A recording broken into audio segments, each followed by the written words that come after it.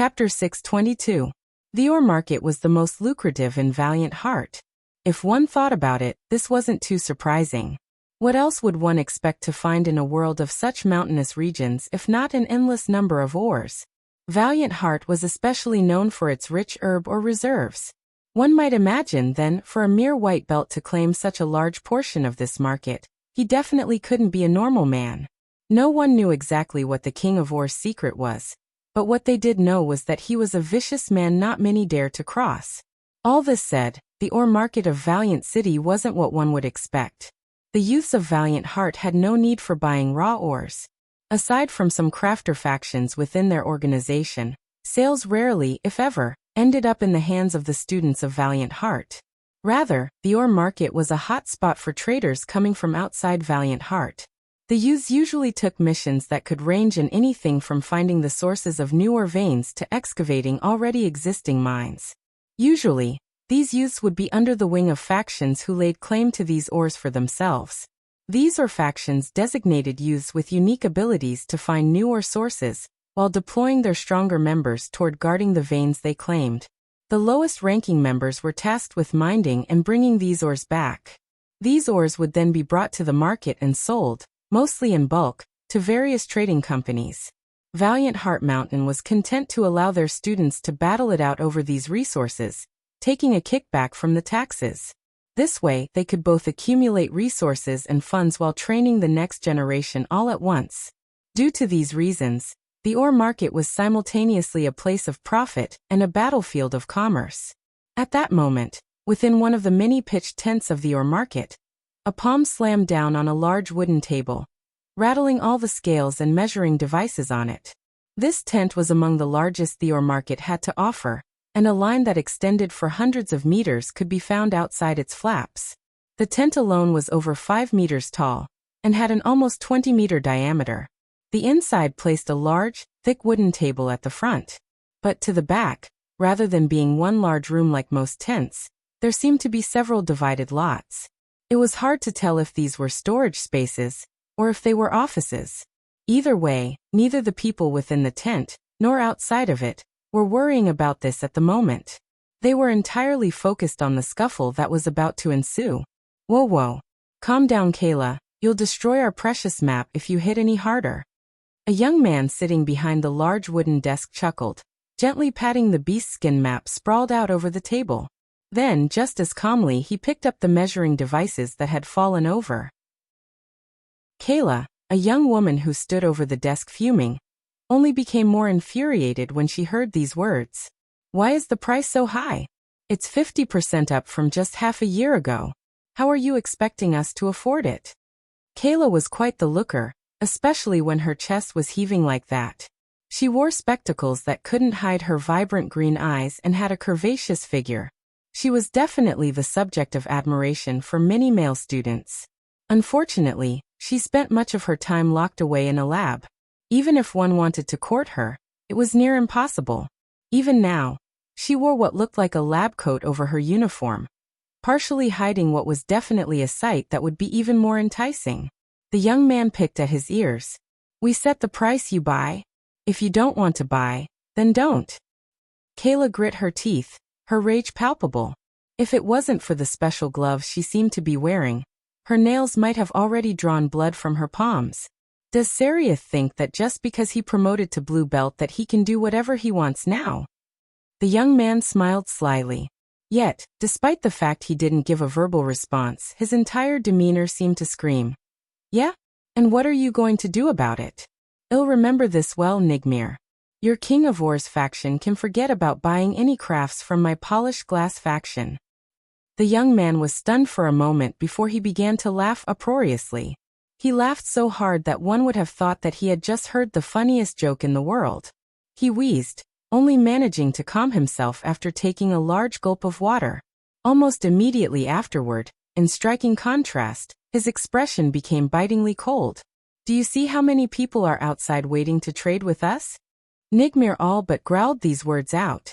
Your pitiful faction only comes here twice a year, so you have no idea that the prices have been like this for over a week already. Yet, do you see any of them running away from it? You think you can use your weak trash of a crafting faction to pressure us? What is the best weapon you can even provide at your best? Tier 4? If I trade enough ores, I can lay hands on enough Tier 7 treasures to outfit every captain of the King of Ores faction. Who the hell do you think you are? Kayla glared back, matching Nigmar's gaze. At that moment, a hair scrunchie that kept her hair in a ponytail seemed to come alive, dancing with flames. But in the end, she chose not to attack. She turned away, fury lighting her gaze. Oh, and since you seem to like pressuring people, how about this? You can forget about buying ores from our market, period. Anyone who trades with you will now be an enemy of King of Ores faction. Nigmar's voice boomed, spreading across the whole ore market, drifting to the ears of everyone. Kayla's fists gripped tighter, her shoulders trembling slightly. But she didn't turn back as she continued to walk away. It was at that moment that a sudden commotion sounded from the outside of the tent. Stop. Can't you see there's a line here? Scram before I help you roll out of here. The only response was a muffled groan, and a figure flying into the fragile fabric of the large tent, ripping another large hole open aside from its entrance. The entirety of the ore market fell into chaos. Chapter 623. Lionel had entered the ore market with slow, deliberate steps. Everyone who saw him seemed to give him a wide berth, whether it be by design or instinct. Originally, he hadn't known exactly where to go, his hands now empty of jersen and Tetris with them having outlived their use. But Nigmar's shouts gave him an easy road map to follow. Since they wanted to roll out the red carpet for him, he would happily oblige. Nigmar shot up from his seat, a deep frown on his face when he saw one of their peacekeepers come flying through the tent's wall. At first, Nigmar thought that this was Kayla's doing. With her fiery temper, he didn't think that she would take this laying down. He had most definitely expected her to at least try to inform the elders of Valiant Heart. But directly attacking was a foolish choice. It would only give them even more leverage when it came to the inevitable trial. Nigmar didn't think Kayla was this stupid. And, as expected, when he turned to face her, she was just as surprised by the turn of events as he was. At that moment, a young man whose body danced with what looked like golden flames slowly made his way forward. His posture was casual, his hands even being in his pants pockets. Yet, no one dared to approach him. The heat he was giving off was simply too much. Black belt? Nigmar was stunned. A mere black belt dared to make so much trouble? Not only was this brat a black belt, but he didn't even have a peak emblem on his belt either. The only youths who had yet to join a peak by now were the average to below average talents. They would need more accumulation before they could think of passing the peak exams. This meant that Nigmar watching Lionel stroll into the ore market like this was almost like a king beast watching an ant try to take over its territory. It wasn't just a small bit ridiculous. Before Nigmar could regain his bearings and realize that he should have been enraged at this moment, this so-called ant suddenly spoke. Seraph. Where is he? Lionel's voice was cold and detached. His words alone seemed to cause the elements to bow down, even to the point many felt as though space itself had been constricted. Nigmar's mind went blank. Seraph? He of course knew the name. But since when did a mere black belt not respectively call him King of Ores? Since when was it a brat's turn to call out their leader's name so casually as though it was worth nothing more than dirt? It was then that Nigmar finally recognized Lionel. They had taken some liberties with the Leo the Cuck posters, almost making Lionel look like a caricature of his own self while making it recognizable enough to pick him out on the streets. But at this moment, Nigmar found it almost impossible to match Lionel with those posters. That said, this had long ago stopped being anything about Lionel's talent. No person who could defeat a Tier 4 existence while in the third dimension was weak. No person who could claim 10 tags during the freshman exam was weak. No person who could enrage the vice leader of Hero Peak was weak. Those who still thought this was about Lionel's talent were fools. This was about nothing more than seniors enforcing the hierarchy they had worked hard to climb. Nigmar stared at Lionel for a long while. Peacekeepers. Nigmar roared. At that moment, the sound of shuffling feet surrounded the massive tent. Everyone knew that the ore market was nothing more than a hidden battleground. Though it had been a long time since anyone deemed to test the King of Ores faction, that didn't mean they weren't prepared at all times. Amidst the peacekeepers, a young man with teeth as sharp and jagged as a shark's burst into laughter. Nigmir, your prestige seems to have taken a hit. You can't control a black belt on your own, and even had to call for help. Don't blame him too much, Cormus. His senses have gotten dull after doing nothing but counting money all day. The peacekeepers erupted into laughter together. Their two leaders, Cormus, the jagged-toothed young man, and Ardrin, a young woman carrying a massive great sword, bantering back and forth. Kayla frowned at this sudden change of events. Though Cormus and Ardrin only seemed to be joking, their underlying point still stood. It didn't make sense for the King of Or's faction to bring out so much firepower to deal with one young man. It was as though they wanted to end this swiftly and strongly, displaying their dominance to the utmost degree. But the question was why? Who was this boy? Since when did King of Ors care about a mere black belt so much?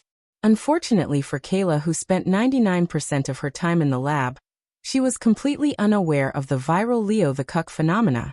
And she was equally unaware of how much of an uproar Lionel's actions today had already caused. This is not good. Kayla snapped out of her thoughts, suddenly realizing the severity of the situation. If King of Ors wanted to make an example of Lionel, even if they didn't kill him, beating him half to death would at most get them a light punishment, especially since Lionel was seen as the aggressor in this case. To make matters worse, even though King of Ors was all constructed of youths who had joined at the same time as Seriath, no more than 5 years ago, each and every one had become a white belt within 2 years, and the most elite of them would at most need another half year before becoming blue belts. If the elite of the sophomore class had to be picked out, it would most definitely be them. And now, they had all turned their weapons toward this one boy. Yet, when Kayla laid eyes on Lionel, she suddenly felt frozen in time. He stood there in silence, his hands in his pockets and his expression emotionless. Every so often, his eyes would flicker with a wild shade of violet red, only to return to their original pale green as though the change had never occurred to begin with. The wind was oddly still around him, the pumping of his heart even slowing to a crawl. Bang! Land in a 10-meter radius around Lionel instantly sunk down by a quarter inch. Chapter 624. The earth seemed to respond to Lionel's call. At that moment, bronze runes jumped to life all across his toned torso, a halo of light appearing about his head. But this time, something seemed different. Black sparkling energy, radiant golden light, glimmering soft blue brilliance and a raging inferno of crimson followed the path of his runes, fusing with his body as though they had always been there. In the blink of an eye, over 80% of the peacekeepers fell face first into the ground, facing a level of gravity they had never experienced before. Even those who managed to remain standing found it difficult to stop their knees from trembling. Many innocents were caught in the crossfire, namely those who had been waiting to purchase ores of their own, and even Kayla, who had been thinking of helping Lionel. But at this moment, the youth didn't seem to care. Lionel could feel the ground beneath his bare feet. Well, he had always been able to, and this only became easier after he began to wear Valiant Heart's uniform. But at this moment, it almost felt as though the world was in the palm of his hands. He could feel it. Even without summoning a force art, controlling the earth was as easy as thinking it. The instant he thought it, numerous earthen chains shot out for the group, shooting toward every peacekeeper present. Those that had been on the ground didn't have the time to react. In the blink of an eye, their limbs were wrapped and locked, their faces pressed so hard into the ground that they even found it difficult to breathe.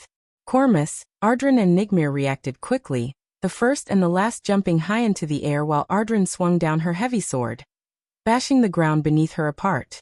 The white tent collapsed, everything that was once inside it falling to the ground in a bloom of dust. However, that had only been the beginning. A pillar of earth formed beneath Lionel's feet, rising 2 meters into the air. As though it was an artillery unit with a mind of its own, a rain of earthen arrows began to fly out from within it, aiming toward Cormus and Nigmir, who had both jumped into the air. Unable to dodge, Cormus growled, baring his sharp teeth as a tough, leathery gray skin instantly spread across his body. The bones in his knuckles grew out, piercing through his skin and forming gloves of white that shimmered with a glossy finish. He rained a hail of fists forward, displaying much more power than he should have been able to mid-flight. Nigmar's reaction wasn't slow either. An illusory pair of greenish wings appeared to his back, his body becoming wrapped in a typhoon of wind. With a single flap, a violent, surging tornado tore the earthen arrows apart. Bang! Bang! Bang! Cormus landed on the ground and instantly shot for Lionel. By that point, Ardren had done so as well. Her speed was much slower than Cormus, but their teamwork was impeccable. Their timing was so on the nose that they both reached the base of Lionel's pillar in unison, the latter jumping into the air again with a rain of fists, and the former swinging her heavy sword with every intention of cutting the pillar in half. Nigmir stood in the air, a whirl of wind around him. He brought his hands together, his lips beginning to move in a silent chant. The more words he spoke, the greater the winds around him seemed to become. It grew more and more dense, the illusory green becoming almost solid as time went on. The wind gradually coalesced, forming a vibrant ivory armor around him. His hand grabbed out, causing an ivory lance with a length of over 4 meters to appear in his palm. The sky whimpered and wavered as he shot downward, his gaze flickering with thoughts of violence. At that moment, Cormus' fist reached Lionel even as the base of the latter's pillar was cut across by Ardren. However, Lionel didn't even react. Cormus found his fist smashing into Lionel's chest, a bloody grin on his face. Bang! Cormus' face twisted. In that split instant, he looked up to meet Lionel's indifferent gaze.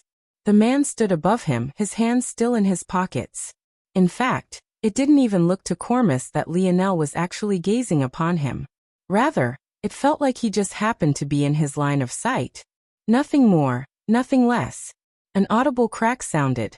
The bones that covered Cormus' fists fractured and shattered, causing a roar of pain to leave his lips. Ardren, who had just severed Lionel's connection with the earth and sought to take advantage of the moment, was caught off guard by Cormus flying back toward her. She sidestepped, gritting her teeth and ignoring her teammate for the moment in hopes of still getting to Lionel. But what she didn't expect was for the pillar she had just cut down to suddenly shoot into the air, taking Lionel alone with it. Bang!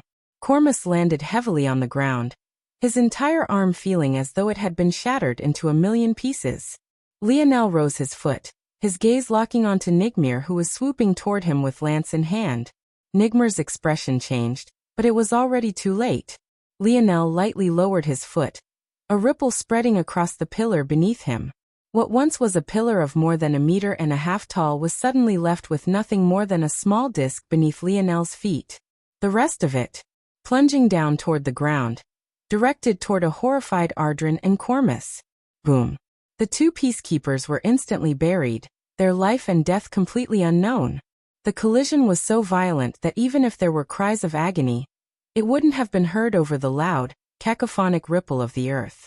The ground quaked and splintered, cracks spreading like wildfire all through the market.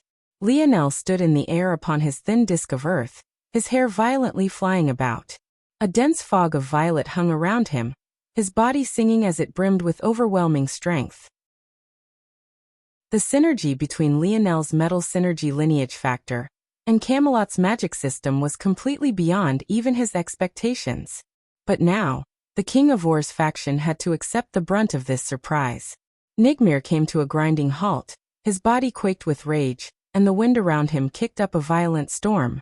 The clouds above him seemed to react, becoming a churning swirl of white hanging in the skies. Chapter 625. For a freshman brat, you sure have a lot of guts. Nigmar's voice seemed to be everywhere, being carried by the wind to all corners. If Lionel didn't know better, he would have thought that he had cloned himself. Since someone has yet to teach you your place, let it be me.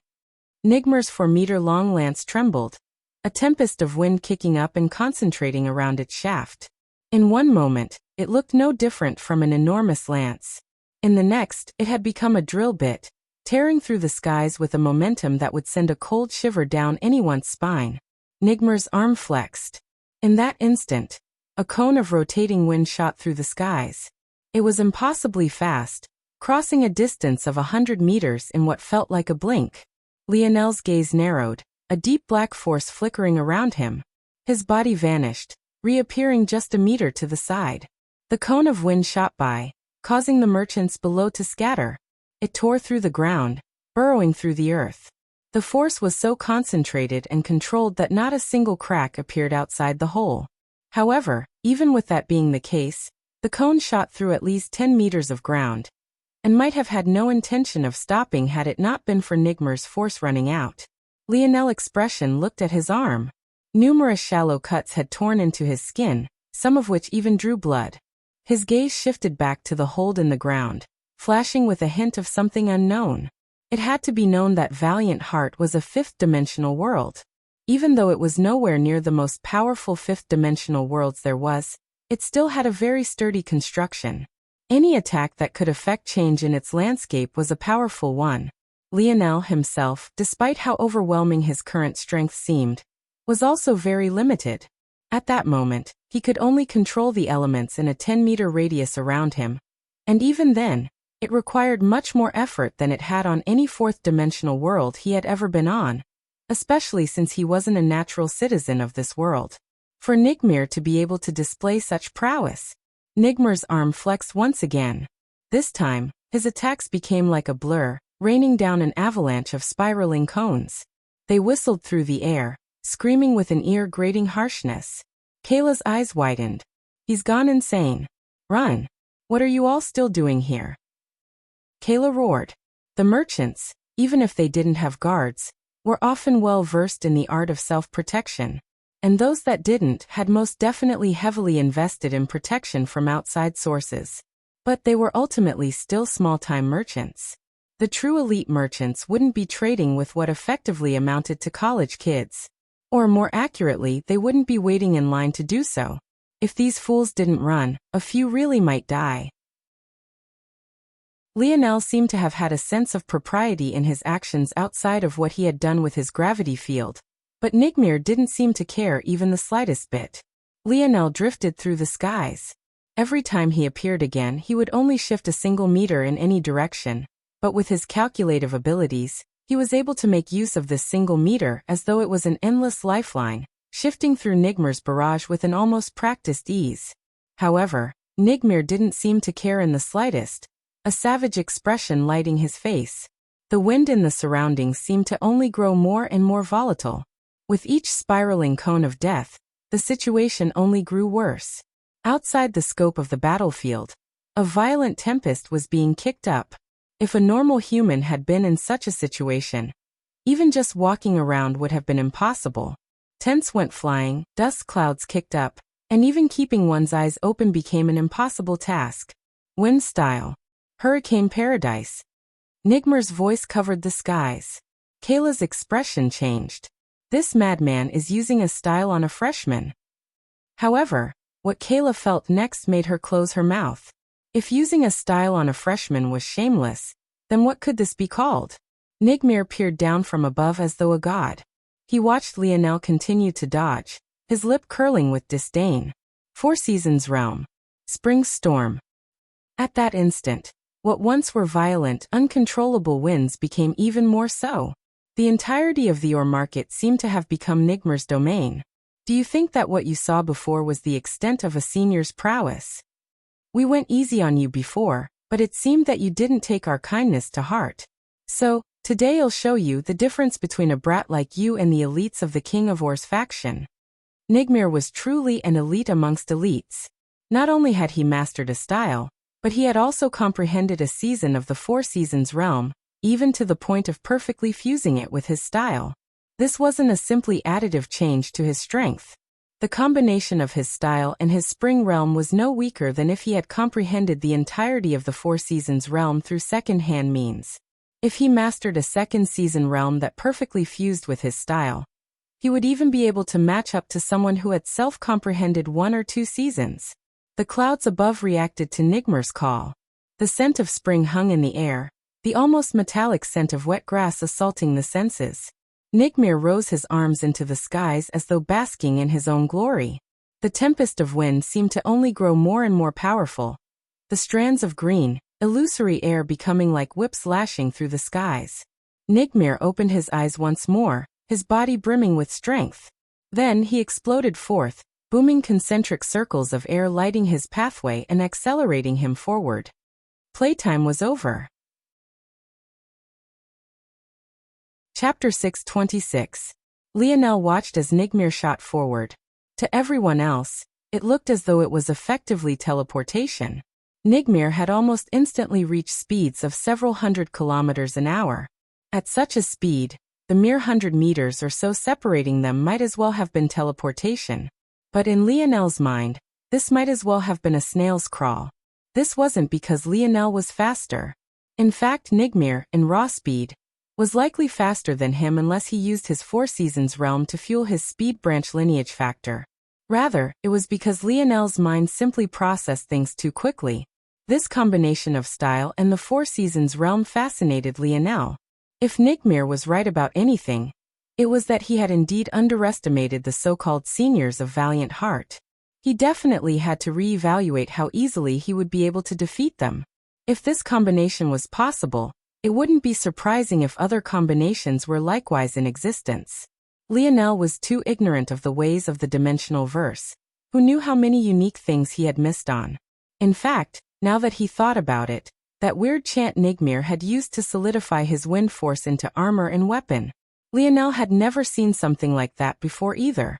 Of course, it could just be Nigmir's ability, but it was fascinating nonetheless. I guess there is value in learning things from this place. Well, if they let me stay here after this, that is. Nigmir still had half the distance to travel when Lionel flipped his palm, causing a long, flexible spear to appear. The spear itself seemed hollow, several deep etchings across its surface showcasing its empty insides. However, it was a truly beautiful sight to behold. The spear was almost 4 meters long. Its blade was long, thin and sharp. Just a small flick of Lionel's wrist caused the spear to bend and sway, waving about like a rigid whip. Nigmir crossed the 50-meter distance between them, blazed through the 40 and erupted past the 30. His speed only seemed to grow. The wind pressure from his movements alone blew against Lionel's body, seemingly ready to send him tumbling back and press him into the ground. However, it was only after Nigmir reached the 5-meter distance between them, just a meter or two from thrusting his lance through Lionel's heart, that the latter finally reacted. Wind domain. Lionel's body flickered. Nigmir's gaze sharpened. All this time, Lionel had been using a space teleportation art. Though Nigmir had been surprised about this at first, after a while, he calmed realizing that Lionel could only move a single meter in any direction. This made sense. After all, this was a fifth-dimensional world. Space was far sturdier here. Nigmir concluded that Lionel likely had a treasure on him of some sort that had lost most of its effectiveness after entering a higher-level world. This was a common matter. With this conclusion, he realized that there was no way Lionel was faster than he was, so he confidently shot forward, ready to end this battle in a single sweep. But at that moment, Lionel displayed speed no slower than his own. No, it was even faster. Before Nigmir could react, he found a spear at his throat. For the first time, he didn't have the weapon length advantage in battle, making his eyes widen. Still, he reacted quickly, his body shifting slightly. Just this slight movement required all the speed he could muster. It likely would have been impossible for anyone else, but he was able to time it perfectly. The spear should graze off my pauldrons. I can use this opportunity to attack. Nigmir was confident in the defense of his armor. Lionel had been right. This was indeed his ability and it synergized perfectly with his lineage factor. As for which was which and how they were related, that was something Nigmir would never tell. However, what Nigmir didn't expect was for the blade of Lionel's spear to shear through his armor entirely, nicking his shoulder and shattering a part of his wind armor. What? Nigmir reeled, countering with his lance as he had planned. However, somehow, despite having attacked already, Lionel was faster once again. Lionel's spear jetted out like a venomous viper. His two arms controlled its polearm with a deft accuracy and mind-numbing speed. Nigmir began to panic and soon found himself continuously blocking. He didn't even realize that Lionel was no longer rising in the air with the help of a piece of earth. Lionel's speed only grew faster and faster. Every exchange seemed to cause another piece of Nigmir's armor to chip, and another slice of his lance to be taken. Lionel's indifferent gaze was grating on the soul. Nigmir couldn't understand what was happening. His mind simply couldn't wrap itself around the current events. He wanted to retreat, but Lionel's pursuit was endless. Shallow cuts began appearing all over his body. It wasn't long before there was nothing left of his armor. Yet Lionel's speed seemed to only be growing. Nigmir's lance began to feel heavy as though it wanted to fly out of his hand and return to the skies. It was only then that Nigmir realized what was happening. The wind. His hurricane paradise. It was no longer under his control. Nigmir's gaze landed on Lionel's spear. But now, it was swirling with the very same green force Nigmir had been relying on from the very beginning. Lionel's wrists flicked, causing the spiraling tip of the lance to finally be cut off. He turned his blade toward Nigmir, tearing a deep cut through the latter's chest. His gaze flashed, the tip of his spear beginning to spiral just as Nigmir's had. This time, he wasn't sweeping across. He had every intention of skewering Nigmir through just as he had planned to do to him. At that moment, the commotion of such a large-scale battle could no longer be ignored. Stop. Chapter 627. Lionel's spear didn't pause, shooting through Nigmir's chest without the slightest halt in momentum. Nigmir looked down stunned, unable to grasp what had just happened. Even though he could feel that Lionel had deftly avoided all of his most vital points, the pain that shot through him was not fake. Wasn't this exactly what he had planned on doing to Lionel? How had he ended up on the other side of things? What was going on exactly? Nigmir lost his strength, feeling as though standing in the air was impossible. But even as he wanted to fall to the ground, he found himself stuck on the other end of Lionel's spear. His body bowed and swayed, following the movement of the flexible spear, but he never seemed to dip down far enough to slip off. Lionel's gaze shifted downward, only to find a squadron of Valiant Hall members led by other than Sail making their way forward. Looking at the carnage, Sail felt as though her head was going to explode. But seeing the state Nigmir was in, and even worse how Lionel seemed completely unaffected, she couldn't help but feel that this world was truly too unreal. Unfortunately for Sail's mental health and Nigmir, for that matter, the latter was simply asking to be directly countered. Nigmir relied on a combination of his style and Four Seasons realm comprehension to form a pseudo-domain for himself. Lionel had to admit that he was quite innovative and had definitely shown a level of ingenuity Lionel had yet to.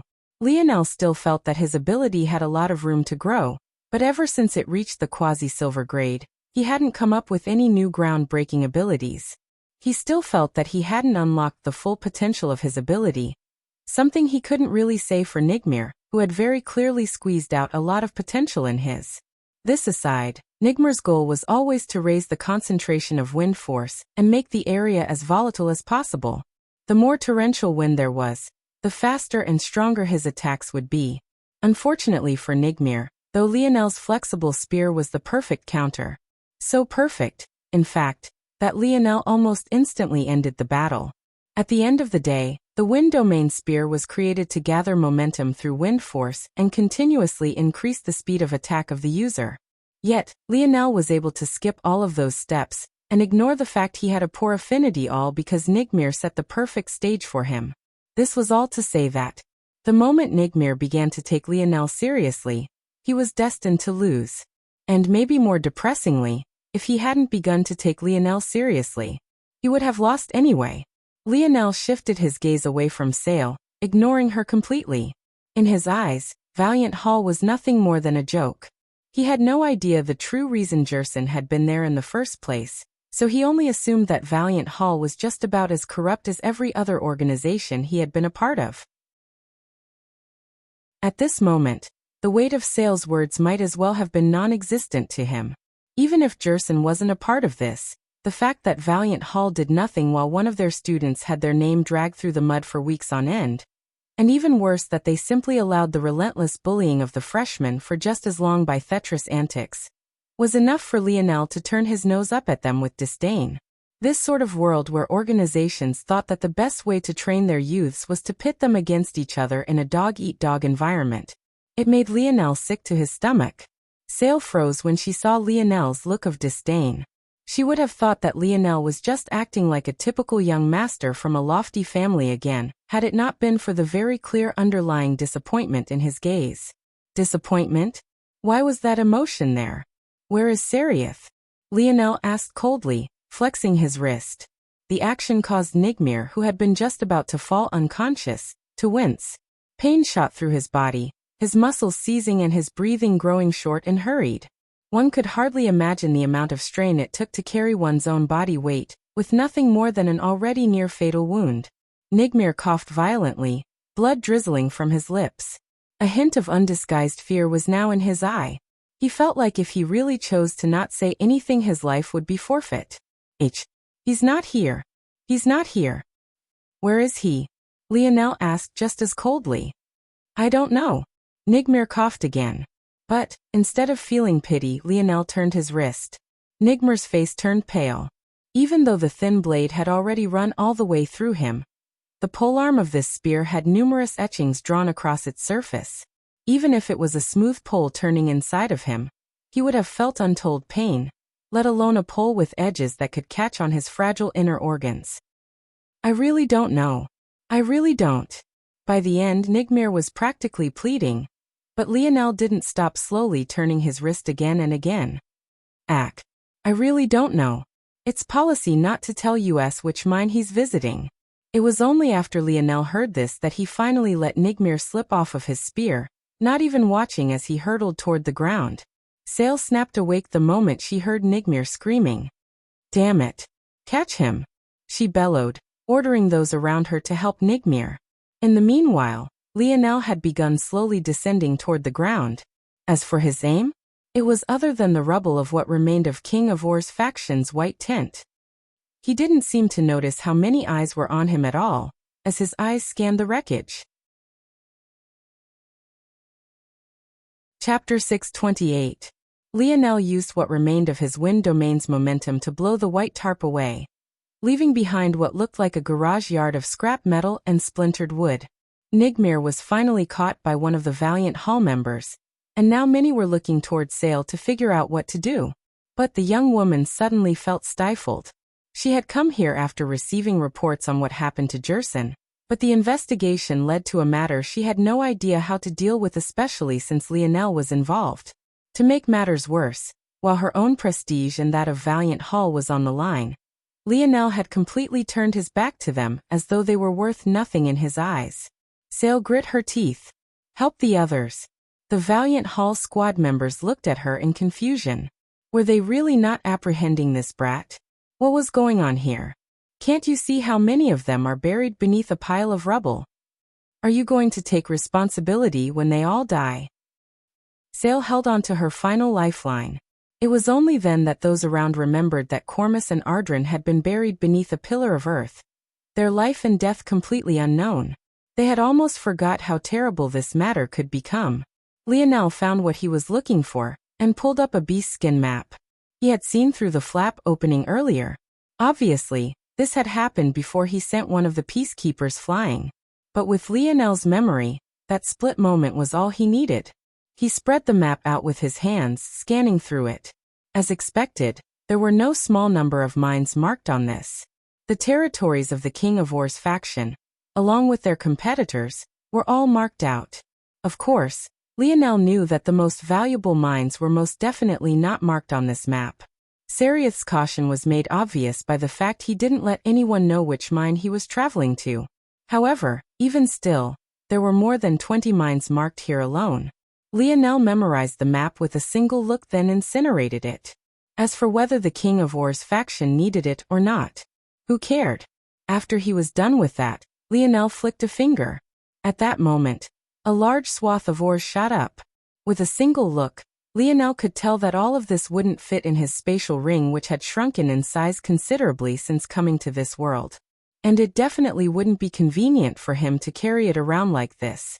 Unfortunately, Lionel had left the segmented cube with Aina, and since she hadn't reacted to all of this, in all likelihood, she had her head down, training, just like Lionel had for the past half-month. In fact, if it wasn't because his mage arts had shattered during his breakthrough, and he had happened to hear Thetra's voice, Lionel likely wouldn't even be here. Lionel could use a few of the snow globes he had kept in store for himself just in case he would have need of them. But he decided on doing something different after a moment of thought. Lionel's gaze shifted, and it happened to land on Kayla. "You want these?" Kayla was startled. Lionel's hand spread out. A portion of the ores went to Kayla, while the rest spread out to the merchants who had gotten caught up in the battle. In an instant, a small fortune's worth of ores was given out for free. Lionel kept a large portion for himself, putting it all into his ring without a care. Then he turned to leave. His destination? Well, wasn't it obvious? He was going to destroy every one of the mines on that map. One by one. Lionel. Wait. Sale grit her teeth. She finally couldn't continue to watch what was happening. For one, even though it seemed like this business was entirely owned by King of Or's faction, this couldn't be further from the truth. Over 80% of this world was owned by Valiant Heart Mountain. This was obviously the same for the mines. Every ore was the property of Valiant Heart. King of Or's faction was only selling them on behalf of the organization and taking a cut. They would then need to pay taxes to Valiant Heart depending on their sales, and this amounted to upwards of 70%. Beyond this, there was a reason that of the ores Lionel had picked out were of the 5th dimension. In fact, there wasn't a single Tier 7 or an above either. All of these were exclusively sent to Valiant Heart's founding peak. In fact, students weren't even given jurisdiction over ore mines that could produce such high-level ores to begin with. And in the rare cases they stumbled upon such treasures, they were obligated to report to the organization in exchange for some compensation. This was all to say that while it looked like Lionel was stealing from Seraph, he was in fact stealing from Valiant Heart Mountain. Everyone else seemed to be aware of this with the exception of him, which was why the reaction of the merchants hadn't been too excited. However, that didn't stop a few of them from taking advantage of the chaos to embezzle a few for themselves. Sale's words were caught in her throat, especially since Lionel didn't even stop to listen to her. Those ores. They're the property of Valiant Heart Mountain, not the King of Or's faction. Lionel continued to walk as though he hadn't heard a single thing. Damn it. You aren't allowed to leave Valiant City, unless you've joined a peak. Sale might have been grasping at straws, but she wasn't lying. After seeing the map, it was too obvious what Lionel planned to do. She really couldn't allow this. Those mines represented 30% of Valiant Heart Mountain's ore resources. At least when it came to Tier 6 ores and below. Then I quit. Lionel said plainly, continuing to walk away. Sale clenched her jaw so hard that she almost drew blood. Think of your girlfriend. Are you really going to leave her alone? Lionel suddenly came to a grinding halt. A heavy air descended, the slow beating of a heart sounding in everyone's ears. It would be a long while before they realized this heart was their own. Lionel cocked his head backward, his irises beginning to flicker with red-violet once again. Are you threatening me? Chapter 629. Sale froze. That wasn't what she had meant at all. All she was trying to say was that if Lionel left now, it wasn't exactly easy for those not of Valiant Heart Mountain to see peak students. Unless Aina left on her own accord to go and see him, it would likely be a long time before they could see one another. But after several weeks of observation, it was clear that they often got lost in their own worlds. In fact, part of the reason Sale hadn't intervened with the Leo the Cuck posters was firstly because she was busy with her own matters and hadn't even been aware of it until recently, and secondly because so much time had passed since the initial action versus when she found out that she thought Lionel simply didn't care about any of it. Sale couldn't figure out where everything went wrong. She thought that she had been as accommodating as she possibly could be. Was it her fault that the higher-ups had chosen to keep his identity under wraps? Was it her fault that Hephaestus felt his authority had been subverted? Was it her fault that Lionel offended Hero Peak so severely that even those of the peak that hadn't been involved previously, like Seraph, had chosen to get involved? None of these matters were her fault. She was trying to make do with a situation that only seemed to become more volatile with every passing day. Seeing the expression on Sale's face, Lionel finally frowned. He knew Sale's strength. He had experienced it personally. If she wasn't already in the 5th dimension, then she was very close. One only needed to look at the violet belt around her waist to understand this. Lionel had seen it too many times. When people of this level of strength acted, it usually had very little to do with logic. Just take Hephaestus for a moment. Was it really about Lionel's lack of talent? Of course not. It was never about that. Once again, anyone who thought such a thing was nothing more than an absent-minded fool. What had exactly happened that day? If one thought about it, Hephaestus hadn't even insulted Lionel. Rather, he insulted the 4 youths who failed to climb up the mountain pass, and ignored Lionel. Lionel hadn't even been on his radar. One might think this was a version of underestimation. But this was a level of arrogance that shot past narcissism. Who was Lionel that he deserved to grab everyone's attention just by standing there? As far as Hephaestus was concerned, Lionel was just a person who hadn't taken the mountain pass challenge. It wasn't until he stated that Aina would be the only student they took in, and she then proceeded to challenge him on this fact, that he became enraged. Once again, from beginning to end, it had little to do with Lionel's talent. If it was about that, the moment he defeated those 3 floor sweepers, he would have been admitted. This was about nothing more than authority. But it was exactly all of this that made Lionel's aura suddenly deflate seeing Sale's reaction. He felt like he was missing something, as though there was a massive piece to this puzzle that hovered right in front of him. Yet he had no ability to grasp. Sale didn't look angry. She didn't look like she was holding back her rage in the slightest either. With Lionel's senses, he would have most definitely been able to pick up on it. No.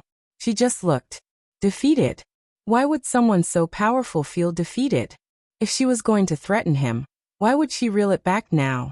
She should feel that she was powerful enough to squash him beneath a single finger. And honestly, Lionel wasn't convinced that she'd be wrong in thinking that. If he wanted to fight Sale or someone of her level, he would definitely have to go all out. Not only would he have to use his divine armor, but his quasi-silver spear couldn't remain dormant either. The only reason he challenged her so boldly was because he refused to let anyone talk ill of Aina or threaten her. He didn't care even if she was a monster of the 6th dimension. She couldn't just say whatever she wanted to say before him. But, at that moment, Lionel was just as confused as Sale had been previously when she read disappointment on his face. Neither of them could understand the other. And as fate would have it, Lionel had picked up on Sale's previous confusion as well. It was just that he was in the middle of a battle, and didn't have the time to spare her, so he had ignored it. Lionel's frown furrowed tighter and tighter. A misunderstanding? But a misunderstanding where? And why? Arcs of lightning flashed throughout Lionel's mind and his memories continued to spin. Maybe someone else would have continued to allow this misunderstanding to go unchecked. In fact, maybe the only reason Lionel had realized this disconnect earlier was because he had let his emotions cloud his judgment.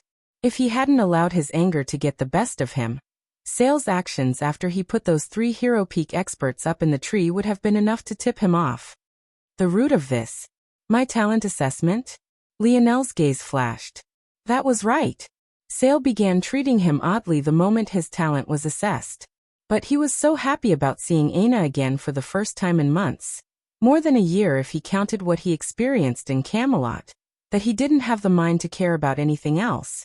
However, of this changed the fact his memory was impeccable. He could practically rewind all of Sale's mannerisms from that day in his mind.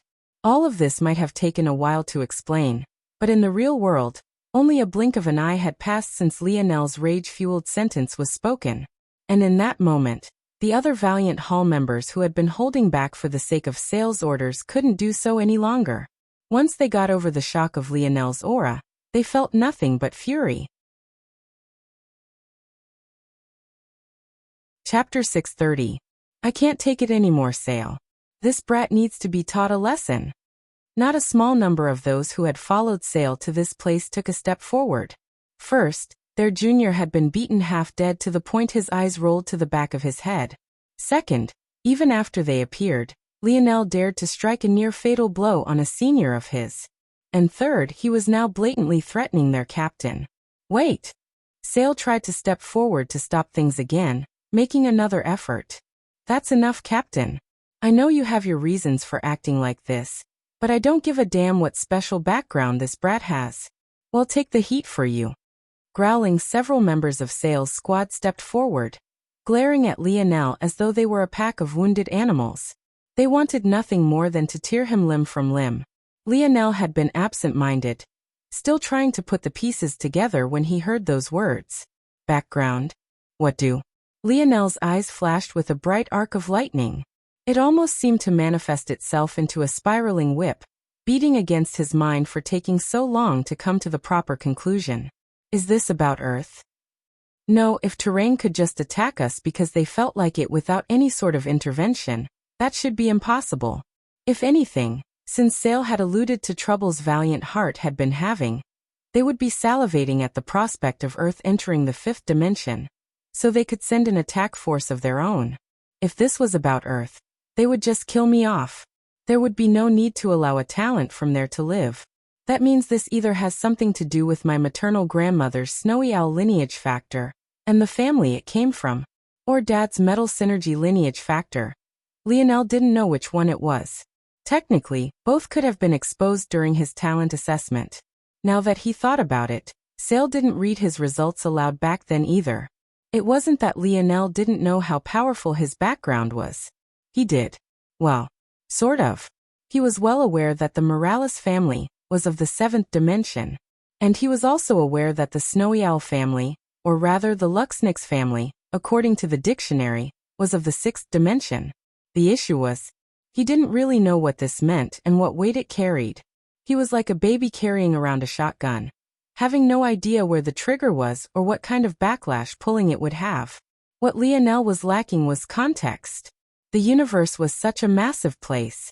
He didn't know what influence, if any, a family on that level could have. This might sound silly, but think about it for a moment. With how large the universe was, how many countless light years away would the Morales or Luxnix families be situated? From so far away, how much influence could they possibly have on every corner of the universe? In Lionel's view, there was a high likelihood that the people here wouldn't even know of the existence of these families, almost like how the common people might not even know the name of their governor. As powerful as Lionel's grandfather was on Earth, it still took outfitting every single person with a monitoring wristwatch to maintain perfect control. Now imagine if instead of just having to control a single world, he had to man an entire galaxy, or several galaxies. A galaxy cluster? These were sizes and measurements Lionel couldn't even wrap his mind around. Even if Lionel ignored all of this, he wasn't even sure how to prove that he was from these families. It wasn't like he hid his last name ever, but practically no one cared that he was named Morales. And if the more powerful Morales name was useless, there was obviously no point in changing his naming to Luxnix, because he was sure that the result would be just as underwhelming. Beyond this, there was an even more important point. The most important, in Lionel's estimation. He didn't even know if these families cared enough about him. Even if these families did have great influence. Even if everyone knew he was a part of them. Where was the guarantee that this would mean anything? He had no idea if these families would even accept him at all.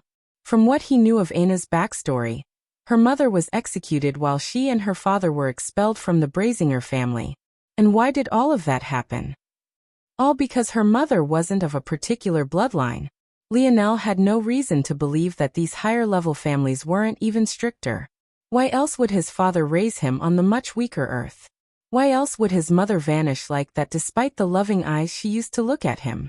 This was the only explanation Lionel could come up with considering the limited information he had. So, why would he trust this background of his at all? Stop. Sale blocked the path between her squad and Lionel. If you all defy my orders one more time, I'll really get angry. Sale growled. Though her heart felt warm, these little fools were in over their heads. This was a seventh-dimensional family they were talking about. What did they mean by take responsibility? Did they think the Morales family would only take them? With their strength, they only needed to send one sixth-dimensional monster to annihilate their entire world. No, that was just foolhardiness on Sale's part. Just look at Lionel's strength. Maybe it would only take one of their fourth-dimensional geniuses to uproot their organization entirely. Everyone thought that Lionel was a reject from his family, But Sale knew quite well how rare it was to awaken both of the Morales family's lineage factors. Not only was Lionel not a castaway, he was probably the topic of hot discussion over there. He, under no circumstances, could be allowed to shed all pretenses with them. Lionel snapped out of this thoughts, his gaze locking onto Sale's back view. Sale turned to face Lionel, her face flickering with all sorts of emotions. "Can we talk?" she finally managed to eke out, almost pleading.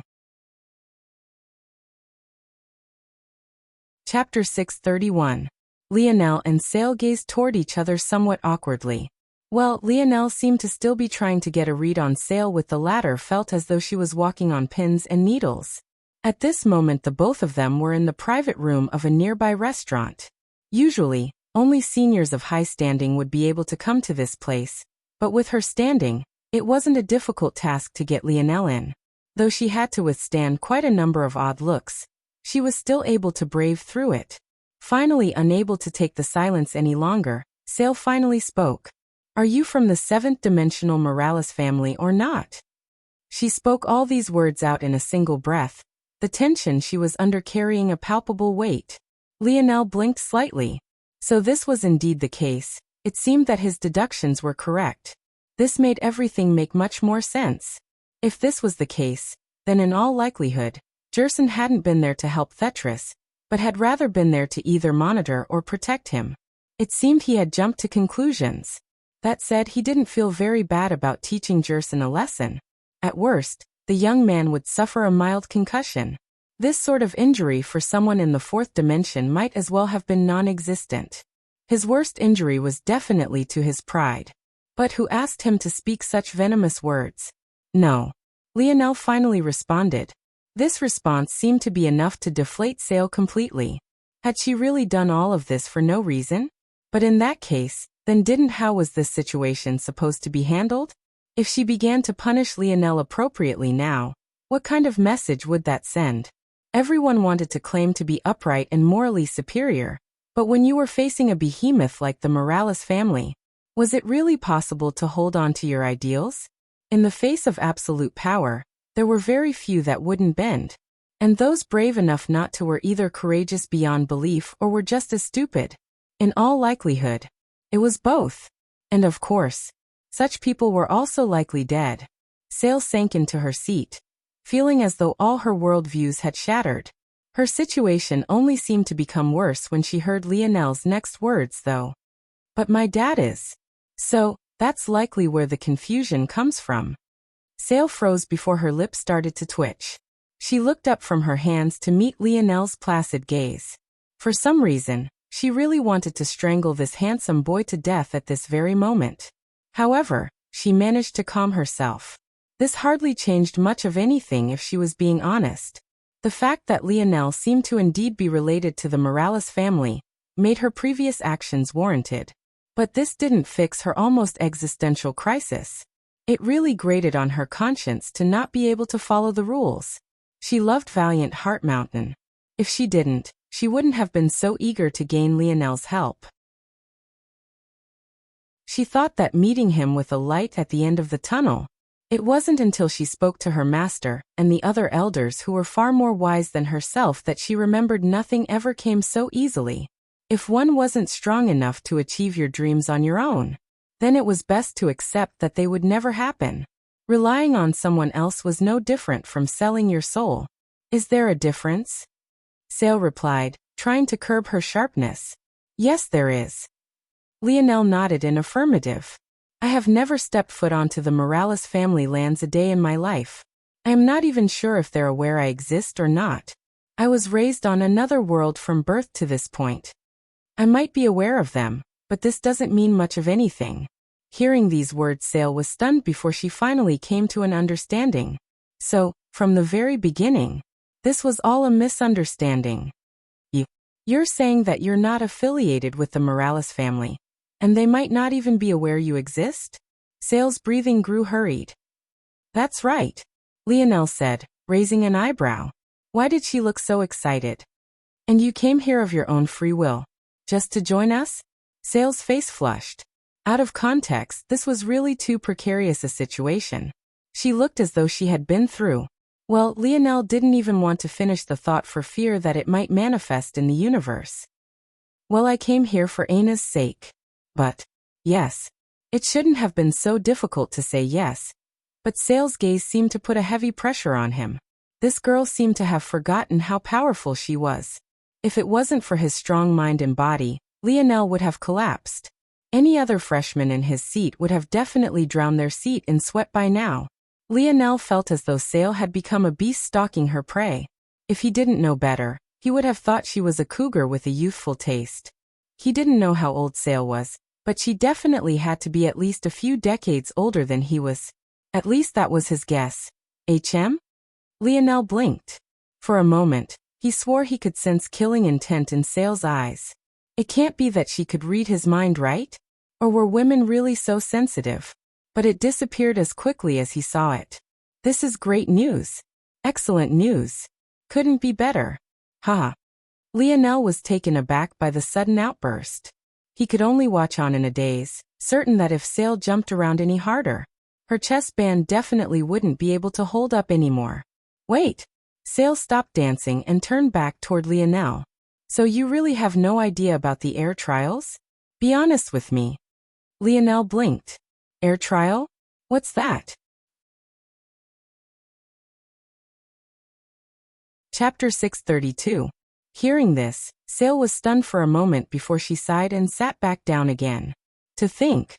She mumbled to herself.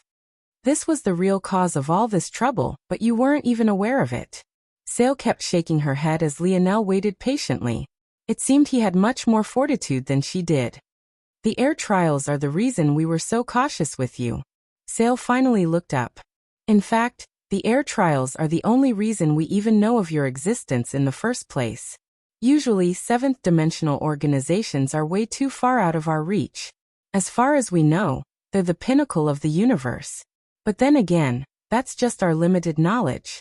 There might very well be an eighth or even ninth-dimensional existence, maybe even 10th. We have no way of knowing. However, our Valiant Heart Mountain has records of your Morales family's air trials, because of how unique they are. I stumbled upon a record of one of our ancestors from several generations ago. According to him, he got the chance to participate as a friend of someone who, I assume, is one of your ancestors. He speaks of this experience as being one of his fortuitous encounters, and it's even because of this that we were able to lay claim to 70% of the Valiant Heart world. In the past, we barely had control of even 20%. Lionel continued to listen quietly. That said, while the ancestor said this had been a great opportunity, it was simultaneously a terrible thing as well. If all he received was benefits, let alone 70%, even 100% of the Valiant Heart world would be in our hands. Don't look down on this. Valiant Heart has the potential to enter the 6th dimension. In fact, if it wasn't for particular struggles we face, we might have cleared enough zones to do so already. Having full control of this world would be a great boon for us. Unfortunately, we couldn't. Do you know why? Lionel didn't respond. Obviously, he didn't. Participating in the air trials might have given us great benefits, but we were ultimately just cannon fodder, too weak to make a large difference. The memoir made it sound like our ancestor participated alone, but in the end, he explained the whole truth. It wasn't just him but tens of thousands of our fellow Valiant Heart disciples. And yet, he was the only one who came back alive. Lionel's gaze sharpened. Such a high death total? In truth, our ancestor almost died as well. He was lucky to come back alone. Sale sighed. That year, there had only been 2 candidates for the air trials, and the one our ancestor sided with lost. Despite the fact there were just 2, the carnage was unimaginable. Of course, the air themselves always survived to the end, but what about the people under them? Sale looked up to meet Lionel's gaze. My Valiant Heart Mountain is too small to get involved in such conflicts. Lionel paused. So the reason you've stayed at arm's length is because you don't want to owe me any favors. Nothing in the dimensional verse comes free. Sale replied. If we used your help to solve our problems, it would be impossible to refuse your help in the future. The rage of a seventh-dimensional existence isn't something that we can afford to bear. I see. Lionel nodded. But now that you know I'm not affiliated with the Morales family, at least not in any important capacity, you're hopeful that I will be able to help you now without asking for anything in return later? Sale bit her lip hard, but eventually nodded. Lionel nodded, looking out the window of the restaurant. Down below, the streets were quite clean and orderly, a far cry from the freshman quarters. Everything seemed prim and proper. There was just a single thing out of place. A picture stapled to a pole light that carried the face of someone easily recognizable, having the words Leo the Cuck written across the top. Lionel didn't react much to seeing this caricature of himself. Why would he? By now, he had already seen hundreds of them plastered everywhere. So what you mean is that you expect me to help as a student of Valiant Heart Mountain, and for nothing more, is that right? Lionel didn't look back towards Sale, but he could tell that she had nodded. And I assume that, as a student, the reason I would want to do this is because I should feel a sense of camaraderie and hominess from this place. Is that also right? Sale nodded, biting her lip harder. Lionel looked back towards Sale, his indifferent gaze causing her heart to shudder. Lionel's life wasn't as simple as it seemed on the surface. After all, he had spent most of his childhood going to school with those he thought had far higher standing than himself. Back then, he had no idea he was a prince. So all he saw was himself, a commoner, facing an entire class of nobles, each one with a nose arched higher than the other. One might wonder, then, how it was that Lionel had managed to go from that reality to suddenly becoming a celebrity everyone greeted on campus. Let alone being bullied, everyone seemed to love him. Obviously, this wasn't because everyone at Royal Blue Academy happened to have kind hearts. What kind of ridiculous statement was that? There was no such thing as pure goodness or pure evil. This was why Lionel always found the notion of light versus darkness to be so asinine. In Lionel's opinion, the youths of Royal Blue Academy were no better nor worse than the youths of Valiant Heart, or any organization he had been in for that matter. In fact, in Lionel's mind, the only difference between that organization and these ones was that he hadn't spent very long in any of the latter. So what was the answer? Obviously, he beat them into submission. He defeated them one after another, so harshly and so resoundingly that they could only smile when they saw him, fearing that he would turn around and crush them again. In the past, Lionel had used academics, sports, and a sharp tongue to achieve this effect. But in this world, the only thing he could use was his fist. Then why is it, exactly, that I don't feel that way at all? Chapter 633. Lionel's words made Sale feel as though she was sitting on pins and needles.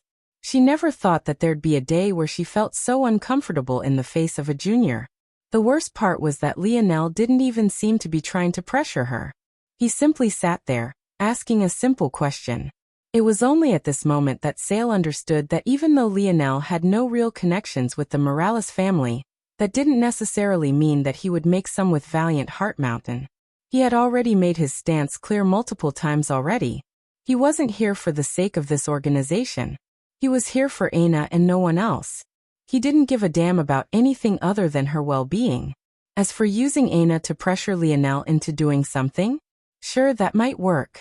In fact, Sale was slightly worried that some fool would try to do exactly this. But ultimately, the action would be akin to shooting themselves in the foot all in an attempt to take just one step forward. An organization was built on an expectation of mutual benefit.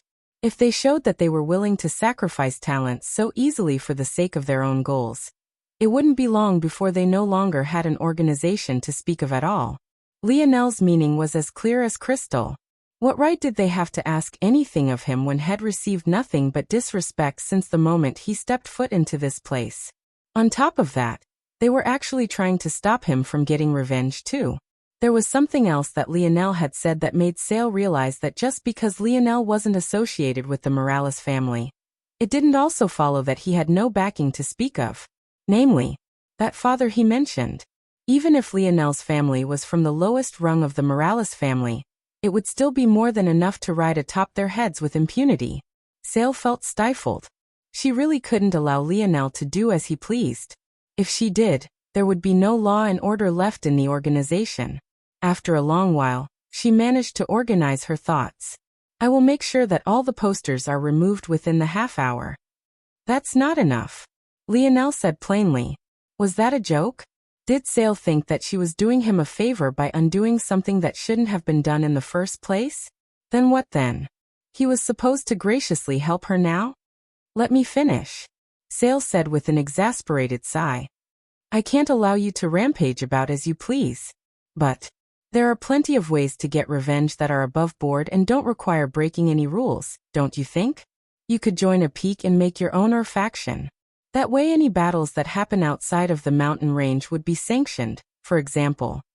Lionel's gaze remained placid as Sale tried to make an unappetizing suggestion seem palatable. He was supposed to patiently bide his time and wait? Why? All to deal with Valiant Heart's red tape. No matter what it might seem like, Lionel wasn't a patient man when it came to certain things. If there was one character trait that he would always have, it was an unwillingness to lose. If this wasn't losing, then he didn't know what was. Seeing that Lionel was completely unimpressed by her suggestion, Sale bit the sides of her cheek, really not knowing what to say. Damn it, how had things gone this far? She really shouldn't have allowed Jerson to handle matters, but she had things to do. She couldn't very well sit idly by for weeks watching Lionel's every move. In a lot of ways, her combat strength was far more linked to Valiant Heart's survival than even Lionel's help might be. She couldn't afford to fall behind in strength, no matter what. Seeing Sale struggle so much, Lionel shook his head and sighed. Feed me. Huh? Sale looked up in confusion. Feed me, Lionel repeated, picking up a menu from the table. Under Sale's stunned gaze, Lionel called in a waiter and ordered a feast that would easily feed 20 men. He didn't say a word even up until the point the food was prepared and brought over, and also didn't say anything as he began to gouge it all down. Sale's lip twitched. How much would this meal cost exactly? It was then she remembered what Lionel said before he ordered all of this. And that was exactly when the heartache set in. Lionel devoured the meal in what felt like a few minutes. Sale had no idea how he managed to do so without her being disgusted, but she didn't even consider this thought until Lionel was getting ready to leave. This wasn't as good as Zaina's food. Lionel shook his head as he stood. It seemed that he had been spoiled. He had thought that such a high-end restaurant would be able to at least be close, but it seemed that girlfriend of his was more amazing than he knew. Lionel, please wait. Sale began to panic again. Even after watching Lionel eat all this time, she still didn't have any good answers. She bordered on shedding real tears at this point. She knew that if Lionel did as he pleased, the upper echelon wouldn't be able to stand by for long. At that point, to save space, they would at the very least expel him. If that happened, it would all be over. Just, please at least join a peak first. Lionel looked back towards Sale and raised an eyebrow. He looked her up and down as though he was observing a new species of animal he was fascinated by. And in truth he was. He found Sale to be quite curious indeed. You're too naive, don't you think? What peak do you think would accept me now? Sale froze. Chapter 634. Lionel continued to observe Sale. She knew well how the peaks operated. There was no small number of internal conflicts. The question was which peak would be willing to be enemies with Hero Peak? And the answer was, it was that simple. From the very beginning, the idea of joining a peak to get the right to leave the mountain was asinine. It would never happen. As for joining Valiant Hall, that was even more ridiculous. Compared to the peaks, the restrictions they had on their members was even fiercer. They weren't even allowed to become involved in such struggles to begin with. After all, their main purpose for existing was to remain neutral. From the very beginning, Sale's ask of him was ridiculous. There was no other way to put it. You want to save your organization, but you aren't willing to risk owing any favors. You want my help, but you don't want me to seek revenge for the slights levied against me. You want me to lower my head, not the rock the boat, follow all your rules, and still care enough to help you in the end. You take everything and sacrifice nothing. Don't you think this is a little too naive? Sail opened her mouth to say something, but she really couldn't find a response. Maybe I'm too naive too, Lionel muttered. But considering Sail's dazed state, it was unknown if she even heard him. He might have been right in that he was, because at this moment, seeing how lost Sail looked and knowing how much effort she had tried to put in to make sure everything stayed together, he didn't know if he even had the heart to go after Serieth any longer. He might have reprimanded Sail about sacrifice, but maybe James was right. He was just a hypocrite. He wasn't much different from her at all. Lionel made it to the ground floor of the restaurant, walking out. He looked across the street, finding that the poster had already been removed. It seemed that while he was eating, Sail had kept her promise. But this only made him sigh again. I want to see Aina. Lionel took out a talisman and poured force into it. But there was no response. It seemed that Aina was still neck-deep in whatever training she had thrown herself into. Since that was the case, had leave her be for now. Remembering Aina, though Lionel's gaze flashed with rage. He never cared much about what other people called him. It was only because they had dragged his parents and Aina into this that he was so furious. If not for this, would his reaction have been so violent? Definitely not. Lionel shook his head and took a step forward, only to find a figure blocking his path. Lionel's gaze traveled up from the well-paved roads, up a pair of slender, long legs, only to land on a familiar face. This woman. He had seen this beauty at the ore market. In fact, he had given her a large amount of ores as well. He distinctly remembered that unlike everyone else who was cautious with accepting their piece of the pie, she wholeheartedly swallowed up everything, leaving nothing behind. Lionel remembered feeling curious about it, but he had more important things on his mind back then. And most definitely did now as well. Yes. I don't have any more ores to give you if that's what you want. Hearing the light teasing tone in Lionel's words, Kayla found herself rolling her eyes to avoid her feeling of embarrassment. She really had looked like a bit of a beggar back then, but her faction really needed those ores. At the same time, though, she sighed a breath of relief. After seeing Lionel battle, she had thought that he was some hardened brute. At least he was easy to talk to. She didn't even know why, but she felt relaxed in his presence as though there was no expectations. That was quite an odd thing to find in the men she spoke to. Usually, more often than not, they all wanted to crawl into her bed. Truthfully, with all the stress she was always under, sometimes she wanted to accept such an offer just to blow some steam. But with how this world treated women who weren't picky enough, well, let's just say she didn't want to add any more stress to her plate, so she avoided such things as well. Kayla was the type of woman who would curse the unfairness of it all, but secretly also couldn't be bothered to deal with the backlash that came from stepping outside the status quo. I'm not here for ores, but your help would be nice. My help? Lionel raised his brows. My faction happens to need a bodyguard like you.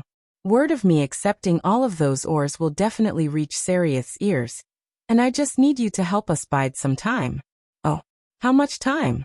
And why are you so certain that you only need a small amount of it? Lionel was intrigued by this.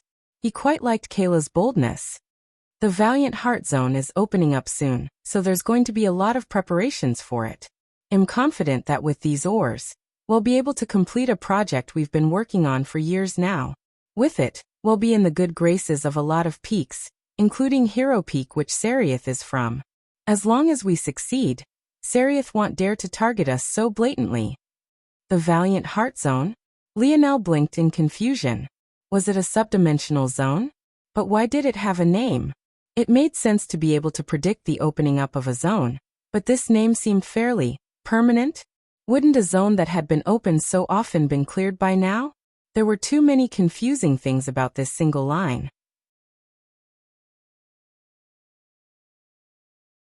Chapter 635. What's this Valiant Heart Zone? Lionel asked. Oh, I keep forgetting you're a freshman. Kayla looked Lionel up and down as though observing some kind of extraterrestrial creature. The Valiant Heart Zone is the world the Valiant Pillar's Gate. It's a zone. Well, yes and no. There are 4 types of zones: normal types, mythological types, variant types, and unique zones. Valiant Heart Zone is a unique zone. Aren't unique zones? Lionel was confused. He was certain that unique zones were zones where outside interference caused their difficulty to multiply several times over. It was only after he heard Kayla's explanation that he understood the definition of unique zone was far broader than he thought it was. The strict definition of a unique zone was any zone that was influenced by outside forces. In this case, it encompassed both the zone which had to deal with Shield Cross Star's interference, and apparently this Valiant Heart zone. According to Kayla, organizations of a certain level kept and refined certain zones for different levels of benefits. Sometimes these zones could perpetually produce resources for an organization, almost like a respawn rate in a game. Zones kept for that purpose were an easy income source for worlds and could act as a renewable resource. However, the Valiant Heart zone wasn't this kind of resource zone. Rather, it was a training ground. Yes, the Valiant Heart zone when it first appeared was a variant zone. In the past, Valiant Heart Mountain was on the brink of destruction, and it was because of one of our ancestors and the appearance of this zone that we were able to survive. According to legends, our ancestor brought back a treasure that allowed us to monopolize this variant zone for continuous use. Those treasures are the pillars that guard the mountain pass. Lionel's eyes widened. If he was a betting man, he would certainly put no small amount of money on the fact this ancestor was the very same one that Sale had mentioned. He didn't know what level of treasure it would take to claim a zone for yourself, let alone a variant zone which was known to have the greatest treasures. Kayla spoke of the treasures so simply, but wasn't she a crafter? Shouldn't she know how difficult it was to construct such a treasure? Lionel might not understand much about the dimensional verse, but what he did know about was force crafting. Any treasure on this level couldn't be from the fourth dimension. It was a surprise that Valiant Heart Mountain had lasted for so long, letting such a secret become common knowledge amongst its disciples. Or maybe that was exactly the point. Are they using the prestige of the Morales family as a protective covering? Thinking to this point, Lionel almost wanted to laugh. He couldn't blame them. They gave up tens of thousands of their members for the right to use this shield of protection. But that only made things more ironic. It was because of this sacrifice that they were able to enjoy such spoils. And now what? They suddenly weren't willing anymore? Lionel felt that this was a matter that started at the head, this all-pervading cowardice. Valiant Heart Mountain was quite literally rotting from the inside out. The worst of them were so worried about holding on to their authority that they made enemies of freshmen for perceived slights despite supposedly being holy seniors. The best of them were too cowardly, trying to hold on to a meaningless status quo that held no weight whatever. And what were the heads doing? Weren't they the exact same? In the blink of an eye, Lionel felt that he had completely grasped the weakness of Valiant Heart Mountain in an instant. All of this only confirmed the first of his thoughts. He had no intention of tying himself to this place. As for the so-called air trial, he had not a single intention in participating to begin with. But even if for some reason he changed his mind, this sort of weak, backboneless organization wouldn't even be on the list of allies he chose from. They thought too much of themselves. Of them all, this Kayla was the first one he had run across that was slightly better to look at. Obviously, this wasn't because of her looks, but rather because she didn't carry the same hypocrisy. Are you sure you want me to join? There's likely not a single peak that would take me in right now. And from what I can see, you're a part of Brave Peak. You sure your seniors would be okay with this? Kayla snorted. If they kick you out, they'll be kicking me out anyway. Plus, whether I'm part of a peak or not, my polished glass faction will exist no matter what. There are members from plenty of peaks in my faction. Crafters are too rare, so I couldn't afford to be stingy. I mean, I'm very open-minded, so it was never a problem. Kayla rubbed her nose slightly beneath Lionel's smiling gaze. All right. That's enough. Follow this senior of yours. I'll take you to see a world you never have before. Lionel had his wrist grabbed by an oddly firm and sturdy hand, especially since it was from a woman. Seems she's quite a decent force crafter. As Kayla was dragging Lionel around, another uproar was sweeping across Valiant Heart Mountain. News of a freshman defeating several sophomore-level white belts spread like wildfire, especially when it was learned that one of King of Or's captains, Nigmir, wasn't spared in the slightest. In fact, according to reports, he was defeated without even a chance to fight back. This news might as well have been like a ton of bricks slamming against the minds of seniors. However, this had only been the beginning. News of Valiant Hall removing all the Leo the Cuck posters posted around the city caused another uproar. Rumors that Lionel had joined Valiant Hall began to spread.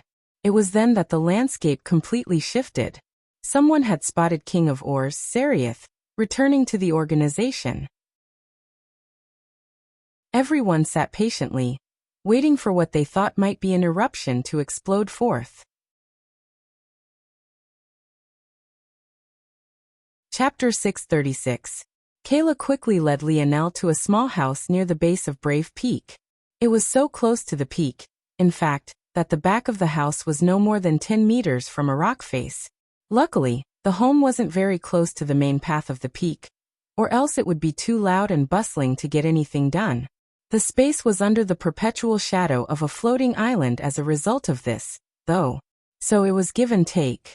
But it seemed that Kayla quite liked the darkness they were cast under. Luckily, Kayla had had the sense to let go of Lionel's wrist long ago. Or else who knew what kind of new rumors would be spreading through the city. She kicked down the door as though she wasn't its owner, her excitement almost being too great. Lionel couldn't help but shake his head and laugh. "Everyone. I come bearing gifts." "Beautiful big sis." Hearing a familiar voice, Lionel's lip twitched. How did Radleys get here, exactly? Did he just follow all the beauties of the organization like a dog without a home? Radleys stormed up from what looked like the basement with every intention of throwing himself into Kayla's arms. But all he received was a kick in return. Kayla's elegant leg hung in the air. Unfortunately, she wore the customary uniform of Valiant Heart, so there was no soft skin or slenderness to enjoy. Radleys crashed against the wall beside the opening to the basement, sliding down with a hurt look on his face. "Damn useless mutt. You're lucky I didn't kick you out of here after learning you can't craft anything yet you still want to take advantage of me. Here." Kayla threw over a spatial brace to Radleys. "Organize all the ores in here. You probably don't know their functions, so just do it by feel like you usually do. After you're done, you can get Lisha to take inventory of them." "Ah yes ma'am." Radleys stood up quickly as though he had never been hurt. It was only after he finished leering at Kayla that he finally realized that there had been someone by her side all this time. In fact, it was also at this moment that the others came from the basement. Aside from Radleys, there were 5 others, all wearing a lab coat similar to Kayla. It seemed that this lab coat was their marker as a faction. It wasn't a bad look, though it did seem a bit out of place. "Ah. Bro, it's you. You actually have the confidence to show your face. Respect, respect." Radleys laughed for a moment before looking wearily between Lionel and Kayla. After a moment, his eyes sparkled. "How's your girlfriend doing? Is everything all right at home?" You have a girlfriend?" Kayla looked at Lionel curiously. Radleys grinned as though a devious plan of his had succeeded. "Don't blame me, bro. You can't keep hogging all the women. Us ugly men need to live too." "I do." Lionel nodded with a smile. "I see." Kayla nodded. Then, as though it was nothing more than a brief interlude, she looked toward the 5 who had come up the stairs. The giant who can barely stand to his full height is Rum. The twin sisters are Madia and Lisha. As for the final 2, the girl with the spectacles is Thilly, and the boy who's even lankier than Radleys is Vagler. Radleys opened his mouth to say something, but in the end he just closed it. Are all women so shameless? First Balthorn and now Kayla? None of them care that he has a girlfriend? Where is the justice in this world? "Nice to meet you all," Lionel said with a smile, greeting them all warmly. "I may have gotten us into some trouble." Kayla coughed lightly. The moment their leader began, the 5 sighed as though they were already used to this. Lionel could imagine the number of conundrums Kayla had caused in the past. "Anyway, the short of it is that we've been banned from buying more ores from King of Ors faction, and Hero Peak may or may not be coming to find trouble with us in the coming days." "Kayla." Lisha looked exasperated. "What did you do?" "Nothing. Honest. Those bastards wanted to double the prices. How was I supposed to take that laying down?" Lisha wanted to facepalm. She already knew her leader was exaggerating, but there was nothing more she could say. "It's all okay though. "I've found us a bodyguard." Everyone looked toward Lionel. But, when they saw his black belt, they felt as though black was all they could see. Their legs swayed, and they almost fell over. They were supposed to entrust their safety to a freshman? Even Radley's, who had seen Lionel in action, was one part speechless. He definitely did something to beautiful Big Sis. Radley's wanted to shed real tears. Just because he's good in bed, Big Sis, doesn't mean he's good at fighting. Those are two completely different battles. Radley's felt as though his world was crumbling. It seems he would have to find a new Big Sis to fawn over. This was too depressing. His dreams of sleeping on a bowtie slap were going up in smoke just because of Lionel. You're all thinking too much about it. Lionel is even stronger than I am, by a good margin. Stop worrying so much. Come on, let's go work. Lisha shook her head. Seeing that Radley's was trying to escape, she grabbed him by the ear and pulled him down into the basement. Everyone followed, even Lionel.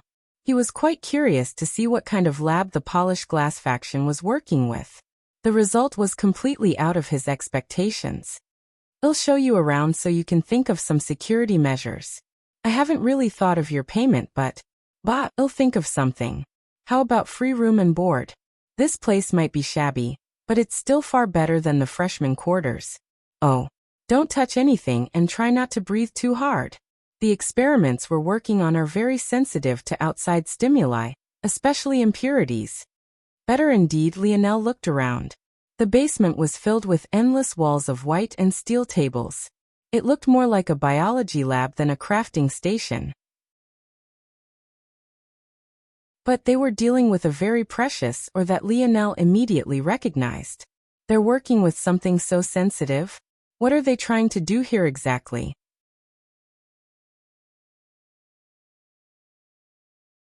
Chapter 637. The ore Lionel immediately recognized was quite a unique metal that manifested like glass. It had all the texture, feel and pliability of metal, but also happened to be see-through. This ore was simply known as polished glass, and it seemed that Kayla's faction received their name directly from this source. The only difference between it and normal glass was that it had a slight black hue to it, as though in warning of its danger.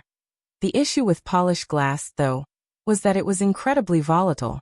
And as Kayla mentioned, it was best not to leave it with any impurities unless one wanted a face of what would amount to a stack of TNT. However, as it seemed with most things, the more difficult they were to deal with, the better the reward for dealing with them. The problem, though, was that polished glass had a very specific use case that would benefit it the greatest, and it was difficult to reach this balance. Seeing that Lionel had spent so long looking toward their stores of polished glass, Kayla smiled. "Definitely do not touch that. Radley's, that brat, actually almost caused us to go up in smoke a few days ago. It's lucky that he has some use, or else I really would have strangled him to death by now." Though Kayla seemed casual with her words, the lab itself was in great order. Even at this moment, the polished glass was locked away safely and securely. The 5 members of the faction, excluding Radley's, had all gone off to work. Rum held 2 massive hammers, pounding away at something with his head hidden under a hood. Lisha and Madia seemed to be taking whatever product he finished and purifying it what looked like flames. Philly inspected their products, while it was the lanky Vagler who took the most volatile product and placed it within the protective covering. To give Radley some credit, though, it seemed that he had also gotten started on the task Kayla had for him. But for whatever reason, he kept looking back toward Lionel and Kayla with tears streaking down his cheeks. One would have thought that he was cutting onions. The last station was completely empty.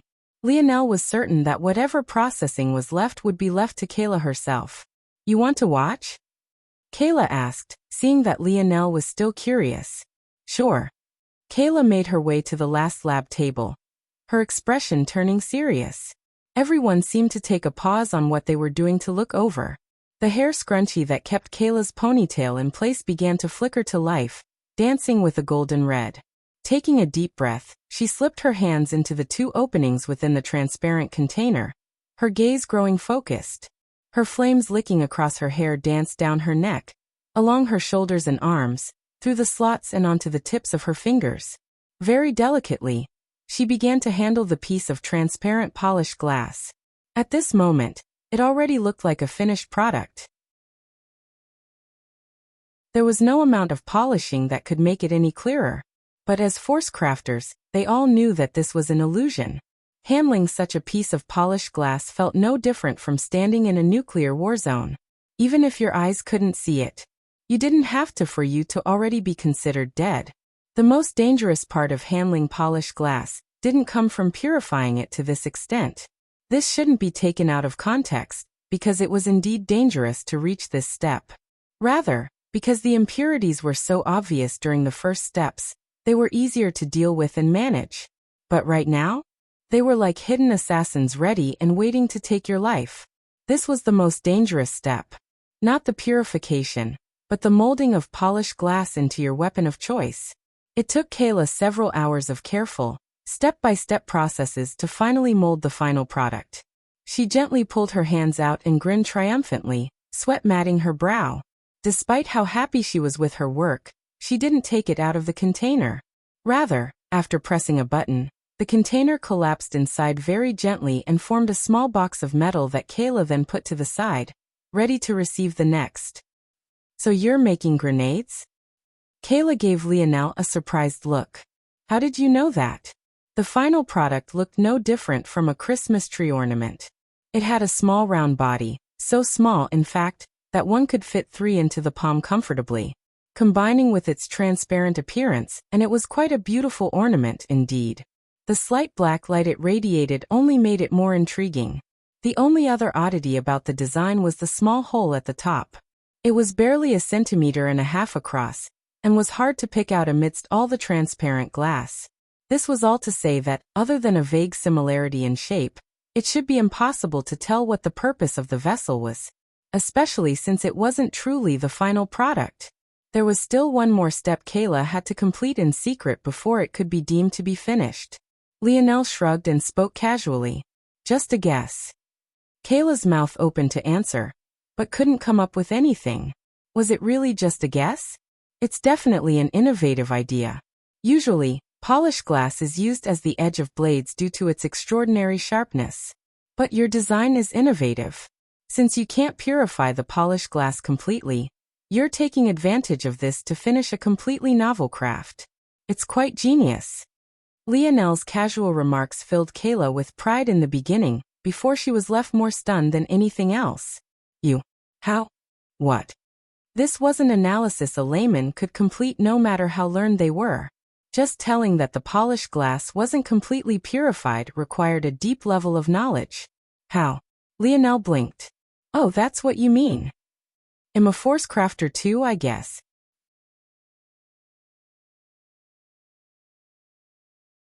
Chapter 638. You. Kayla was speechless.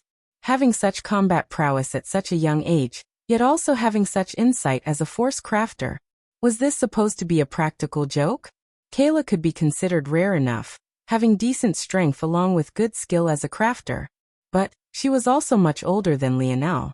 Though she didn't want to admit it, she was easily over double his age. Well, double what she estimated his age to be.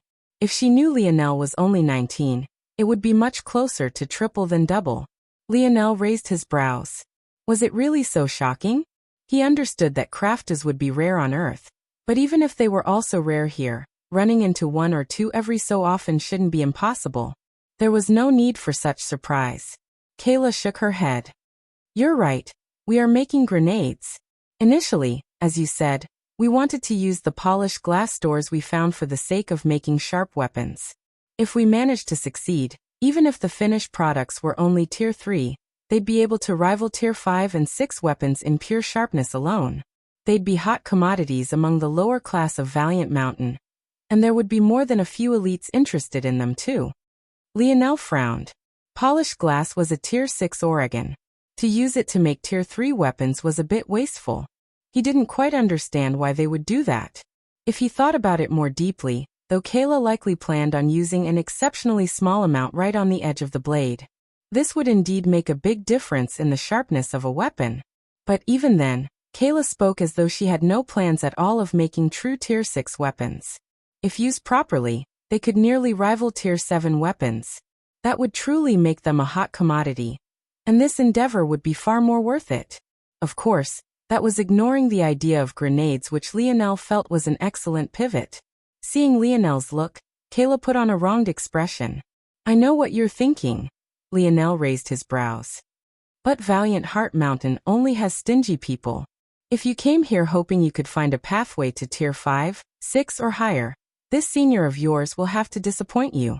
The elders hoard everything, even from their disciples. I used to be under the tutelage of the best crafter Valiant Heart has to offer, tier 9 black crafter, Jack Bianala. But after realizing that that old fogey only want to work me to the bone while giving me nothing in return, I left. Kayla sighed as she broke the news to Lionel. She had correctly guessed that Lionel's weird expression was about her not being able to complete tier 6 crafts. But what she incorrectly guessed was that Lionel was also unable to. Because of that bastard, I can only craft up to tier 5 on an excellent day. And that's despite the fact I already have the skill to complete tier 7 crafts. Even if I have all the materials, I just don't have the knowledge of force arts necessary to bind them properly.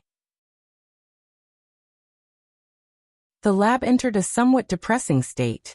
Oh, so that's the limitation? Lionel grasped a bit of what was going on. He agreed with Kayla's assessment of herself. Her hand speed and control was indeed at the grade 2 designation. Though it was a far cry from Lionel's own superior grade 1 designation, it was still good enough. Speaking of which, Lionel had long since begun on his bronze hand exercises, so he had actually already entered the grade 3 designation, and was approaching advanced grade 3 designation. So technically, he was already beyond his previous superior grade 1 designation for the black grade, and could begin to work on 5th dimension crafts. Still, to put this matter into perspective, not all bronze crafters even reached grade 1 designation first. So, Kayla was indeed not wrong when she said she had the skill to complete tier 7 crafts. What did all this mean? It meant that Kayla's only real limitation was her lack of understanding in high-level force arts. Lionel sighed. This was his first time finally understanding the scope of what he had in his hands. Even a bronze organization like this one was hoarding knowledge Lionel might not even deem important enough to write on a piece of tissue paper. The words of his grandfather couldn't help but come back to his ears. Should he be handing over his things to those who were less privileged than he was? Lionel could only sigh again. At that moment, he felt a light pat on his shoulder. There's no need to feel so down, Kayla said with a smile, trying to comfort Lionel. Those old bastards are just jealous of our youth. Once they croak, it's not like they can take their knowledge with them. By then, we can just rob their graves. Hearing such words, Lionel could only burst into a fit of laughter. This Kayla was indeed quite an interesting character. She somewhat reminded him of Mordred. I wonder how Camelot is doing now. Lionel thought somewhat absent-mindedly before shaking his head. Clearing his mind, Lionel suddenly clapped, startling everyone in the lab. By now, even a casual clap from Lionel seemed to send swirling winds in every direction. Whoa, whoa, whoa. Are you trying to kill us all? Kayla panicked. Lionel grinned. Hey Kayla, I have some ideas. I wonder if you're willing to take another gamble on me? Kayla blinked, her beautiful eyes sparkling somewhat. For some reason, whenever Lionel entered such a state, just his aura alone seemed to make everyone gravitate toward him. The confidence he exuded bordered on intoxicating. Kayla looked around at the others, only to find that they were curiously observing Lionel too. It seemed that they had been caught up in it all as well. In the blink of an eye, the depressing atmosphere had vanished with the wind, the entire room orbiting around Lionel's bright smile. All right, freshman, what ideas do you have? Lionel's eyes sparkled. Since Valiant Heart wanted to hoard high-level force arts, he would just have to show them how powerful low-level force arts could be.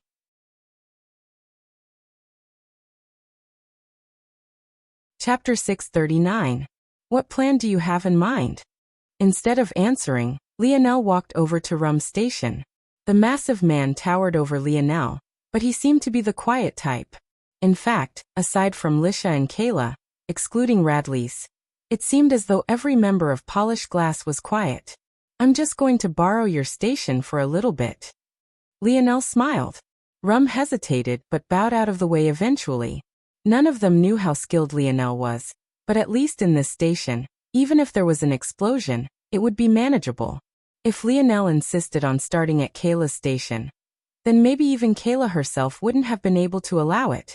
However, what stunned Rum was that instead of going under the hood like he had, Lionel removed the coverings entirely, revealing the existence of a special violet light and numerous unprocessed ores. Without a spirit, Rum could only use the most primitive method of purification. But that didn't necessarily mean that it was an inferior method. There were many Force crafters who swore by their blacksmithing methods. Lionel had even read about a famous crafter who wielded 16 hammers at once during all his crafts.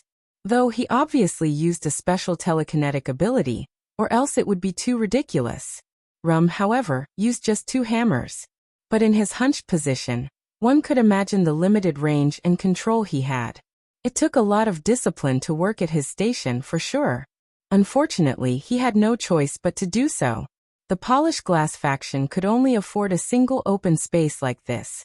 So, in order to maximize the special light he used to pick out impurities, he had to use such a posture. Lionel picked up a piece of, or under the horrified gazes of everyone present. Rum couldn't help but take a few steps back. Even Radley scrambled away, pressing his hands together in prayer. But what happened next left them all stunned. A regular wristband that had been wrapped around Lionel's arm with not a single hint of movement suddenly made its presence known, enveloping the ores completely. Metal spirit. Kayla screamed out, her breathing hurried. Her face flushed red, her body trembling as though it couldn't grasp what it was seeing. A familiar, of any kind, was rare beyond compare. Kayla's hair scrunchie seemed to be a fire spirit, but this couldn't have been further from the truth. It was nothing more than a manifestation of her ability. Kayla's ability was somewhat like Monet's, except it emphasized control over both flames and their heat. She could make flames as fluid as gas in one instant, and as solid as iron in the next. She could also make her flames as flexible and soft as a scrunchie. The only downside of her ability was that her output of flames wasn't very powerful.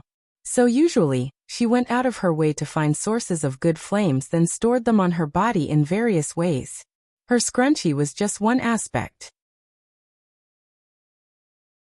This was all to say that Kayla had never even seen a spirit in her life before, let alone the metal spirit. The metal spirit was widely accepted as one of, if not the best familiar for crafters to have. But they were notoriously impossible to control, and there were very few with the ability to do so. Yet, even those people would never casually leave a metal spirit on their wrist, as though it was any other accessory. That was ridiculous and asking for death. But that was exactly what was happening before her. Lionel overturned the piece of ore in his hands, his eyes flashing. His aura became stifling, a heavy air hanging over the lab. Dream sculpt. In the blink of an eye, the ore, its every imperfection, its every crevice and peak, was perfectly reflected in Lionel's mind. Under the astonished gazes of everyone present, what took Rum hours of hammering to accomplish was completed by Lionel in just 10 minutes. No, this couldn't be said. Compared to Rum's unfinished product, Lionel's was perfect. Bloop bloop, little Tali hopped around Lionel's palms happily. In one of Lionel's palms, there was a rock that looked no different from any other. It had a plain grayish appearance and sat silently. On his other palm, there was a perfect glass ball. Not a single imperfection could be picked out of it. Kayla didn't need to ask Lionel to understand. That perfect ball. It was exactly the product she slaved over continuously. But this was the first time she was actually seeing it. This, Kayla's eyes brightened. With this, we could actually make those Tier 3 weapons. Lionel smiled. We could. Or, we could make a better version of your grenades. But, in that state, the polished glass is completely inert. Kayla could tell this easily. In fact, anyone could. The way was simple. The black light the polished glass usually gave off had vanished, leaving behind nothing but a shallow, barely perceptible gray light. This was how one knew you had reached perfection. True, but this still exists. Lionel tossed the pile of impurities up and let it land on his palm again. What? Kayla was confused. She didn't understand. The impurities were exactly that, impure. They weren't even unique to polished glass. Oregon impurities were just anything that happened to be in the environment the ore was birthed in. Ore veins had to grow around a lot of rock and sediment, and oftentimes these impurities would seep in and disrupt its growth. These would have to be taken out during the refinement process.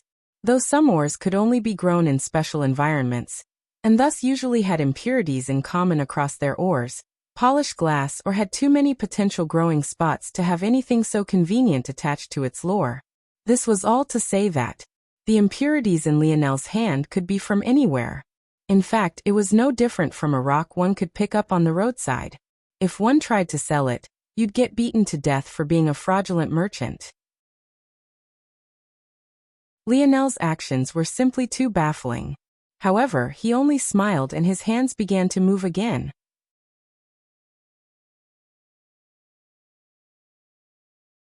Chapter 640. This time, having snapped out of her daze due to the appearance of a metal spirit, she paid more attention to Lionel's hands. Seeing how deft he was and the level of speed he was able to maintain, Kayla felt as though she had entered a completely new world. This is at least grade 1 designation. That's impossible. Elder Jack Biennala only allowed them to watch him work from afar, but she was certain that he was at the advanced grade 2 designation at best. In fact, Kayla was only able to reach grade 2 thanks to a fortuitous encounter while searching for flames to empower her crafting. It was thanks to this that her scope broadened, and she realized the Biennala wasn't as great or mysterious as he claimed to be. But even though she was aware of this, seeing Lionel now still made all she had learned in the past several decades feel like nothing more than a waste. In 10 more minutes, the rock of impurities had been reformed into 6 different segments. Lionel's right palm, which held the polished glass, let go, allowing a portion of little Tali to let it float. With a flip of his palm, an elegant black quill appeared in Lionel's hand. Just its sight alone made Kayla's breathing quickened. This time it wasn't only her either.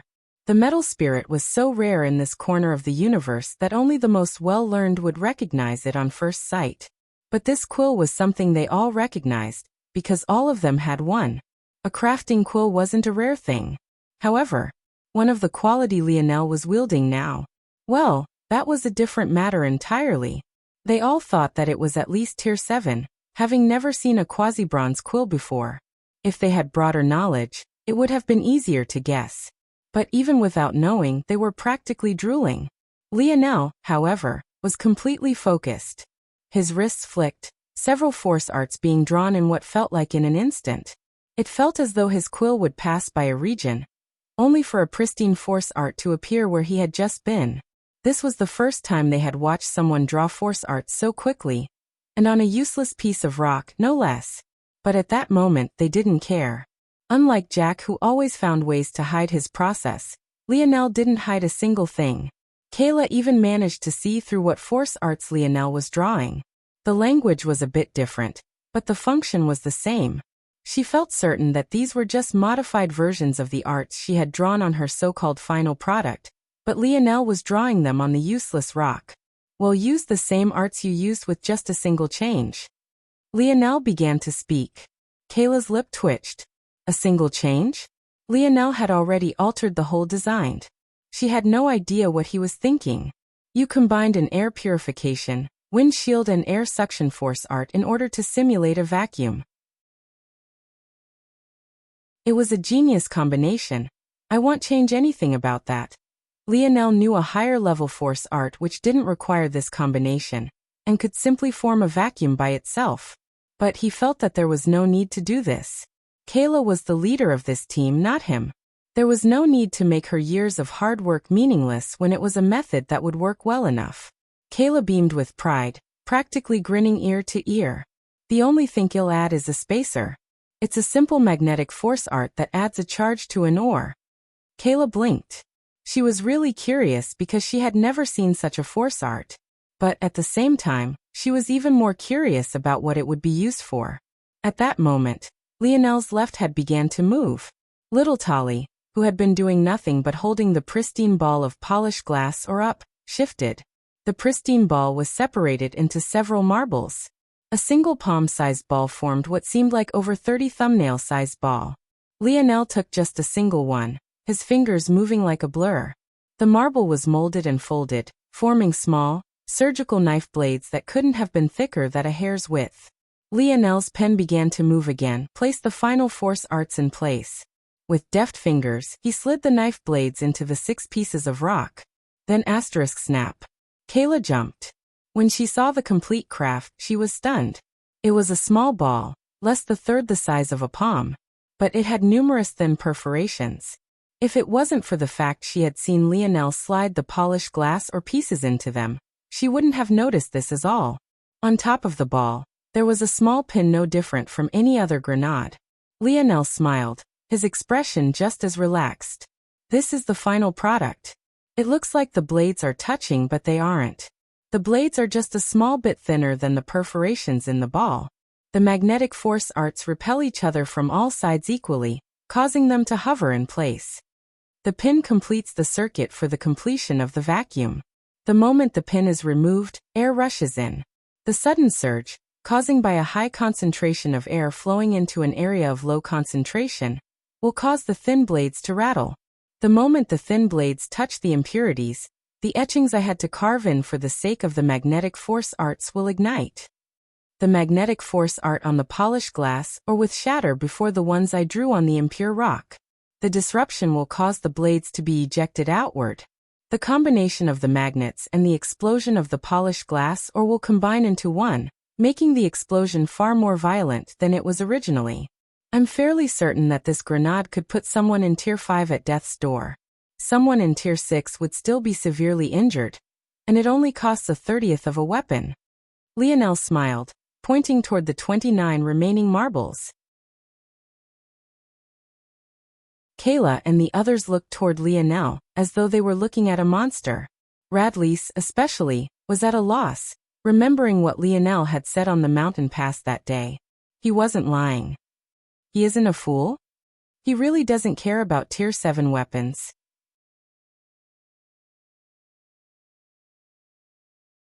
Chapter 641. Radley's felt his intestines overturning. Was this the mysterious gold mine of legends? Was his luck finally turning for the better? Bro, no big bro, no senior Lionel. Radley's flashed and appeared in front of Lionel, a wide smile spreading across his pale face. If Lionel didn't know better, he would have thought that Radley's was a ghost doing its best to scare him half to death. However, before he could say more, he found himself being kicked away by Kayla again. You idiot! That's a ticking time bomb in his hands. What would you do if it accidentally fell because of you? After she was done, Kayla immediately looked toward Lionel with sparkling eyes. Radley saw a gold mine, but she saw an endless store of information. Even if she was beaten to death, she wouldn't believe that Lionel had gained all this skill on his own. He most definitely had a teacher. And with a teacher came all sorts of information. Kayla knew that all the force arts Lionel had used to form this grenade were Tier 4 at best.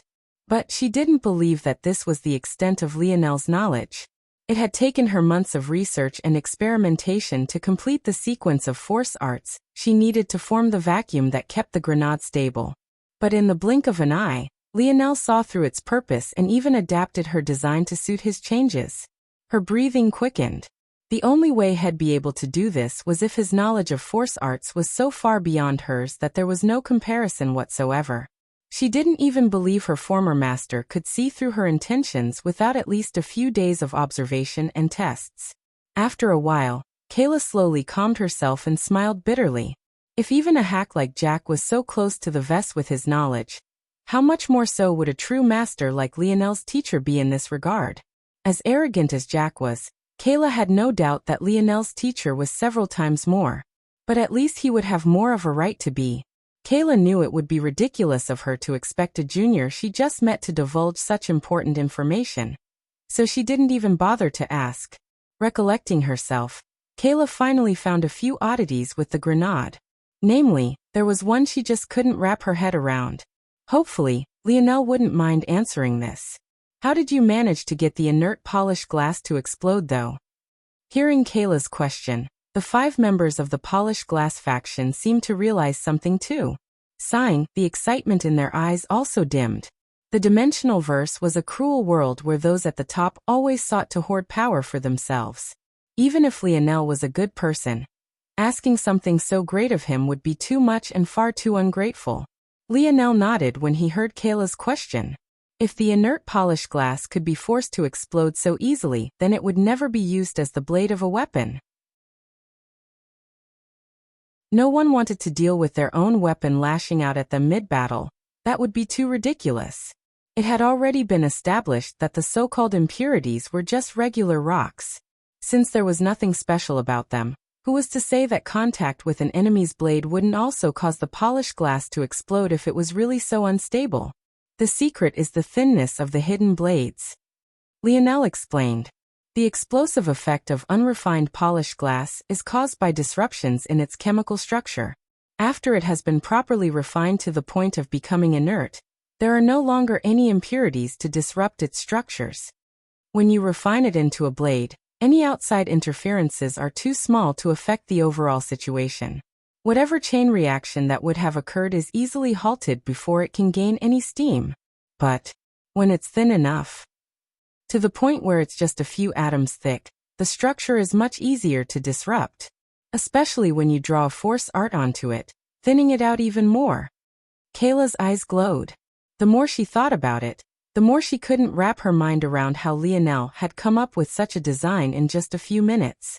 Everything about it seemed perfect. It was the kind of design one should have spent years laboring over every detail of, yet he had completed it in an afternoon. It was baffling. Lionel grinned. Want to test it? Kayla shivered. She felt like she was looking at a madman. No way.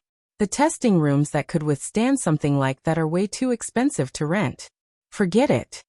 The two looked one another and burst into a fit of laughter. Not long later, the first grenade of polished glass faction was completed and stored. Having let the excitement sink in, the team prepared to make as many as possible. The Valiant Heart Zone wasn't an event just anyone could join. One had to gain enough merits to enter a tournament, and only by placing well in this tournament would one then be able to enter. However, gathering merits was simply too time-consuming, and many would rather spend the time training. The fact that they were time-consuming was just one aspect, though. Oftentimes, missions were a good way to train as well. The main issue was the fact the injury rate was simply too high. If one suffered a severe injury, how would they recover in time to participate even if they managed to gather enough merits? This consumable device would fix much of this. There were a countless number of missions that would be made far easier if one had such a destructive device on hand. Kayla herself, who had participated in a number of these missions to gather enough funds to buy more ores, knew exactly how much such a product would be desired. Unfortunately, they often could only be bought from outside markets and in small quantities. The polished glass faction would change all of that.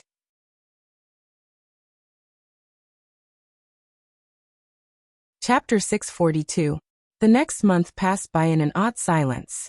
Lionel didn't appear again, but neither did Sarius seem intent on doing anything. For those who had been waiting for sparks to fly, this was an exceptionally odd lull that left many feeling disappointed. However, whether or not the two had actually thought of letting matters settle just like this, it was completely unknown. That should do it. Lionel raised his head for the first time in a long time. He seemed to have sat in the same place endlessly, completely focused on his task. Before him, there were two finished products. One was the grenade they were all familiar with, while the other was most definitely not. However, considering the nonchalant responses the others had to this phenomenon, it was clearly not the first time in this last month that they had seen this design. Lionel ended up having to simplify the two designs he created, effectively forming a stream of 4 different products, 2 of which could only be crafted by him, while the latter 2 were made easier for the other members of Polished Glass to complete themselves. The result was a line of elite products and common products that would give the group some better leverage on the market. Kayla smiled. Rum obediently took hold of another behemoth-like stack of boxes and began to bring them out. Lionel stretched his back, his eyes slightly red. Go take a shower, hermit. We can't have our prized engineer walking around like a rat's nest. Lisha teased Lionel ruthlessly. Toward such a thing, Lionel could only smile bitterly. Big sister. That's too mean. Madia tried to stop Lisha from being too harsh, but all she got was a palm to the forehead. He's a big man. He'll be fine. Lionel gave Madia a thankful smile before rushing off to shower and get dressed. At the very least, this small home had such accommodations. It wasn't long before the group had set off. How exactly does this showcase work? Lionel asked curiously. I applied for a section from Valiant Hall half a month ago, and it was decided that today would be our day. As long as we perform well, our products will appear on the Valiant Hall exchange list, and the system will be pretty much automated for us from then on. Lionel was enlightened. I thought we would have to open a shop or something. Kayla's expression darkened a bit, taking Lionel off guard. Had he said something wrong? We can't afford that. Kayla looked up into the skies as though she was truly hurt. Lisha cleared her throat. Don't mind her, she's a bit of a money grubber. The Valiant Hall exchange list is safe and about as no hassle as you can get. But the consequence is that the taxes we have to pay are higher. It would be better for us to have our own store as long as it was in a decent part of the city, but all the land has been bought up by seniors long ago. Usually, you would just have to defeat the store owner and take over the rental fees to take over a store, but the network of store owners is too complex right now. Most store owners are part of union. Defeating one essentially means offending the whole union. It's really too much of a headache to deal with. So, stores usually only get passed on willingly these days. And most of the time to close family juniors thanks to nepotism. Hearing Lisha's explanation, Lionel could only shake his head. The more he learned about Valiant Heart's system of competition, the more he realized just how little real competition there was. Not long later, the group made their way to Valiant Hall, Rum's heavy steps causing the cities to quake. You sure you don't need any help, Rum? Lionel asked for the third time already. No, I'm okay. Rum smiled almost too gently for a man his size. He was practically an enormous teddy bear. You've already done so much work for us. This is the least I could do. Lionel finally gave up. This big teddy bear was truly too stubborn. Philly, this is the registration information. Well, go start setting up. Kayla handed over some forms over to the thin and spectacled Philly, who quietly accepted them and moved into the building. Kayla put her fists on her hips like a valiant hero, a bright smile spreading across her face as her lab coat fluttered in the wind. After a moment of basking in her own glory, she strode forward, finding a space outside of Valiant Hall to begin her setup. Rum followed obediently behind her, a sheepish smile on his face. Seems the big guy has a crush on Kayla. Lionel chuckled to himself. Valiant Hall was just as grandiose as Lionel remembered it. The only difference between now and then was that there were a few groups gathering around its entrance, as though setting up a fair. Kayla found a nice location beneath the shade of some trees, and began to set up their display. It even reminded Lionel somewhat of his school science fair projects, a wave of nostalgia he wasn't quite ready for. The number of people here to witness this event were quite small in number, though. But Kayla and the others didn't mind. After all, as long as the judges approved of their product, they could enter the exchange list. Out of habit, before going out to any missions, students would always check for new products so they'd be able to get their name out that way. At least, that was what Kayla thought until there was a sudden change to the situation. On the horizon, a large number of people began making their way toward the exchange fair. There were only a couple hundred at most, not even enough to make the entrance of Valiant Hall feel crowded, but compared to the mere 4 or 5 stations of crafters and force pill masters ready to display their products, this number was massive. Kayla couldn't ever remember there being such a large influx of people. Even when the most famous factions displayed their products, there would never be this many. Her eyes along with Lionel's narrowed simultaneously. They couldn't help but feel that some sort of conspiracy was afoot.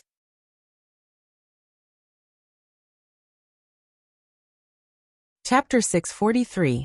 As the crowd around Valiant Hall was steadily growing, Philly came back out seemingly having completed his task. But even he, who was usually even-keeled and expressionless, couldn't help but be shocked by the sudden change. Why were there so many people coming? What was going on exactly? Lionel had been certain that they had come to cause trouble.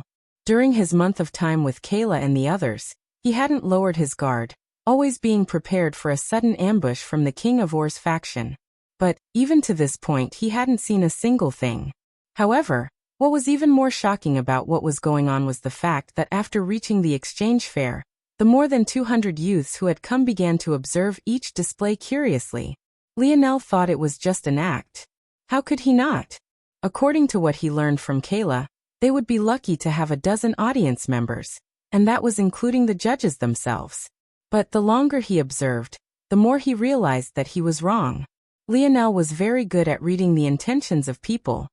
He thought himself to have quite a high level of emotional intelligence. It was part of the reason many were fond of him. However, even with these skills and his acute senses, he couldn't find anything wrong with this crowd of people. It was as though they had really come for the fair? Just what was going on? While Lionel was distracted, the entrance of Valiant Hall opened up once again. This time 3 old-timers came out. Kayla's expression changed drastically. What's wrong? Lionel was about to ask this question, but Rum was far more attentive to Kayla's change than even he was. Kayla blinked, trying to regain her bearings. She shook her head and took a deep breath. Kayla couldn't take her eyes off of the old man in the center. Though Lionel had only known her for a short time, he was easily able to guess who the old man was. Jack Biennala, the only Tier 9 black crafter Valiant Heart Mountain had to offer. He was an old man that seemed to have a foot in the grave already. His skin was loose, his wrinkles prominent, and his face was covered in age spots, making it difficult to tell what its original tone was meant to be. However, despite this, and despite the fact he used a metallic walking cane to move, his back was ramrod straight, making one wonder why he needed the walking stick at all. As though this old man wasn't odd enough to look at, his eyes seemed to have aged even quicker than his body, reflecting a milky white beneath his spectacles. And much like Kayla, he too wore a lab coat. It seemed that during her time under his tutelage, she had still managed to pick up some of his habits. Beside Elder Biennala were 2 others, both of whom were women. They were considerably younger than Biennala, but they had still been classified as old-timers in Lionel's mind. So it went to show just how old Kayla's former master was. The 2 old women seemed to be in their late 50s to early 60s. Compared to Biennala, their skin was much more well taken care of. It was rare to see an older woman exposing so much, but such was the reality of Valiant Heart Mountain and their uniforms. Regardless, it made it clear that these 2 older women had taken good care of their bodies, and even still seemed somewhat perky in some areas. If it wasn't for the deep wrinkles by their eyes, they would have looked closer to 40 than they did 60. Observing the atmosphere between the 3, Lionel had a feeling that they had quite a close relationship. He wouldn't be surprised if they were married. Lionel felt weirded out when he had this thought. Despite how much time had passed, monogamy was still very much the norm on Earth. In fact, now that all cultures had been assimilated, it was even more prevalent. Lionel had never seen a person with 2 wives before. Why are they here? Kayla's voice was hardly audible, but it snapped Lionel out of his useless thoughts. That was right. Usually, only minor students and members of Valiant Hall would come to judge the exchange fair. Something like a Tier 9 black crafter coming to oversee what should amount to children's playthings in his eyes was ridiculous. What the hell is going on? Lionel furrowed his brow. He felt a bit stifled at this moment. His instincts were screaming at him that something was wrong, but he couldn't pinpoint what it was. There were only 2 possibilities. Either whoever was playing games with him now was far smarter than he was, or they were working with information Lionel simply didn't have. Lionel calmed himself almost immediately, his irises becoming deathly still of all emotion. The world that had slowed under his exceptional thinking speed seemed to pick back up again. The crowd of people began to roam freely, going from station to station as they curiously observed the products. Having not been ready for such an audience, many of the smaller factions presenting alone with Lionel, and the others were flustered. But without a choice, they could only press forward. At their own pace, the 3 old-timers also began to visit the stations one by one. There didn't seem to be anything wrong with their actions. But for the first time since this crowd had come, Lionel finally picked out some oddities from the 3. Every so often, their gaze would sweep over their station as though there was something interesting to pay attention to hear. Lionel's eyes narrowed. Finally, the time came. The three judges finished with the station nearest to them and moved forward, their expressions impossible to read. Is it coming now?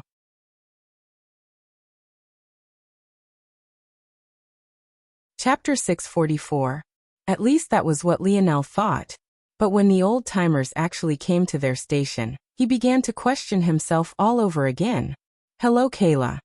Jack smiled amiably. How have you been? Kayla's face was a bit stiff, but she still managed to squeeze out a smile. I've been good, Elder Biennala. AI, what a distant form of address. What happened to the little girl who would always cutely call me master? Is there a need to be like this?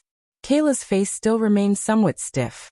Every fiber of her being wanted to stick a middle finger up and tell this old fart to go to hell. But she knew that despite the amiable personality of this old man, he wielded quite a bit of power in valiant heart. She didn't want to risk her path being cut off for no reason. She had already managed to separate from this old man without incurring too much of a penalty. She didn't want to risk any more. All right, Jack. Stop teasing the poor girl. If you had lightened up the workload on those poor little kids like I told you, she would have never left. I was just trying to get her full potential out. All right. You've said this many times already. It seems your favorite disciple is doing quite well for herself, even ready to submit some new designs for the exchange list. How about we give her the stage? Who Lionel thought were Biennala's two wives mediated the situation, finally letting them get down to business. Lionel realized at that moment that he might have misread the looks the old-timers had been given their station. He forgot to consider the fact they might just be looking because they recognized Kayla. From their talk, it seemed that these old-timers were closer to Kayla than he thought. At the very least, though Kayla was unsatisfied with their relationship, the three of them didn't dislike the young girl. They even seemed to somewhat understand her decision. If this was the case, was there really no trump card coming? Was there no table flip? No sudden evil plot? Lionel couldn't wrap his head around it at all. Kayla took a deep breath and began to introduce the products. We have 4 products total split into 2 categories. We have a consumable product and a defensive product. Starting with the consumable, we call them the Polished Grenade and Elite Polished Grenade. They make use of our faction's signature or the Polished Glass Oregon. Oh! One of Biennala's wives perked up. She was a great crafter in her own right, being Tier 8. So she was obviously aware of the difficulty there was in handling polished glass. Kayla nodded, growing more relaxed. Both the common and elite version work on the same principle. We make use of. When Kayla regained her wits, her words became more confident. Soon, her presentation became somewhat of a performance. Lionel couldn't help but think that she'd be a good saleswoman. You say that the Polished Grenade can kill anyone below Tier 4 and severely injure someone at Tier 4.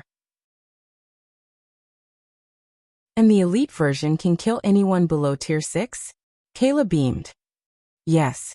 She had never actually tested the grenades, but she was confident in Lionel's assessment. If there was anyone whose calculations could be trusted without a doubt, it was his. And of course Lionel used the standard of valiant heart, not earth. And the price? Jack asked the final question. Kayla's smile grew brighter. The common version will cost just 5 merit points. The elite version will cost 10. The old-timers blinked, looking at each other in shock. The only reason they hadn't been too shocked by the strength of these grenades was because they expected it to be expensive. This was usually the case with the inventions of youths. They would have good ideas, powerful, even. But they would be much too expensive to manufacture on any large scale. However, 1 merit point was just 10 kilograms of 4th-dimensional herb Oregon. To buy something that could kill a Tier 6 existence with just 100 kilograms of herb, that was cheaper than even the price of a Tier 3 weapon. Even money grubbers might jump at this chance. Are you sure that this is the price you want to sell it at? Biennala looked toward the youths deeply. Certain. Kayla said confidently. Biennala's wizened eyes narrowed, but he eventually turned his gaze toward the defensive product they had brought forward. And this? Kayla smiled. This is our mending armor and elite mending armor. As you might guess from the name, the main function of this armor is in stitching and cauterizing wounds. The mending armor has the ability to defend against weapons at and below Tier 4. The elite mending armor has the ability to defend against weapons at and below Tier 6. However, in the case that their durability fails or a location is overloaded and pierced through, its main function will kick in. The armor will not only self-mend, but it will do the same for the skin beneath, constricting any wounds below until medical attention can be sought. It's the perfect flexible armor for many. Biennale took a deep breath. Even if this armor was too expensive, it would still be worth the buy for many if it worked as advertised. And the price? Kayla sent a glance toward Lionel, grinning. The mending armor will be sold for 50 merit points. The elite mending armor for 100. The old-timers were stunned once again. If everything is as you say and the final tests show the accuracy of your words and sustainability of the designs, I can take responsibility to place your 4 products on the Golden Exchange list, Jack said with an amiable smile. Kayla was stunned before her expression became ecstatic. This was more than she ever even dreamed of. Lionel watched all of this silently, not knowing what to think. Everything seemed so genuine. Was this really not a plot?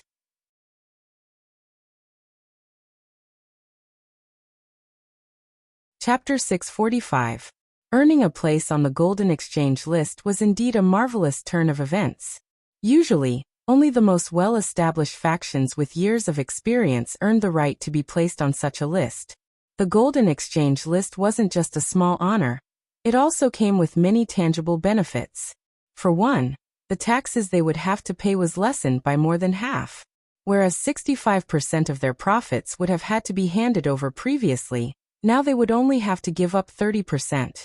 Though this was still higher than the 20% stores had to give up, they had one added benefit the stores didn't have. All items on the Golden Exchange list were products Valiant Heart Mountain had recognized personally.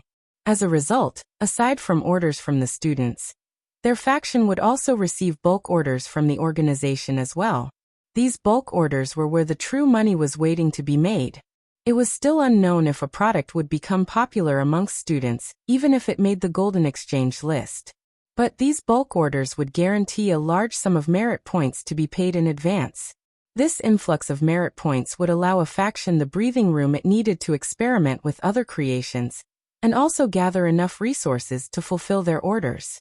Even if Valiant Heart Mountain only ordered once, it was enough to give a faction a great kickstart, as long as they took advantage of it.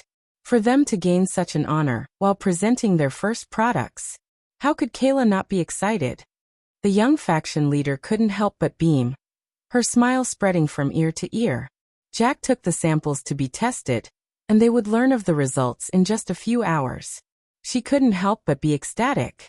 Unfortunately, for some reason, Lionel couldn't find it within himself to be happy. If something is going to go wrong, now would be the time. Their samples had been taken away to be tested by the old-timers. If nothing went wrong, maybe Lionel would really have to admit that he was just being paranoid. But what happened next left him stunned.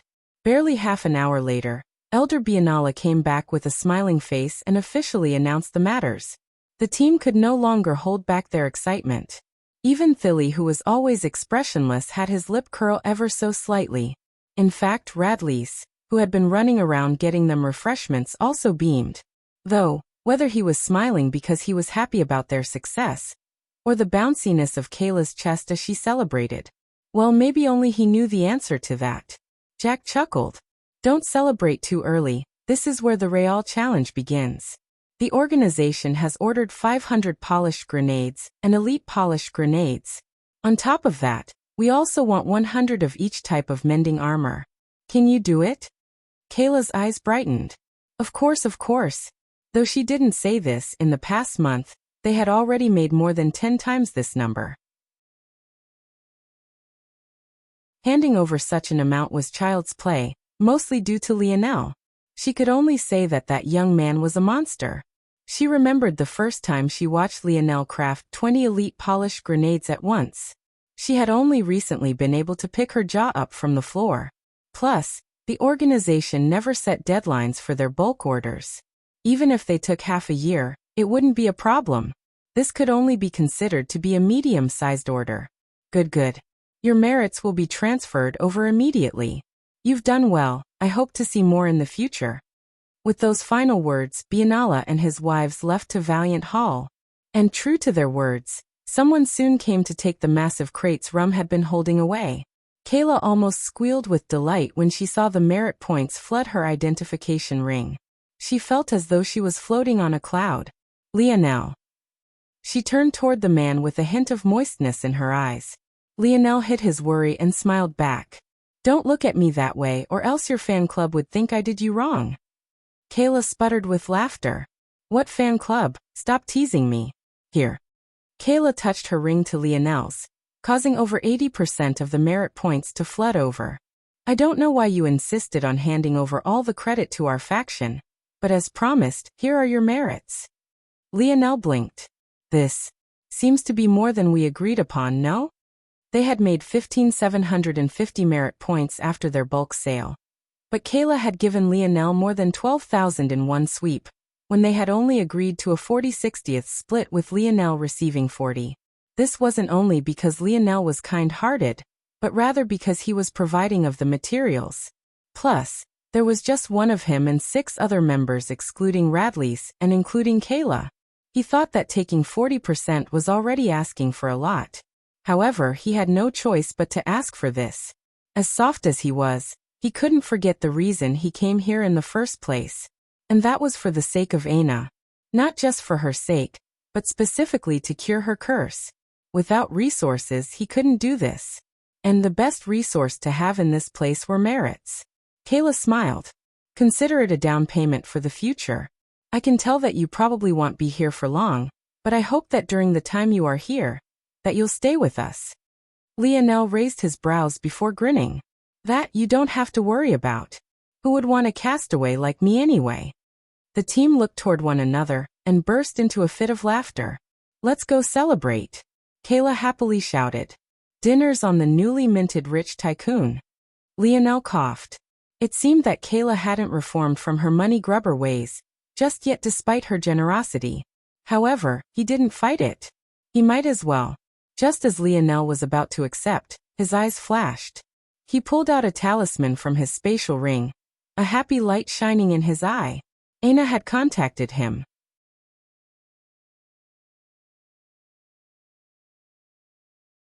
Chapter 646. The Polished Glass faction members looked toward one another as Lionel dashed away as though his feet were on fire. Was this the same young man who displayed such confidence the whole time they had known him? Why did he seem so whipped? See, I told you he had a girlfriend. Radley beamed. But his smile didn't last for long before he found Lish's foot and Kayla's fists closing in on him together. Lionel dashed through the city, most seeing nothing but a golden blur as he whizzed by. Despite the fact he hadn't trained his body in a month, his control over force had reached new heights. Lionel's purpose in spending a month crafting went beyond just accumulating merit points. It also allowed him to train his mind. He hadn't just been showing off when he began to craft 20 elite polished grenades at once. He had actually been focused on honing his split minds. The same way Lionel found that he could dull his senses by splitting his experiences of them between different streams of consciousness, he also found that he could sharpen these same senses by doing the reverse. By focusing on the same task with many different minds, he could also heighten his senses. But what Lionel ultimately found was that this approach was much less effective than the dulling of his senses. If one thought about it, it made sense. Ultimately, Lionel's split minds would lose some computational ability in comparison to if he focused his entire mind on one thing. What was the solution to this?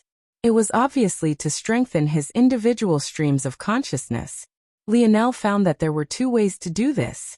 The first was to improve his control of Dream Force. It was ultimately Dream Force that allowed him to do all these fanciful things. The second method was more crude, and that was simply to practice. So Lionel did both simultaneously and continuously for the last month, only resting rarely. As a result, his control had reached new levels in just this month alone. The use of his mage core and its connection with his body especially had become far easier. During his battle with Nigmir, Lionel mostly relied on his earth element because he still found that he was most comfortable using it despite the fact his fire element affinity should be higher. But now he believed he could be far more versatile in battle. Lionel was happy with his progress. Soon, he'd feel confident enough to break into the fifth dimension with his soul force. Once he did this, he would finally have enough capital to look for the latter portions of dimensional cleanse. When he reached that step, curing Aina would become much easier. Of course, there was also the chance that he wouldn't have to go so far to help her at all. Who knows, maybe the Valiant Hall Zone would have a solution. Lionel blazed a trail to the freshman quarters, a place he hadn't been in a long time. He couldn't help his smile from blooming when he saw a familiar silhouette standing near the community meditation grounds. Before she could react, Lionel had dashed over, sweeping her petite figure into his arms. Aina, caught off guard, couldn't even react before she found herself practically enveloped. If it wasn't for the fact she was currently wearing her mask, even her lips might have been assaulted at that moment. Lionel hugged her tightly, taking a deep breath. A familiar smell of apple tickled his nose, making him feel at peace. For a moment, he forgot about all his worries and basked in her softness. Aina wiggled around in his embrace, her face flushed completely red. She seemed keenly aware that she was being looked at by all sorts of people. And how could they not be? After all, they were in what was effectively a community square. Finally, Aina managed to wiggle her way out. But she simultaneously wanted to hide her face away from everyone, leading her to the point of resting her forehead against Lionel's chest in defeat. Lionel grinned. Okay, I'll stop teasing you. With a wave of his palm, Aina and Lionel seemed to disappear from everyone's view even though they hadn't moved a single inch. Happy now. Lionel's smile became gentler as Aina looked up toward him. Without a word, Aina wrapped her arms around his back. It seemed this workaholic missed him too. Aina stood to the tips of her toes, taking her mask off to plant a kiss on Lionel's cheek. Sorry, I missed your call before. Aina was a bit embarrassed. She hadn't seen Lionel's attempt to contact her until more than a month later. Lionel raised his brow. Just a kiss on the cheek? Is this how shallow your apology runs? Lionel's voice sounded broken and hurt, causing Aina to pout. I'm fine. She didn't get to finish her words, because Lionel had already sealed her lips. He greedily took a taste, his mind whirling. It had really been too long. This girl dared to disappear for almost 2 months. She deserved this bit of punishment. Aina's spine tingled as she felt Lionel's hands slide down her waist. She almost lamented the exposed skin. How gently he caressed her, as though he was afraid to harm a hair on her head, made her heart flutter. She hopped up a little bit when Lionel's palm traveled just a bit too far down. Like a scared little rabbit. She wanted to escape but found that her knees were a bit weak. Lionel pulled back, his eyes jumping back and forth between Aina's own. Her gaze seemed somewhat hazy, her lips still slightly parted. The feeling of her plump bottom in his hands made him feel just as intoxicated. The combination of firmness from her training and elasticity from her excellent genetics made Lionel feel as though he couldn't get enough. He almost didn't notice Aina's slightly hurried breathing. Lionel couldn't decide what felt better between a memory of a soft chest and this, though he guessed the former would have an edge since it wasn't impeded by any fabric. Want to go back to my dorm room? Lionel asked with a slightly expectant and gruff tone. He rarely, if ever, spent time over there. But it should technically still be his. Aina nodded almost imperceptibly, something that Lionel himself almost missed. With a smile, he swept his girlfriend into his arms and dashed off to the freshman living quarters. At that moment, 4 new items silently appeared on the Golden Exchange list.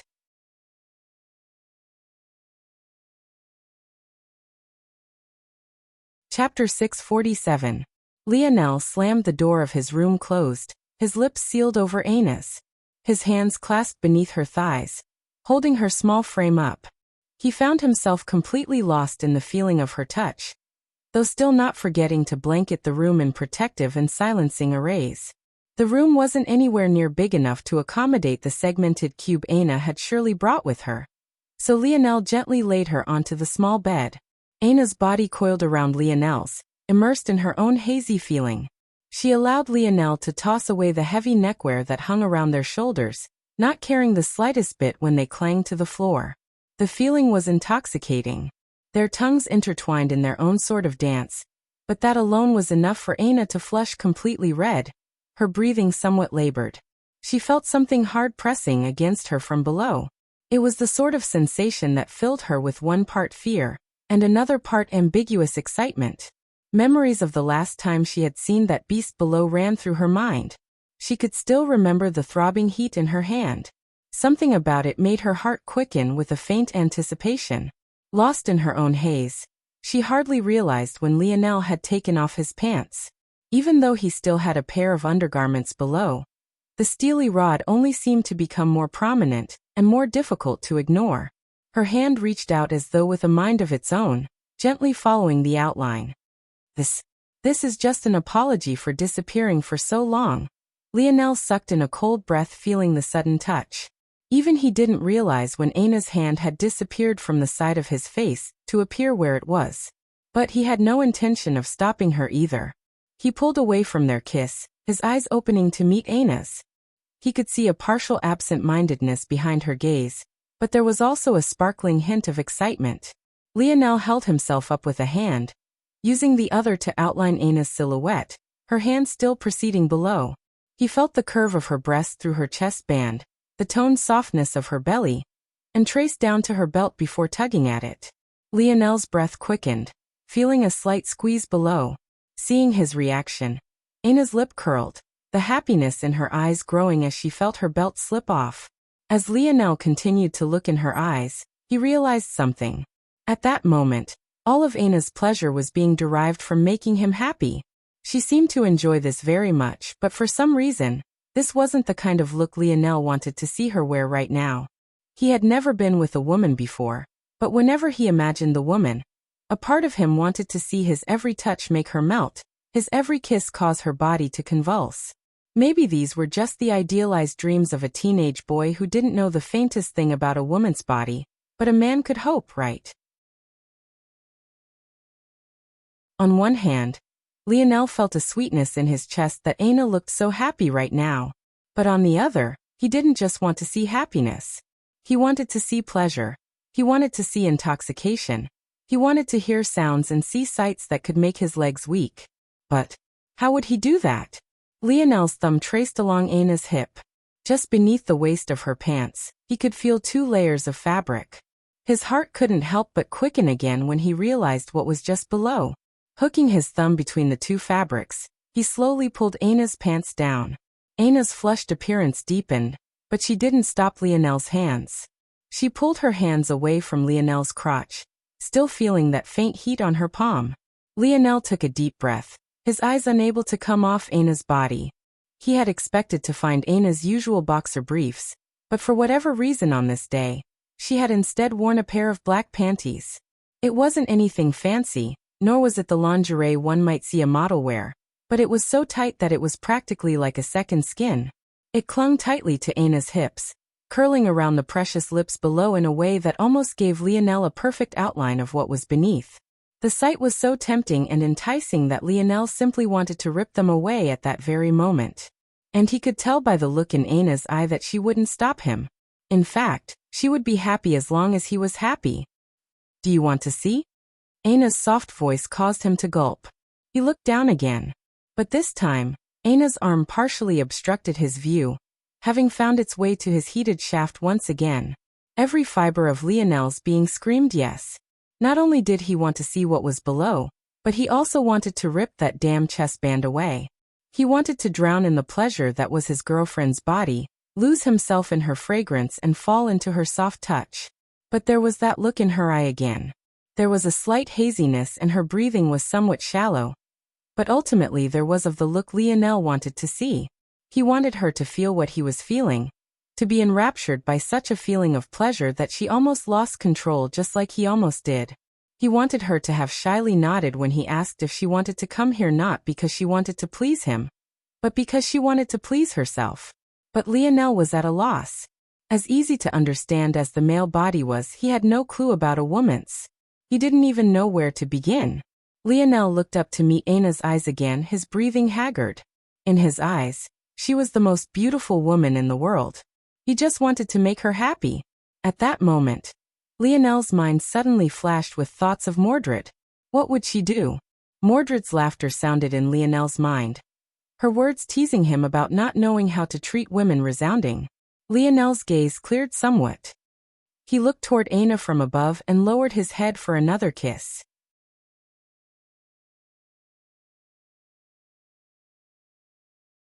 Chapter 648.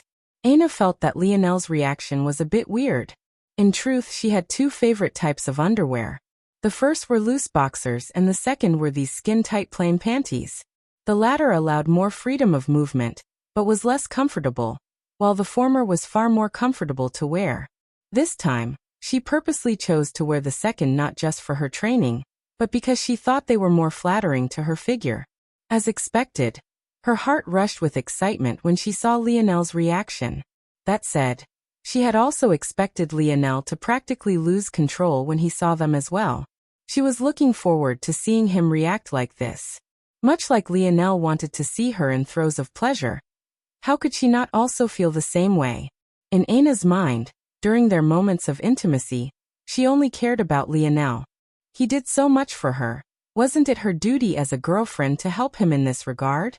It was also a bonus that she quite liked doing it too. Since that first time in the pool, her and Lionel had had this dance more than a few times, and she found it just as pleasurable every time. In fact, she faintly anticipated these moments. What she didn't know was that a building determination had been rising in Lionel's heart all along. Take it slow. Lionel's mind reached a state of calm. He kept his eyes closed, not wanting Aina to see the sharpness hidden within them. Dreamscape. Aina's body in every perfect proportion was reflected in Lionel's mind. Her every bead of sweat, the precise shade of her flushed skin, and every curve of her body was being updated in real time. Beginning the analysis on partially nude form, Aina couldn't tell that anything was wrong. Lionel had already split one of his minds to focus on her entirely. He kissed her just as patiently and reacted just as passionately to the movement of her hands along the outline of his cock. And that was when his hands and lips began to move. Lionel gently pulled down Aina's chest band, revealing the bounce of her breasts. The two delicate orbs rebounded healthily, shimmering with a slight pink hue beneath the dim lights of Lionel's room. Aina blushed, but was quickly distracted by Lionel's caring touch. His lips dotted across her body, causing her back to arch slightly under the novel stimulation.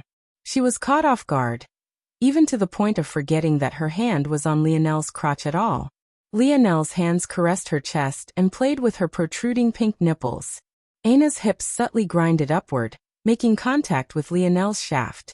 It was only for a brief moment, but she felt as though a sharp arc of electricity had shot through her spine. She took in a sharp breath. At first, Lionel seemed to touch odd places around her body. Her love handles, her belly button. She even felt him gently rub her earlobe while caressing her cheek. But lost in allowing Lionel to do with her body as he pleased, she found herself gradually rising along a slow-rising peak. Lionel's head rose, his lips planting on Aina's once again. As though finally getting a taste of water after so long, Aina greedily nibbled at Lionel's lips, loving the feeling of his large hand gently rolling her breast in his palm. Hints of arousal, change in breathing rhythm, increased perspiration, goosebumps, rising hair, moving to facilitate action. Hand grabbing, Lionel's hand moved from Aina's breast, trailing down her toned belly and toward her skin-tight, black panties. He slipped a finger beneath their fabric, slowly pulling them down. Aina rose her hips, seemingly forgetting her embarrassment in her haziness. The beautiful, steamy picture of nature's perfection below almost made Lionel lose track of his focus, but he immediately split the stimuli between his more than 20 minds, shutting his eyes closed again. Even with his eyes closed, though, the dream sculpt of Aina had already changed in his mind. It was truly a gorgeous sight beyond belief. There was a well-kept patch of black hair hovering above two gently folded lips, an enticing pinkness plucked at the strings of the mind, a fresh fragrance tickling the nose and making one feel as though flames were dancing within their veins. Lionel steadied his breathing, continuing to build his dreamscape of cues for Aina's arousal. He noted down his every action and her every reaction, stringing together a list of combos that left Aina floating on a cloud. Lionel's lips trailed down Aina's body, his tongue testing the curves of her breasts and the sensitivity of her torso. His breathing hitched as his nose grazed past a patch of hair below. It was only then that Aina seemed to realize what was happening, causing a slight panic to take hold of her features. Lionel's senses immediately caught on. Arousal plummeting. Lionel pinpointed the problem immediately, his head raising back up. He began to kiss the sensitive skin just below Aina's belly button, his hands running across her body. Her anxiety seemed to give way to a breath of relief, which shifted to a hint of disappointment, which soon gave way to pleasure. Her hands drifted to the back of Lionel's head. Lionel's every action became slow and deliberate. He reacted to Aina's wants instantly, building a more and more robust dreamscape with each passing moment. Most sensitive regions: neck, collarbone, lower belly, inner thighs, areas where forcefulness is appreciated. But hips, thighs, breasts, areas where softness is the best approach. Kissing, earlobes, neck, best combination attacks. Neck and breasts. Scared to try new things, will take her out of the experience. Best approach to combat. Take it slow, attack nearby region before moving toward target. Lionel found a formula that worked, finally breaking past Aina's mental block and touching his lips to those pretty pink folds. At that moment, for the first time, a long moan left Aina's lips. She didn't even seem to realize what was happening. In fact, all her panic about Lionel's mouth being down there was completely forgotten. Her mind was entirely filled with the feeling of Lionel's tongue running through her most sensitive region. The experience was so electric that she found it difficult to control her legs, her toes curling along the bed sheets. Hints of arousal: add leg trembling, toe curling, cunnilingus files, prefers soft to medium sucking over just tongue. Arousal increases when hands are in motion as opposed to staying stagnant. Exposing the clitoris makes her reel back, too sensitive. Keeping clitoris hood on is best sides of both worlds. She tends to run away from feelings of pleasure. Keep her clamped in place. Oh! Aina's breathing hitched, her hands gripping onto Lionel's head tightly. Lionel. Aina's moan came out in a low groan, her legs snapping shut as her body curled. Within his dream world, one of Lionel's minds expressionlessly observed her form writhing with pleasure before its face gave way to a smile. At that moment, Lionel realized that he had always been taking the wrong approach to battle. He expected his main dreamscape to grow enough such that he would be able to guess the movements of any enemy even without battle. But such a goal was far too lofty and far too far away to ever achieve. It was also exactly because of this flaw that his dreamscape battle sense took so much stamina to use. However, if he built a separate dreamscape for every battle, not unlike how he had just done to bring his precious girlfriend to the best feeling she had ever experienced, how much more potent would his battle sense become? Lionel gazed at the pure ecstasy on Aina's face. He took in the bounce of her breast as she curled, the fragrant liquid that dripped from between her legs, the way every muscle of her toned body flexed simultaneously. This was the look he wanted to see. This was the happiness he wanted to bring to his woman. Orgasm achieved. Time taken 27 minutes and 39 seconds.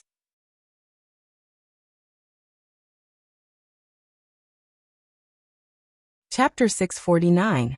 Lionel gently nuzzled his nose between Aina's pretty pink folds, feeling a faint wetness and soaking in a sweet scent that took over his mind.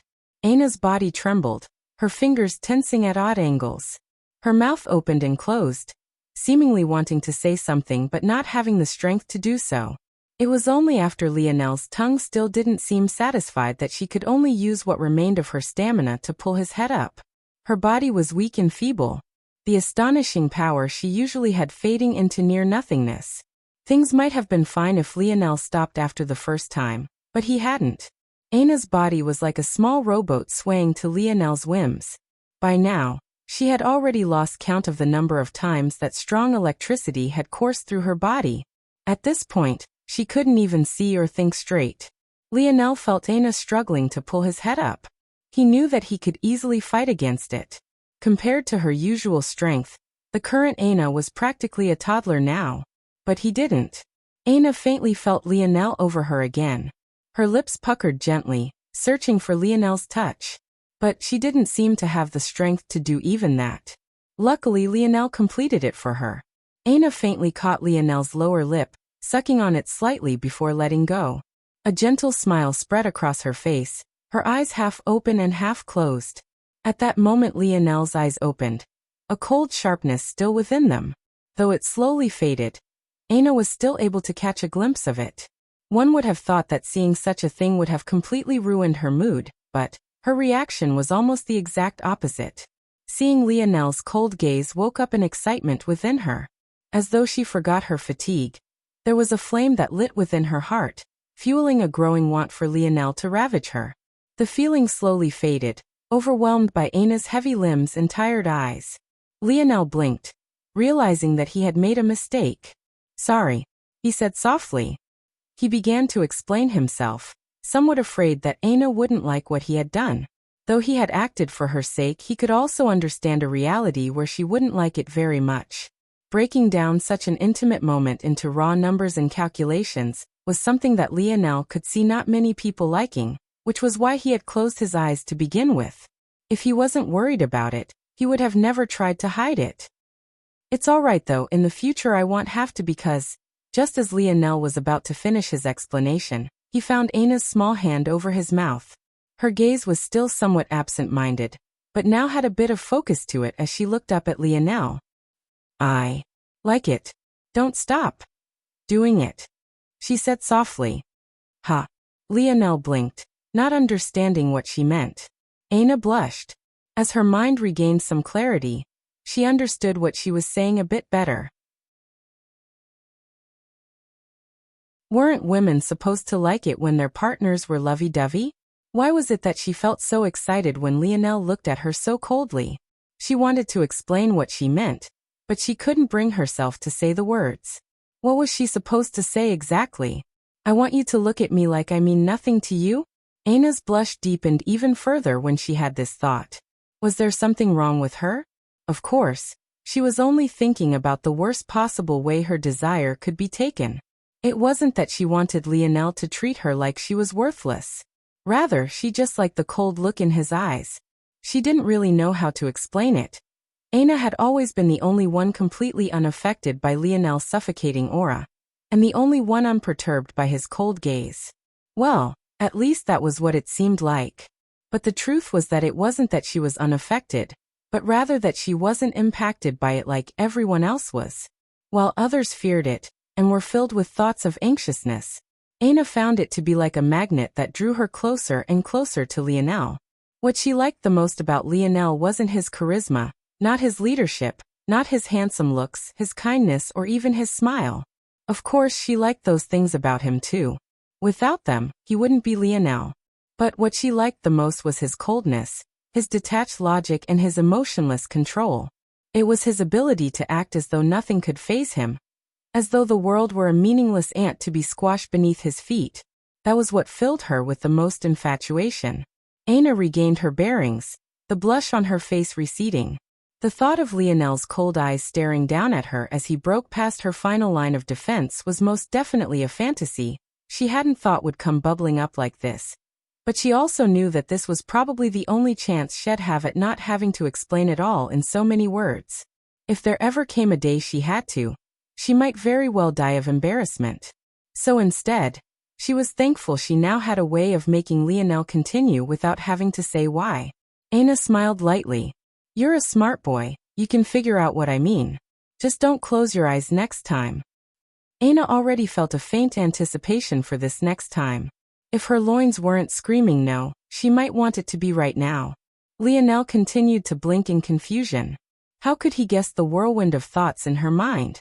His dreamscape sputtered and fell flaccid, unable to understand in the slightest. He was just an innocent teenage boy in the youthful stages of his first relationship. How could he know that women could have fantasies sometimes even more elaborate and eyebrow-raising than men? Since Aina had said so, he could only accept her word at face value.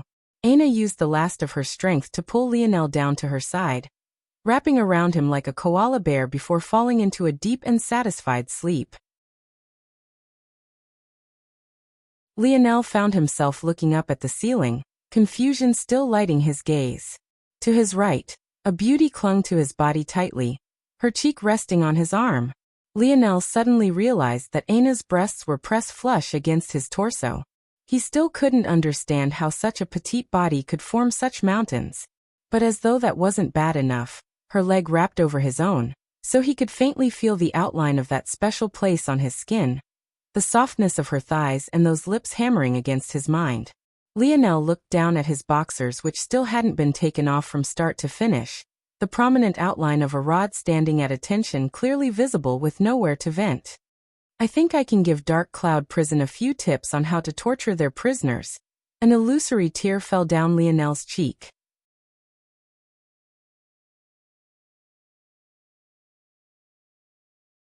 Chapter 650. Lionel slowly woke up to the feeling of something soft in his palms.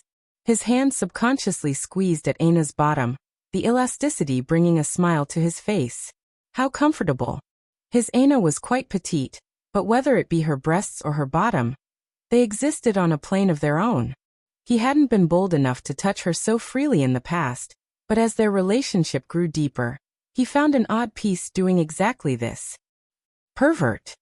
Anna mumbled under her breath, but she didn't open her eyes. It seemed that she still wanted to nap. At the moment, she was feeling very comfortable. In the past, she wouldn't have dared sleep by Lionel in the nude either. But it seemed a bit silly for her to be so reserved after what happened in the past day. Lionel smiled. How's Hero Peak been? Anna's brow furrowed when she heard this question. Her cheek continued to rest on Lionel's arm, but it was clear that she didn't like this question very much. Or, rather, she didn't seem to like Hero Peak very much. The peak is fine, but it's not right. It doesn't make sense for you to still be in the freshman quarters. Anna had obviously known that this would happen, or else she would have never come here to find Lionel in the first place. But that didn't mean that she would be satisfied with such a thing. Lionel chuckled. Am I missing a lot by not joining a peak? Anna bit her lips slightly, but even without saying anything, it was clear that the answer was yes. After a bit, she began to explain, and Lionel too realized that he was indeed missing out on a lot. If one thought back to Brave City, it would be easy to recall the number of resources that city had.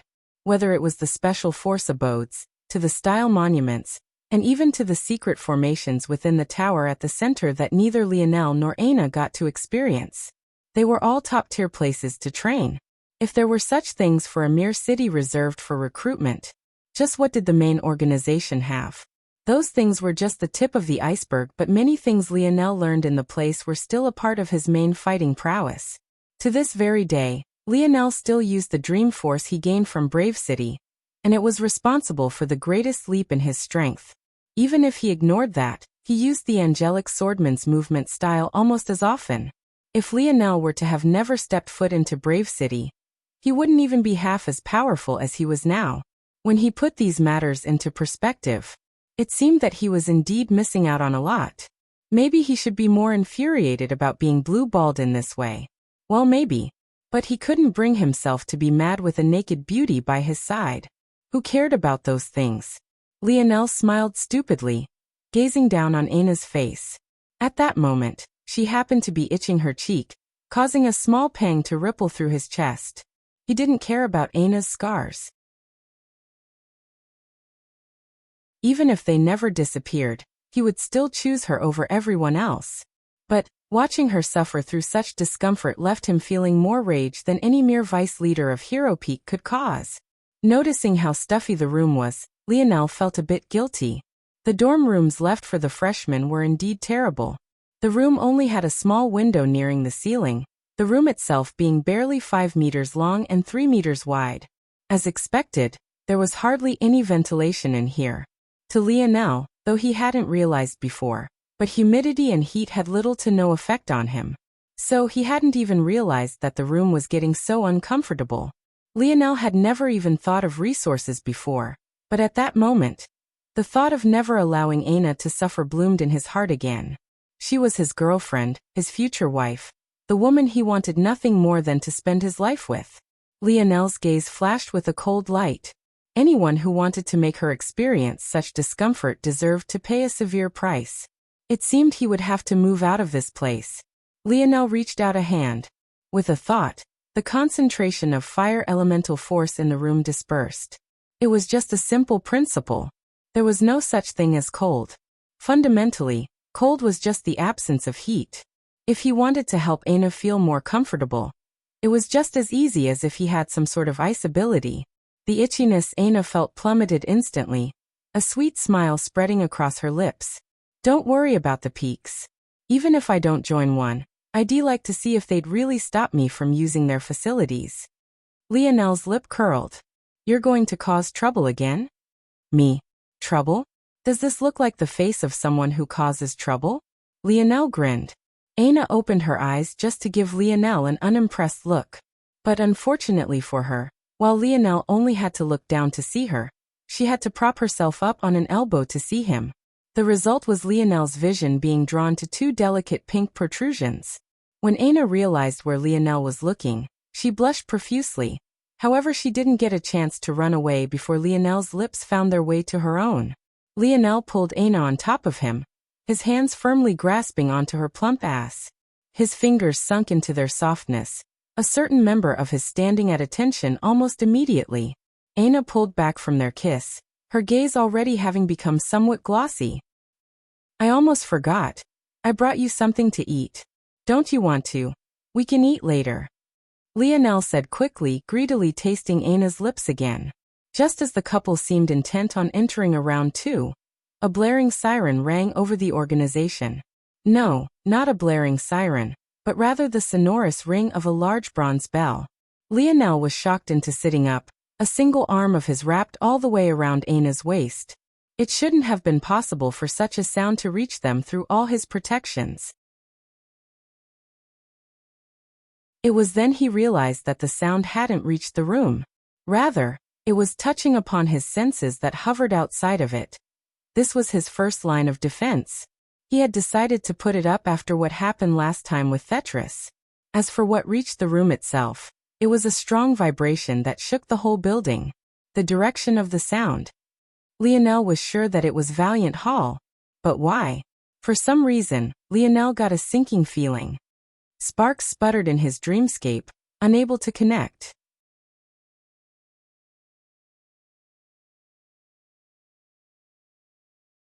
Chapter 651. What's wrong? Aina's hazy gaze cleared thanks to Lionel's sudden movement. It was only then that she sensed the vibration of the room, causing her to frown. There's a bell ringing outside. Lionel said after a moment. A bell? Oh, Aina seemed to have realized something. You know what it is? Lionel's gaze met Aina's. You would know too if not for. Aina's frown deepened. She had forgotten because of Lionel's advances, but she was still very unhappy about Hero Peak's actions. If Lionel didn't have the right to join a peak, then considering the talent level of this organization, no one should be able to. Aina shook her head. We can ignore it if you want. After listening to Aina's explanation, Lionel understood. Apparently, this bell was meant to call for a meeting. Depending on the tone of the bell, it could be a meeting of all sorts. Apparently, in this instance, a peak was challenging another. This challenge was usually a battle for resources outside of the annual tournament, and only occurred when there was a grudge boiling between two peaks that needed to be quickly settled. However, apparently this wasn't always the case. It was also a court of sorts to expose the wrongdoings of a peak as well. Lionel frowned when he gained this information, because it was completely unhelpful to him. He had a bad feeling, but he had never joined any peaks, so it was impossible to target him through such a thing. It was all too confusing. Am I really just being paranoid? Aina didn't seem very intent on going. She wanted to spend more time with Lionel after so long apart. If it wasn't for Hephaestus, they could at least train side by side, which wouldn't leave her in such a state of longing. But at least for now, it wasn't very possible. She had already decided that when she was gathering up merit points for the right to join the competition to enter the Valiant Heart Zone, she would go together with Lionel. However, Aina could sense that there was something making Lionel uneasy right now. Lionel took a deep breath. I think I have to go.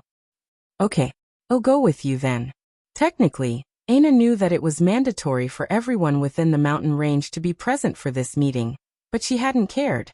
If Lionel had wanted to skip it, she would have skipped it. But since he wanted to go, she would go. The couple quickly got dressed. Do I look okay? The words fell from Aina's mouth before she even realized what she was asking, but she was indeed a bit worried. The two had been tangled up for the better part of a day and weren't exactly the neatest and cleanest at the moment.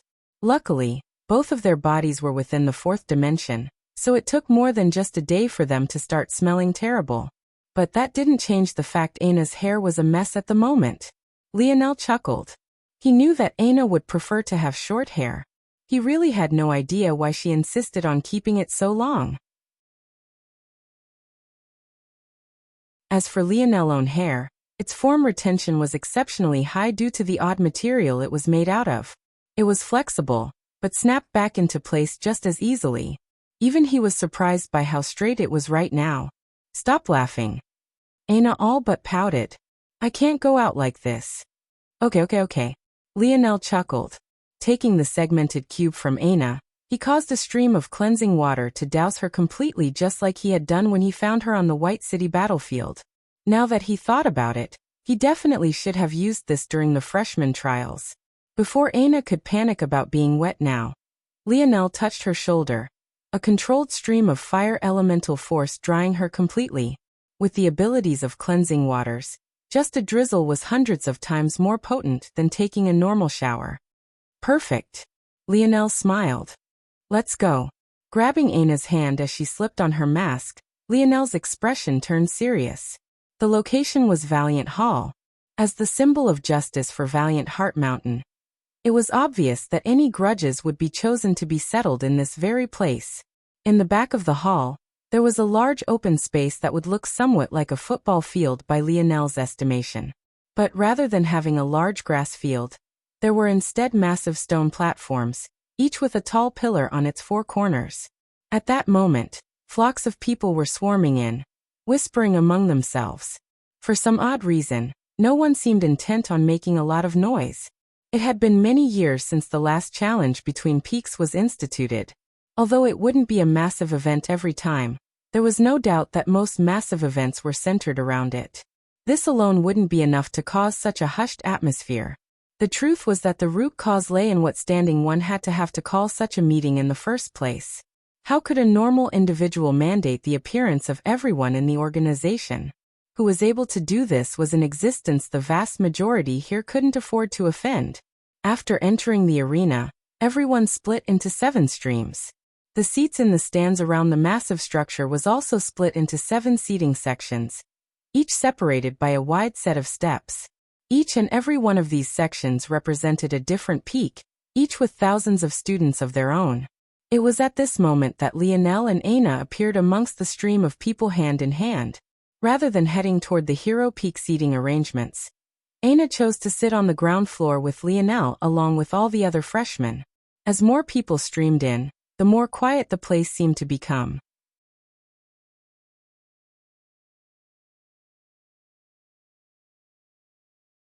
Chapter 652. The freshman seating arrangements were not very well thought out. Since freshmen like Lionel hadn't even been informed of the importance of the bell, it was obvious that not many were expected to appear in the first place. Usually, at sporting events, the closer one was to the ground floor, the better. But in this place, it wasn't quite the same.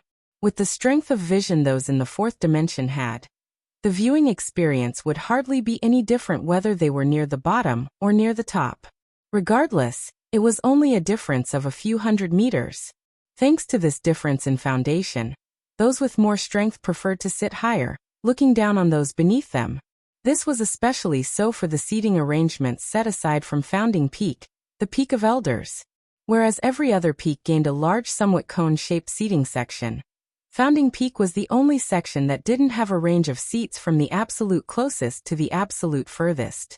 Rather, the entire bottom section of their seating arrangements were outfitted with stone slabs, leaving just a small section at the very top for sitting. As a result, Founding Peak only had 5 rows of seats as opposed to the almost 100 every other seating section had.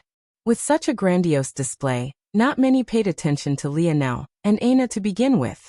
Even those that recognized Lionel from the posters or saw the Hero Peak emblem on the masked girl beside him didn't say a word. This wasn't the situation for them to be poking their nose into the matters of others. No one wanted to be the person who caused the scene right now. The Hero Peak stands had a haughtiness about them the other peaks simply didn't. When one became used to standing at the top, this could only be expected. By now, the pride of the Hero Peak students had sunk into their very bones. Nearer the top of their seating section, the legroom increased and the chairs became more luxurious. On the second highest row, one could find a group of old-timers. These were peak-specific elders, and they were usually tasked with making sure the peaks themselves didn't get too out of order. But it was in this row that a middle-aged woman scrunched her brows. She kept scanning the Hero Peak section and had taken note of every student that had come, but she hadn't caught the faintest glimpse of the person she was looking for.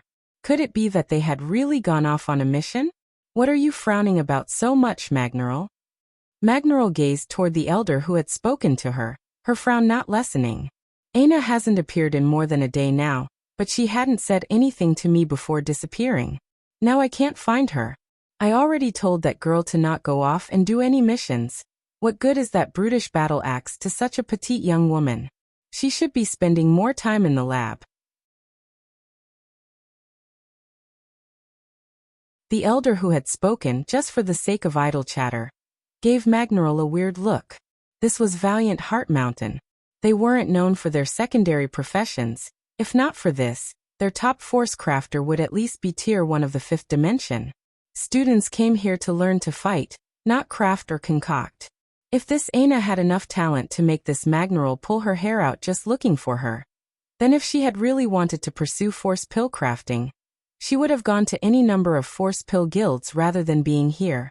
This was to say that for anyone sane, it was obvious that Aina would want to keep swinging her brutish battle axe, right? Plus, from what he had heard, this Aina was quite well known on Hero Peak already, and it was most definitely not for her force pill crafting.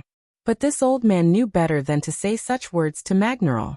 Everyone knew how crazy this woman was. Plus, she controlled the highest class food Hero Peak had to offer.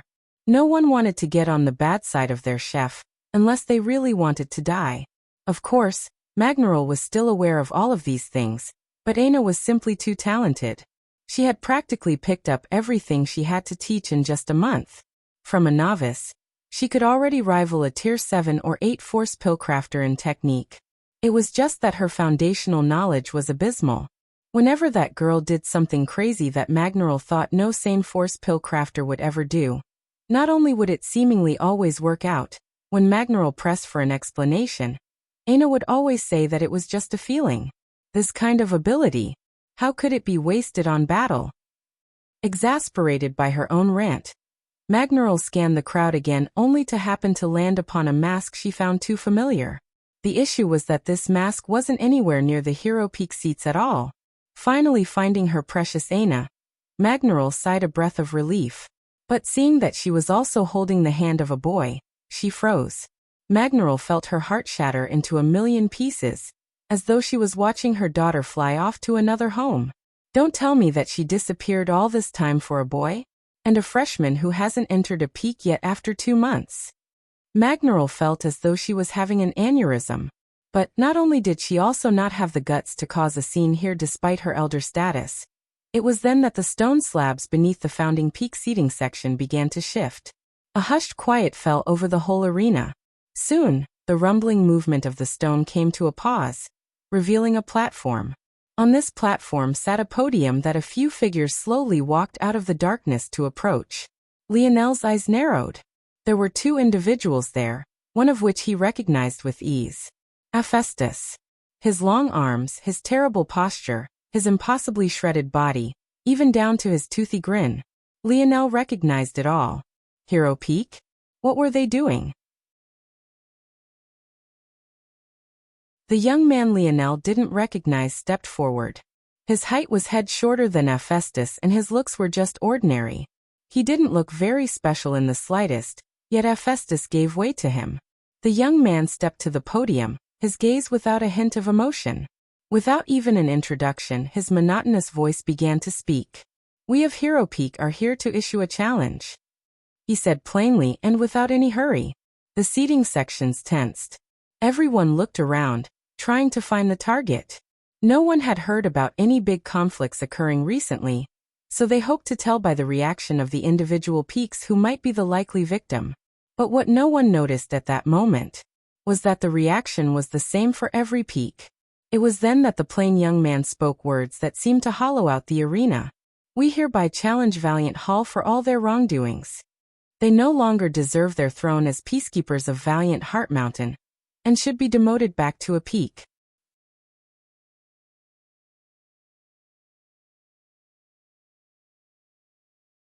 Chapter 653. Lionel's pupils constricted.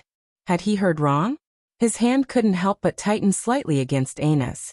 He still hadn't gotten an answer for his worries, but he felt as though he was inching closer to it. Lionel didn't quite understand why he cared, or why he had a sinking feeling to begin with. Valiant Hall didn't mean much of anything to him. No one he really cared about was a part of it.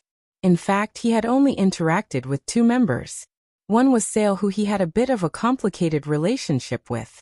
After he dealt with their misunderstanding, he didn't hate her, but he also didn't have strong feelings toward her either.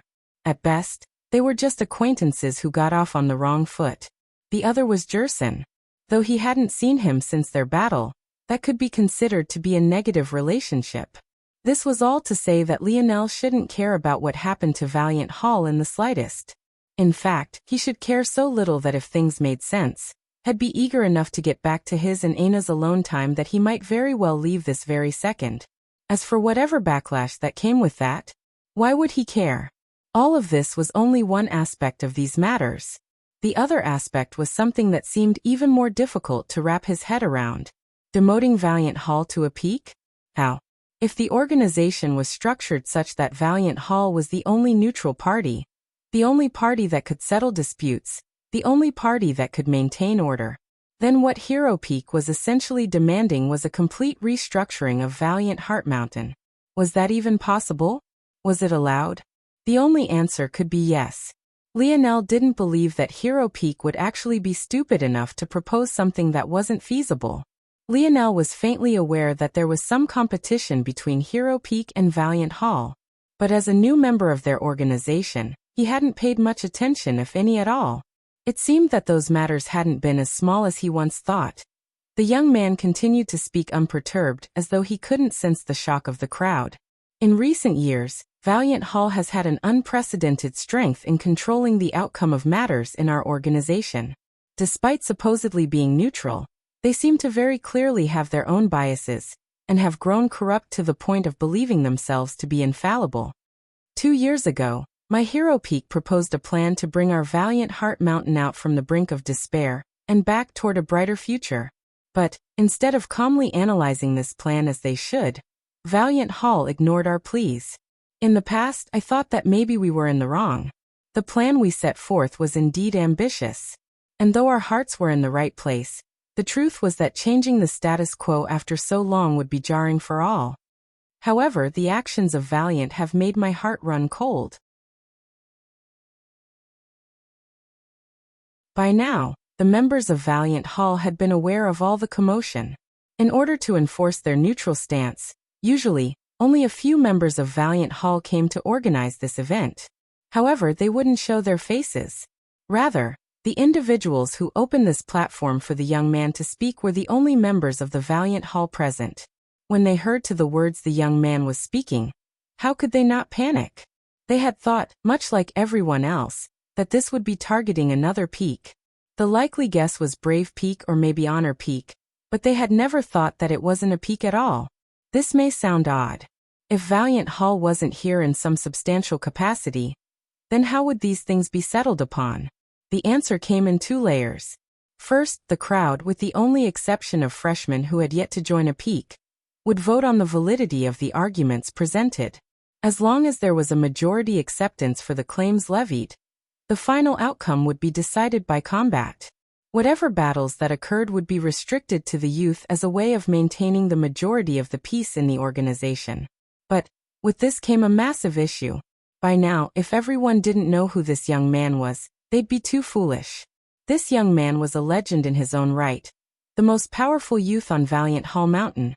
A young man who would soon grow into a man that could overshadow even Valiant Hall Mountain's head. Despite his plain appearance, despite his unhurried words or his monotone delivery, even despite his relatively short stature, he was the most respected student of Valiant Heart Mountain. The hero, Raylion. Finding another member of the younger generation to defeat him? Was that a joke? The moment Hero Peak stepped forward, this matter was as good as over. As long as their evidence was strong enough, Valiant Hall didn't stand a single chance. But the question was their evidence strong enough? The fact that they dared to call this meeting seemed to signal that the answer to this question was yes. And the moment Raylion began to speak on these matters was the exact moment they realized just how true this was. Raylion stretched out a hand. Understanding his meaning, Hephaestus immediately handed over a scroll. Unfurling it without much fanfare, Raylion allowed the end of the scroll to clatter against the ground. His actions seemed unhurried and without theatrics, but anyone who understood anything about human psychology could realize just how terrifying this Raylion was. Lionel didn't notice it, but Aina definitely did. His gaze only grew colder and colder, not moving from Raylion from start to finish. At that moment, it was hard to tell exactly what Lionel was thinking of.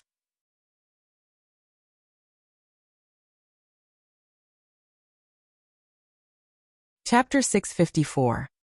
Valiant Hall uses 20% of resources allocated for students, without ever participating in resource competitions.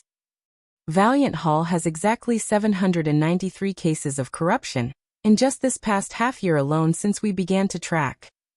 Case 1. Student Adderall, guilty of embezzling merit points.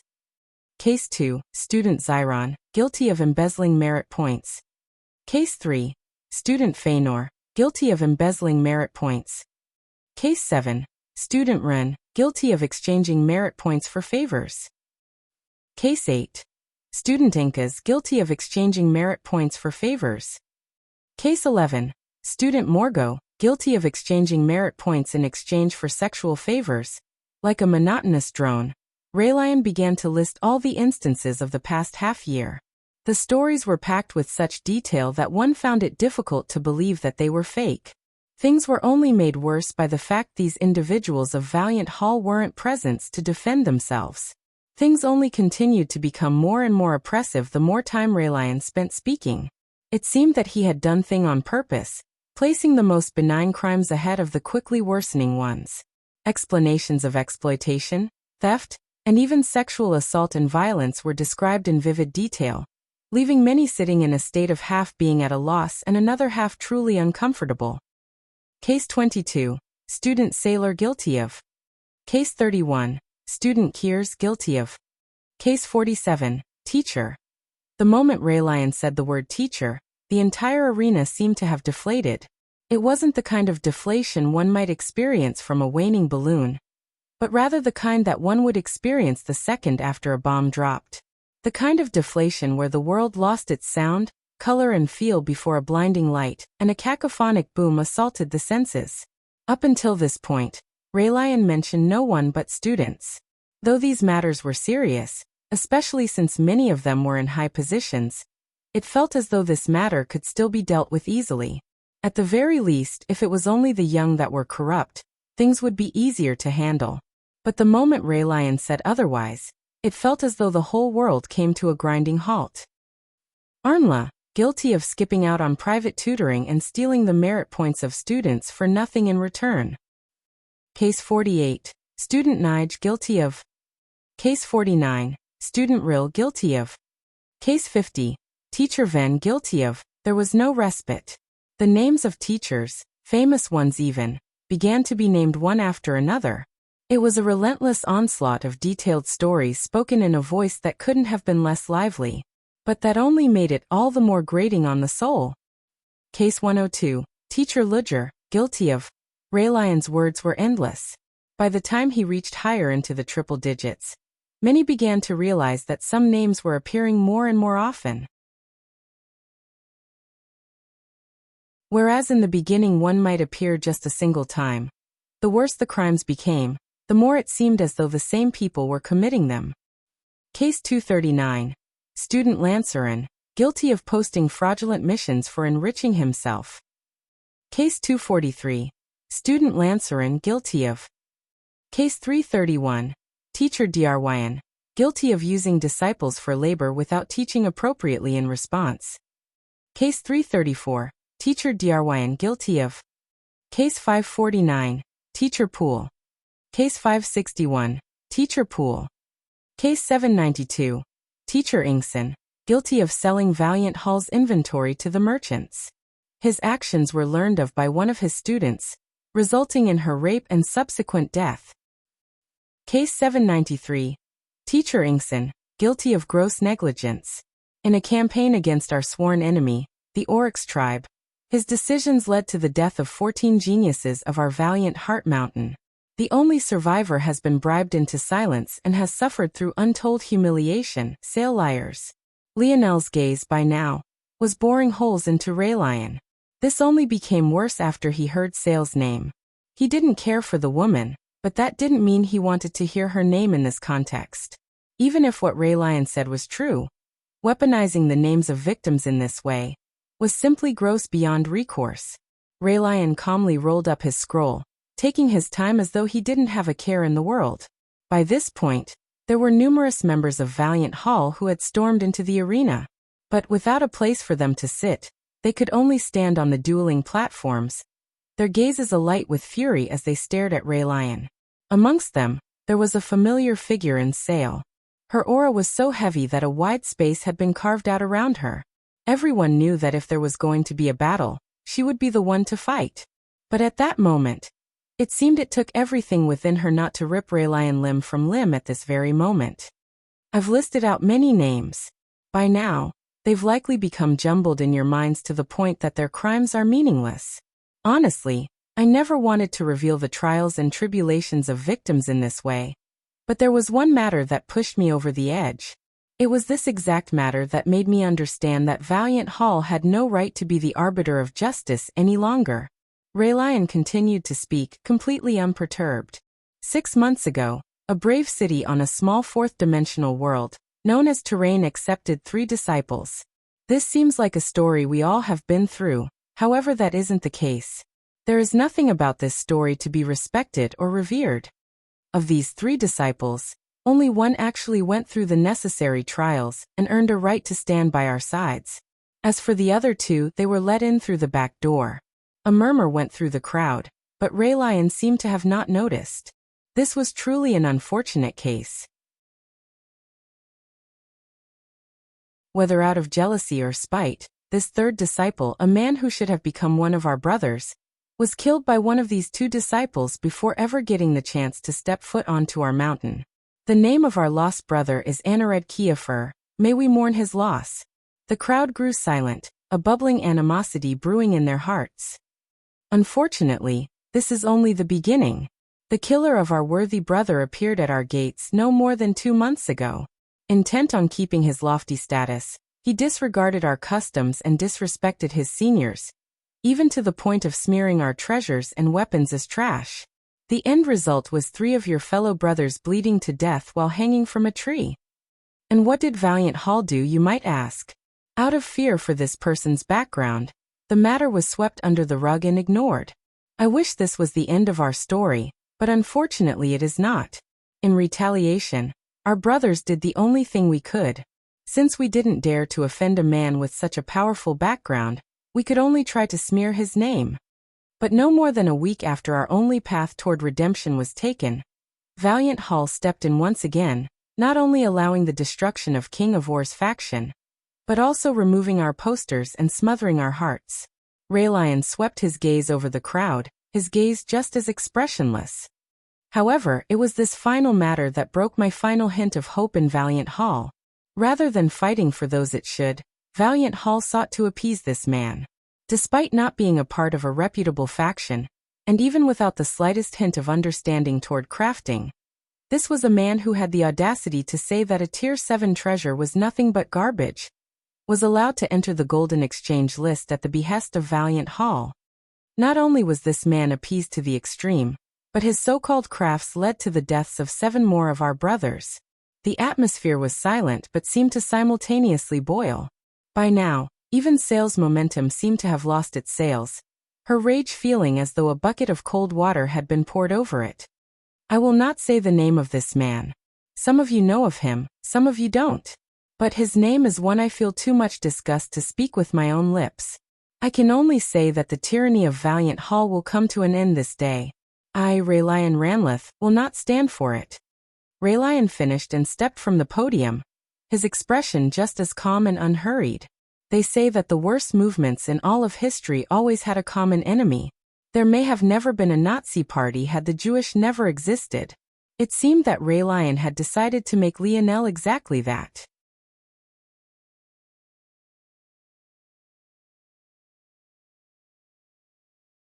Chapter 655.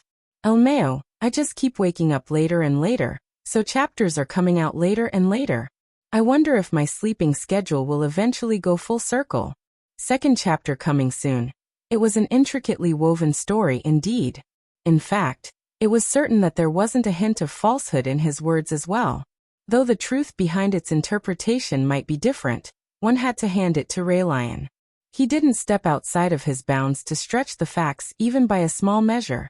Yet, what these audience members didn't know was that Raylion had sacrificed 10 of his so-called brothers in order to allow his words to ring true. Those 3 floor sweeper Lionel hung from a tree? The force art he drew around them to keep people away would last a few weeks at best. Fourth-dimensional existences could easily last that long without sleep, let alone food or water. Beyond that, their injuries shouldn't have been severe enough to cause their deaths either. Or else Lionel wouldn't have left them there. It was no wonder Lionel didn't hear anything about those 3 after the initial instance. Hero Peak had already decided to make them a part of this plot from the very beginning. Then there were the 7 who supposedly died from Lionel's crafts. Lionel didn't know anything about this, but did that matter? Since when did Raylion and Hero Peak care about whether he was in the know or not? The truth was that Kayla and the others had already been panicking about this for the past more than day. However, they weren't able to contact Lionel because he had spent his time with Aina all the while. And unlike with his Aina, he hadn't given Kayla and the others a method of contacting him. It could be said that the Polished Glass faction had fallen from the greatest of highs to rock bottom in the blink of an eye. Who would dare to do business with them? They had been blacklisted from the Golden Exchange list. The 7 that had died were all from Hero Peak, so normal students didn't dare to risk offending such an existence. Even if they created a perfect product next time, who would care? It had to be admitted that this plot was sinister indeed. Maybe the most infuriating part was that the target wasn't even Lionel. He just happened to be a useful catalyst. Humans tended to grow desensitized to things quickly. Hearing about millions dying across the world would never be as impactful as watching one person being murdered right in front of you. This was the truth of human psychology. Raylion didn't need Lionel's story. Without it, he would still have more than enough evidence to take Valiant Hall down and implement the changes to Valiant Heart Mountain he had always wanted to see. But the convenience of Lionel was too good to pass up. Without Lionel, there would likely still be some resistance to his plans. But with a public enemy to point to every time, a dark example of what could have been, molding the people to his will would be much easier. At that moment, Aina was seething with rage. A bloodthirsty aura hung around her, almost forming a crimson fog dotted with blackness. However, just as she moved to stand, she found Lionel lightly pulling her back. Aina looked back, only to find Lionel looking toward her with a light smile. There was no anger on his face, no coldness. In fact, he looked toward Aina with the same loving gaze he always gave her. It was as though these matters had nothing to do with him in the slightest. Lionel wasn't a meathead who flew into a rage at every slight. If Hephaestus and the others believed this, Lionel could only say that they weren't as intelligent as he thought that they were. Anyone who believed this, for that matter, was nothing but wrong. What could make Lionel lose control were only matters related to his Aina and his mother. In fact, Even if one insulted his father, he might not even get angry. It was more likely that he'd burst into a fit of laughter as opposed to anything else. With all the trauma that old man had given him in his life, he deserved some harsh words thrown at his back. By now, Lionel only used the dictionary when he absolutely had to. He kept running into his father's practical jokes. Plus, he was tired of being called Seed and hearing about how great Father Overlord was. It was a pain in the ass. But Raylion hardly mentioned Aina, likely because he couldn't afford to disparage a member of his peak at such a sensitive time. And obviously he hadn't mentioned his mother either. One might think that Raylion's biggest mistake was provoking Lionel and making him out to be an enemy. But this wasn't true. His biggest mistake was provoking Lionel and making him into an enemy, without first enraging him. Facing a calm Lionel with a level head? A Lionel with an amused expression in his eye rather than one of rage? It was clear that Hero Peak had no idea what they had gotten themselves into. Lionel pulled Aina down to his side, placing a palm on her thighs and squeezing gently to reassure her. "Don't worry about it," Lionel said lightly. Aina's chest heaved in her rage. Clearly, she hadn't been able to calm down just because Lionel said so. But seeing the look in his eye, she could only sit obediently. The voting process went exactly as one would imagine. Even with attempts at refuting Raylion due to lack of evidence, Valiant Hall was still woefully unequipped to handle these matters, having never been challenged in this way before. With no suspense, Hero Peak won their suit by a landslide. As a freshman, Lionel didn't even have the right to vote, and he could only watch as the members of Valiant Hall trembled with rage. Sail balled her fists, her shoulders trembling. It felt as though everything she was trying to protect was coming crumbling down. In fact, it was the action she took that brought everything to a head. She couldn't help but be racked with guilt, embarrassment, and anger. There was only one chance she had to fix all of this. "Raylion, get down here," she roared, her aura causing whipping winds to slash across the stone platform.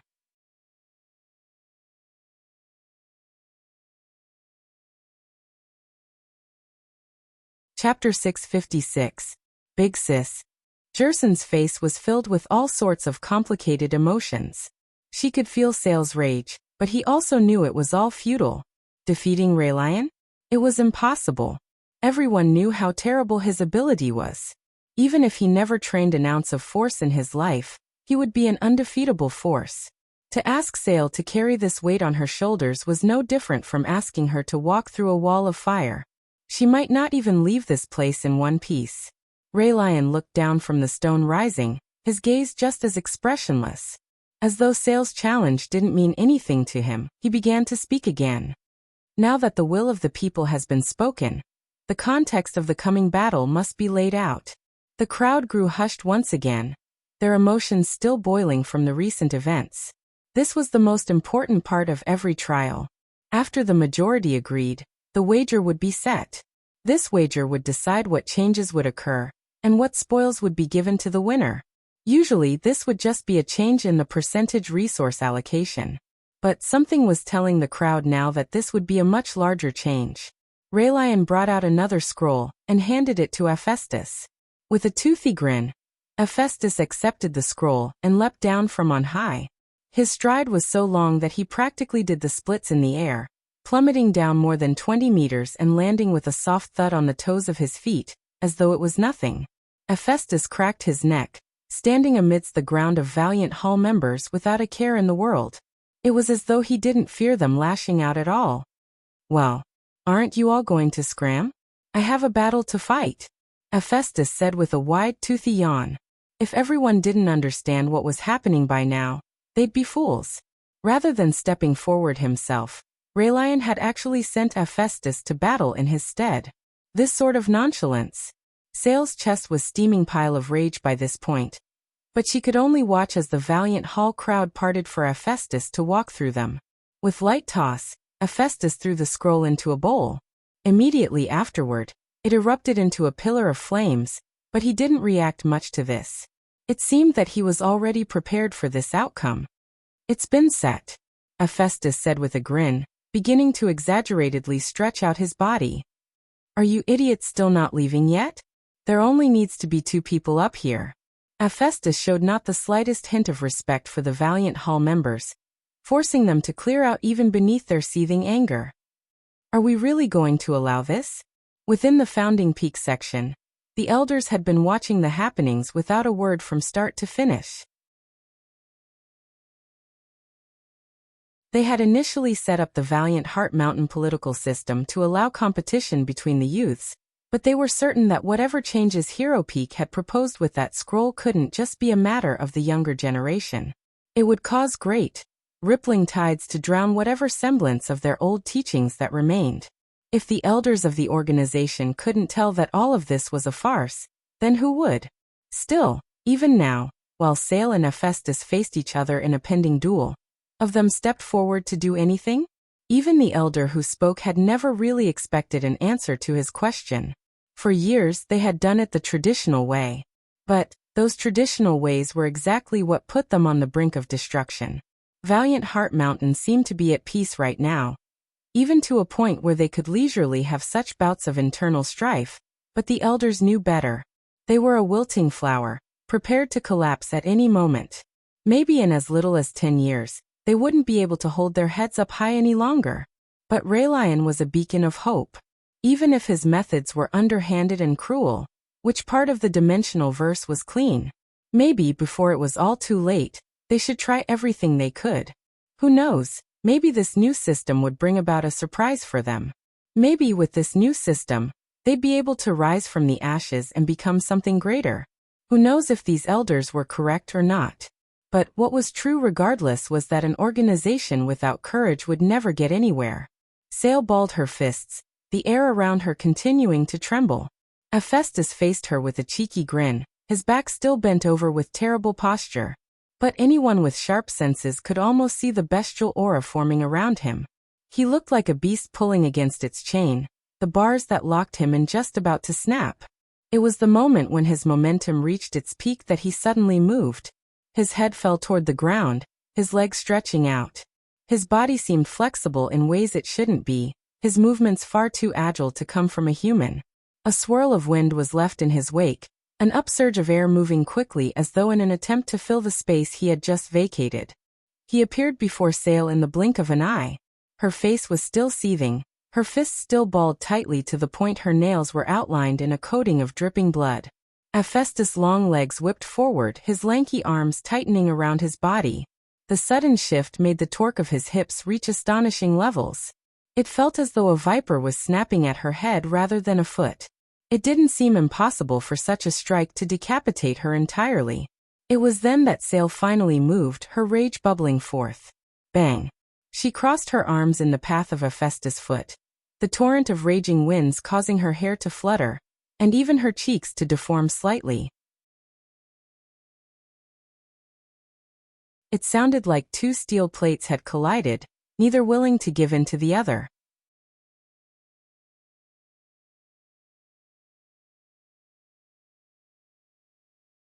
Chapter 657. Sale latched onto Hephaestus' leg, her eyes glowing with a dangerous light. This battle was indeed an insult to her. She, the preeminent youth of Valiant Hall, was looked down upon to the point of fighting a mere vice leader of a peak. This kind of humiliation wasn't small. And the sinister plot behind it was even worse. She needed to win. She had to win. Sale's gaze grew bloodshot, her fury finally reaching a peak. She roared, blossoming blue tattoos of blooming flowers growing along her fair skin.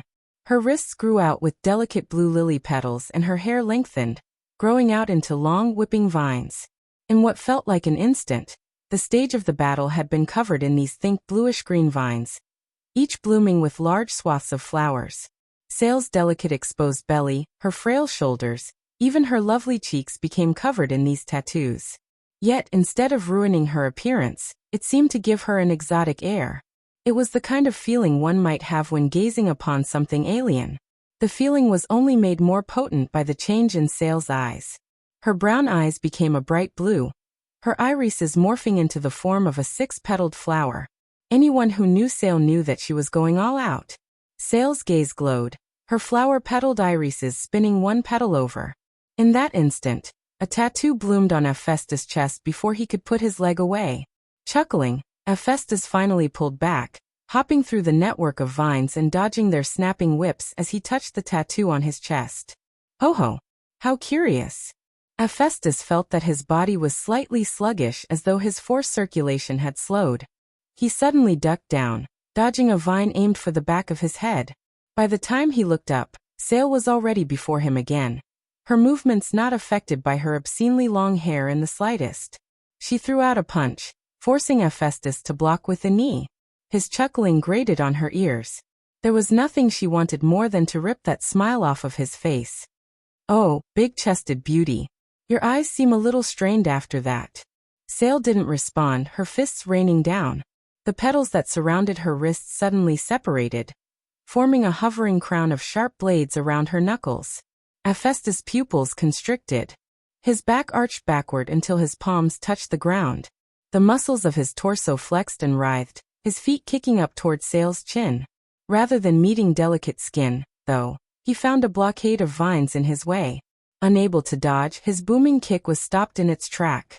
The air vibrated wildly as they clashed. But this time, Hephaestus couldn't pull his leg free so easily. Vines wrapped around his ankle, lifting him up and into the air.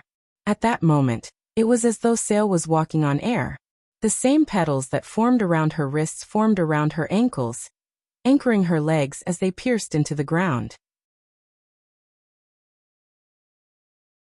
Using them to gather the momentum and foundation she needed, Sail's arms flexed, her back pulsing with strength as she sent a punch toward the dangling Hephaestus. Hee, how interesting. Hanging upside down, Hephaestus seemed as though he was still able to react perfectly. His palms flipped over, causing two daggers to appear. Each was 3/4 of a foot long, shimmering beneath the setting sun. Clang, clang, clang. The daggers and Sail's blade-like petals crossed, her fist's endless barrage being met and countered by Hephaestus instantly. At that moment, Sail's irises rotated by another petal, causing another flower tattoo to bloom on Hephaestus' body. In that small instant of time, Hephaestus' body slowed by another measure. He mistimed his block, Sail's fists shooting by his guard and ripping toward his chest. Hephaestus reacted as quickly as he could, flexing the muscle-dense tapestry that was his torso to swing himself to the side. But Sail's vines weren't stationary. Her gaze seemed to be able to counter everything, her sight seeing through Hephaestus' intentions with ease. In the instant Hephaestus wanted to swing, Sail's vines countered his weight, resulting in him staying in place. Poochie! The blue blades hovering around Sail's fists shot through Hephaestus' chest, piercing toward his heart.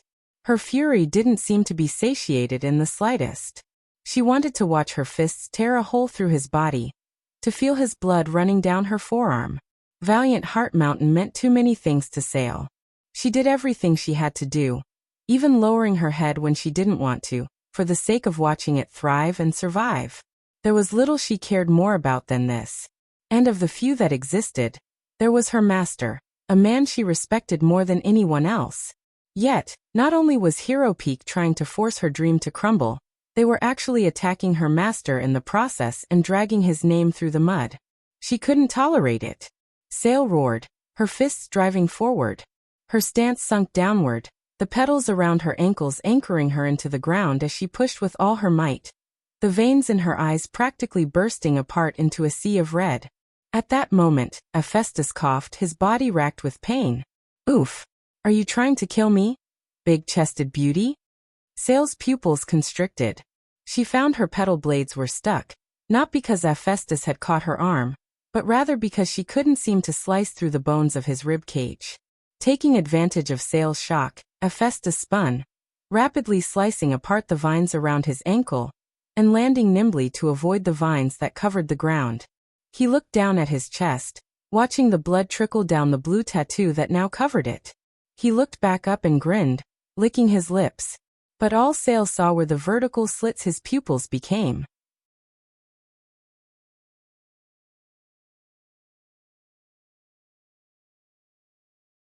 Chapter 658. Your ability isn't bad, big-chested beauty. Did we strike a nerve? Sail's ability wasn't one that was publicly known. It was often difficult to tell what a person's ability was unless it was far too outside the norm. Something like the combination of techniques Sale had just used were most definitely too out there to not be an ability. Her eye technique, especially, made Hephaestus quite serious despite the grin on his face. She had only landed 2 of those tattoos on him. But just those 2 was enough to cut his force circulation down by 20%. Whether it was his force control or output, it all took a hit. Beyond that, Hephaestus' instincts also told him that landing these tattoos also allowed Sales to see through his force circulation as well, as though she had a connection to them. While her tattoos were hindering his force circulation, she could sense this flow and predict his next action based on this. It was truly a fearsome ability, indeed worthy of coming from a top disciple of Valiant Hall. In fact, if it wasn't for the lack of destructive ability, Hephaestus would feel that this ability was even better than Raylion's. If Hephaestus was honest, Sale's ability might even be at a higher evolutionary stage than Raylion's too. But there was a difference between Sale and Raylion. Hephaestus grinned a toothy grin when Sale didn't respond. I guess it's about time I get serious. It's a shame, big-chested beauty. You would think you would have realized by now that a fancier ability doesn't necessarily make you more powerful. At that moment, the change to Hephaestus' eyes set, his eyes glowing with a radiant yellow as the sun continued to set.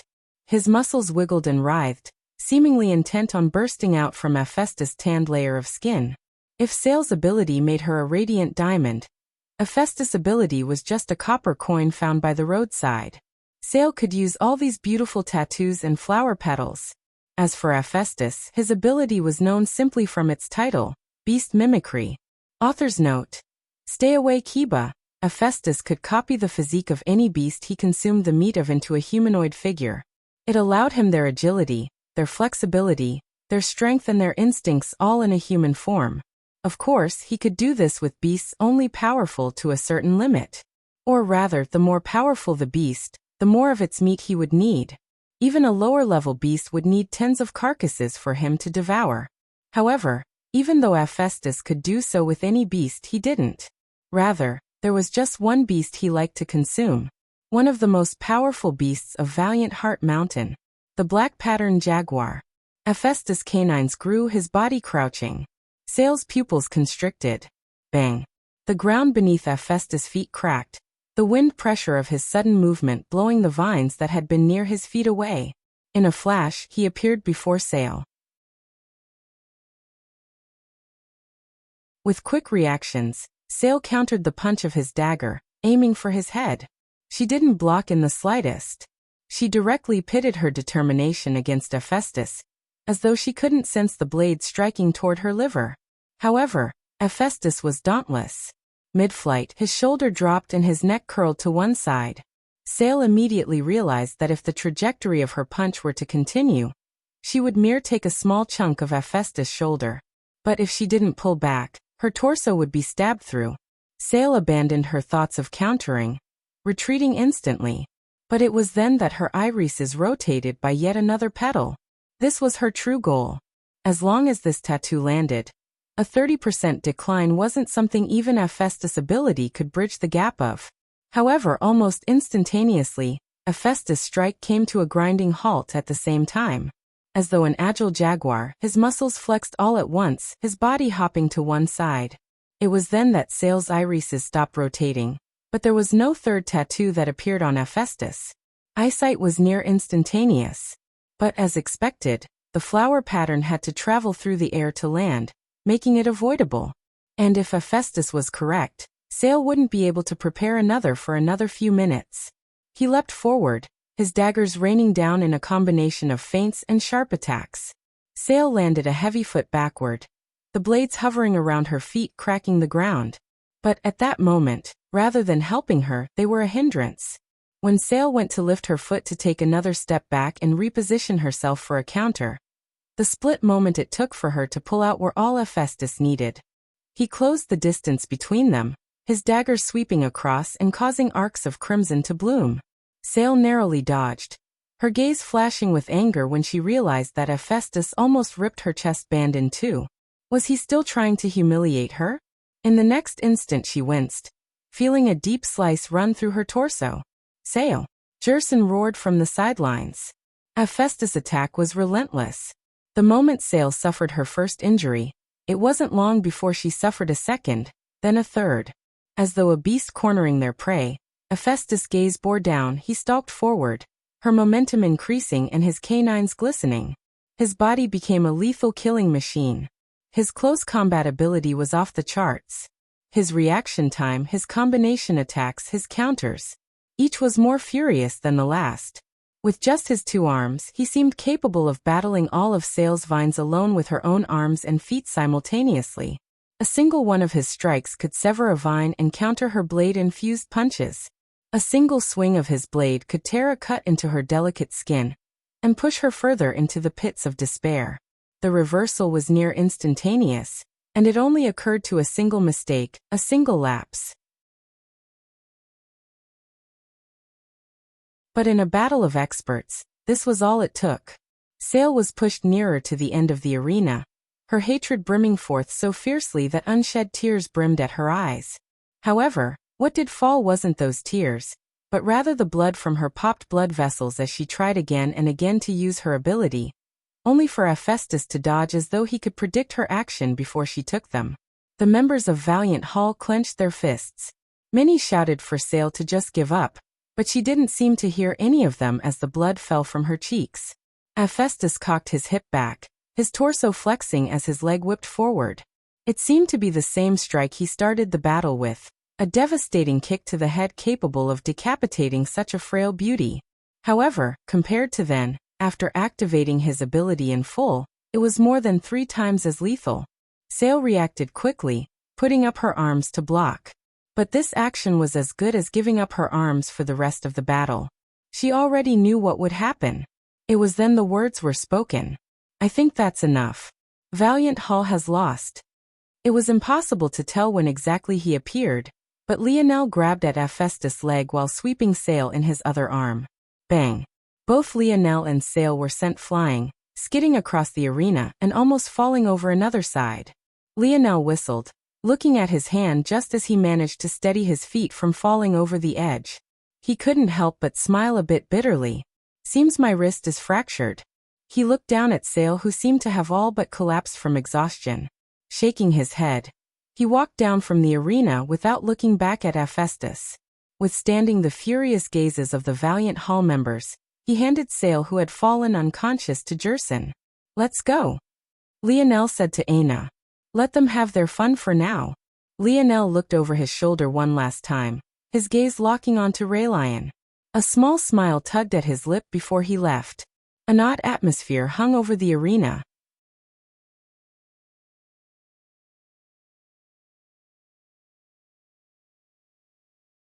Chapter 659. Those in the arena found it difficult to wrap their heads around what had just happened. They had all thought that some knight in shining armor was planning on swooping in. Yet after saving Sail, this mysterious person hadn't done anything else. No one was sure how this person appeared, or how they even managed to stop Hephaestus' furious kick without suffering severely for it. It was as though he had simply teleported to the location. Of course, there were some who made the connection between this mysterious person and the posters that had been recently taken down. By extension, they also realized that it was this young man who was meant to be considered their public enemy at the moment. But this only made things more confusing. On the surface, it made sense. Since Valiant Hall and this young man were in cahoots from the very beginning, didn't it make sense for him to save Sail?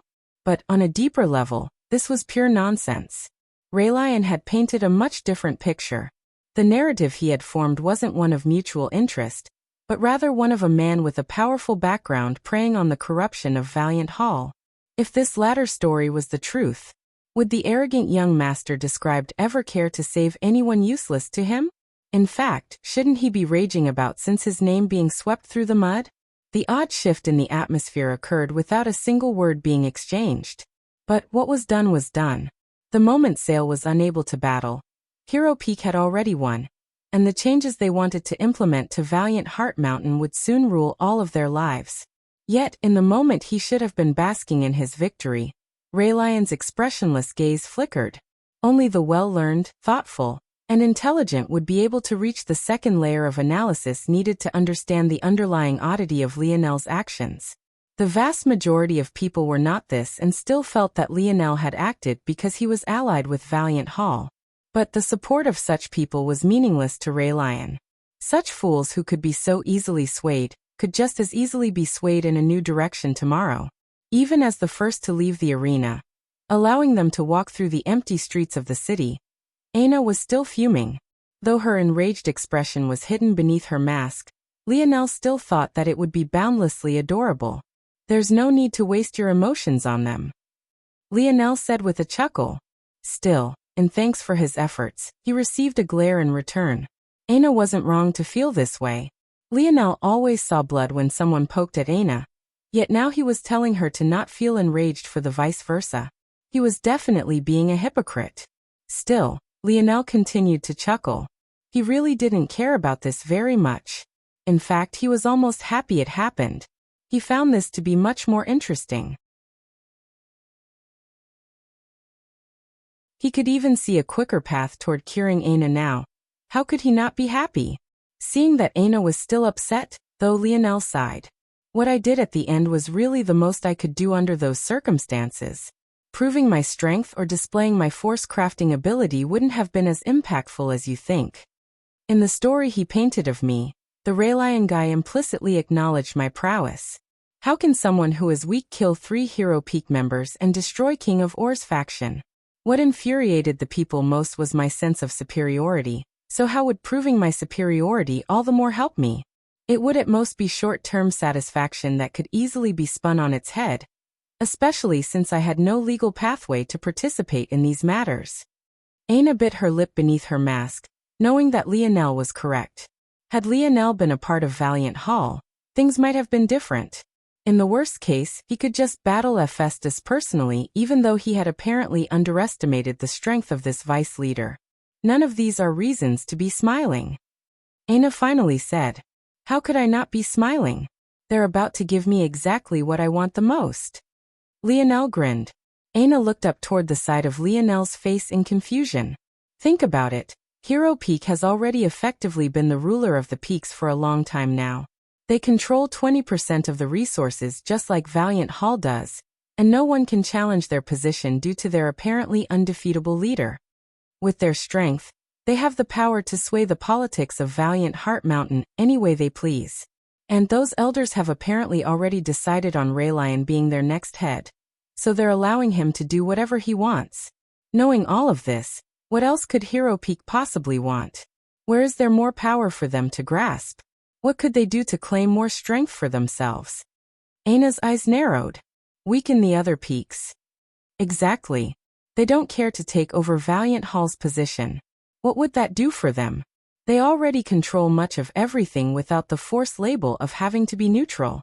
In that case, their goal is to break the balance and weaken their opposition, and the best way to do that is to abolish the peak system entirely. Aina's pupils constricted. Just snatching away more resources for Hero Peak wouldn't work. Raelion would just end up fueling the discontent of the more common talents of Valiant Hall. In that case, he has to snatch those resources away using an above-board manner. In order to stop the laymen from realizing what's happening right under their noses, he'll abolish the peak system, opening up Valiant Heart Mountain. In the old system, Hero Peak would always be capped at 20% of the resources. But if there is no longer a Hero Peak, it becomes a free-for-all and suddenly that hard cap becomes much larger. Aina calmed, her irises flickering. He wants a place where the law of the jungle truly rules. Exactly. You don't have enough resources? You must be too weak. Why would you blame others for your own failures? Lionel said in a steady tone. But why would I fear such an environment? At that moment, Lionel suddenly heard the sound of a sneer. You certainly talk a lot for a freshman without a peak.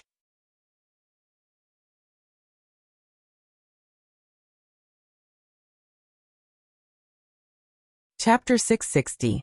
Lionel didn't look very surprised when he looked up. There might be an ability out there that could catch his senses off guard. In fact, he had run into one during the freshman trials, but it was clear that this older woman before him didn't have one. Or, maybe she just thought that her previous concealment was good enough. Magneral appeared before the couple silently. Her graying hair was done up in an untidy bun, her appearance being somewhat eccentric.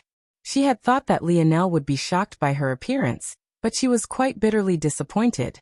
"Little Aina, is this where you've been? You didn't even leave a word behind." Lionel curiously observed Aina. It seemed that these two knew each other. Honestly, Lionel had thought that this was an elder Valiant Heart Mountain might have sent for the sake of trying to appease him. In reality, Lionel wasn't aware of who was in the know about the affairs surrounding him. He hardly knew much about the structure of Valiant Heart Mountain, let alone understanding which elders were considered the highest echelon and which weren't. But it seemed that he was wrong. This meant one of two things. Either Valiant Heart was no longer afraid of offending him, something that was highly unlikely, or the highest echelon weren't aware that he had been dragged into this matter at all. How likely was it that the highest-ranking members of Valiant Heart, existences deep within the fifth dimension, had time to care about prank posters posted about a freshman? They might not even understand who Raylion had been referring to. "Elder Magneral, what brings you here?" After a small hint of surprise, Aina politely responded just the same way one would expect someone younger to speak to a member of the older generation. "How could I not come here and see who my disciple is frolicking about with? You know, the reputation of a young woman is very important." Aina's brow wrinkled. She had felt all right with leaving this woman because she had already learned everything there was to learn from her after engrossing herself in study for almost 2 months. Magneral kept insisting that Aina become her disciple, but Aina's perspective on such things was different from Lionel. Lionel might not care very much about such a title. He had grown up on Earth, so the importance he attached to the word master wasn't very high. In his mind, it wouldn't be much different from having another coach. However, to Aina, who was far deeper into her understanding of this world in comparison to Lionel, she knew the heaviness one placed on such a title. Aina would accept her as a teacher, but a master? Aina didn't think they were fated in such a way. Yet, this woman kept calling her a disciple, and was now commenting on her relationship. Lionel wasn't quite sure how to step in even though his brows were raised at an odd slant. "I'll keep Elder Magneral's words in mind," Aina said lightly.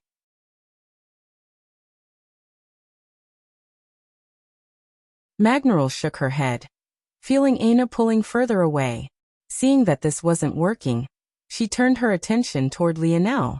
It was hardly a surprise that the majority of this council was quickly filled with former Hero Peak members, among which was a certain King of War Seraph, even if I wasn't aware vanished during the past month. There's most definitely a grudge while these vast and sweeping changes were occurring that Lionel brought Aina back to interfering in that battle at the moment to find a far gloomier atmosphere than even he was expecting. "Is having a few grudges with Hero sort of big deal?" YouTube of course channel. It is a big deal. We're so grateful for your support. Pretend. And don't forget to subscribe to join us on this incredible journey through captivating stories. If you can't even withstand a single strike from Hephaestus, through donations truly makes a world of difference. On Raylion, as it's the primary source of revenue that allows me to expand and enhance this channel for woman.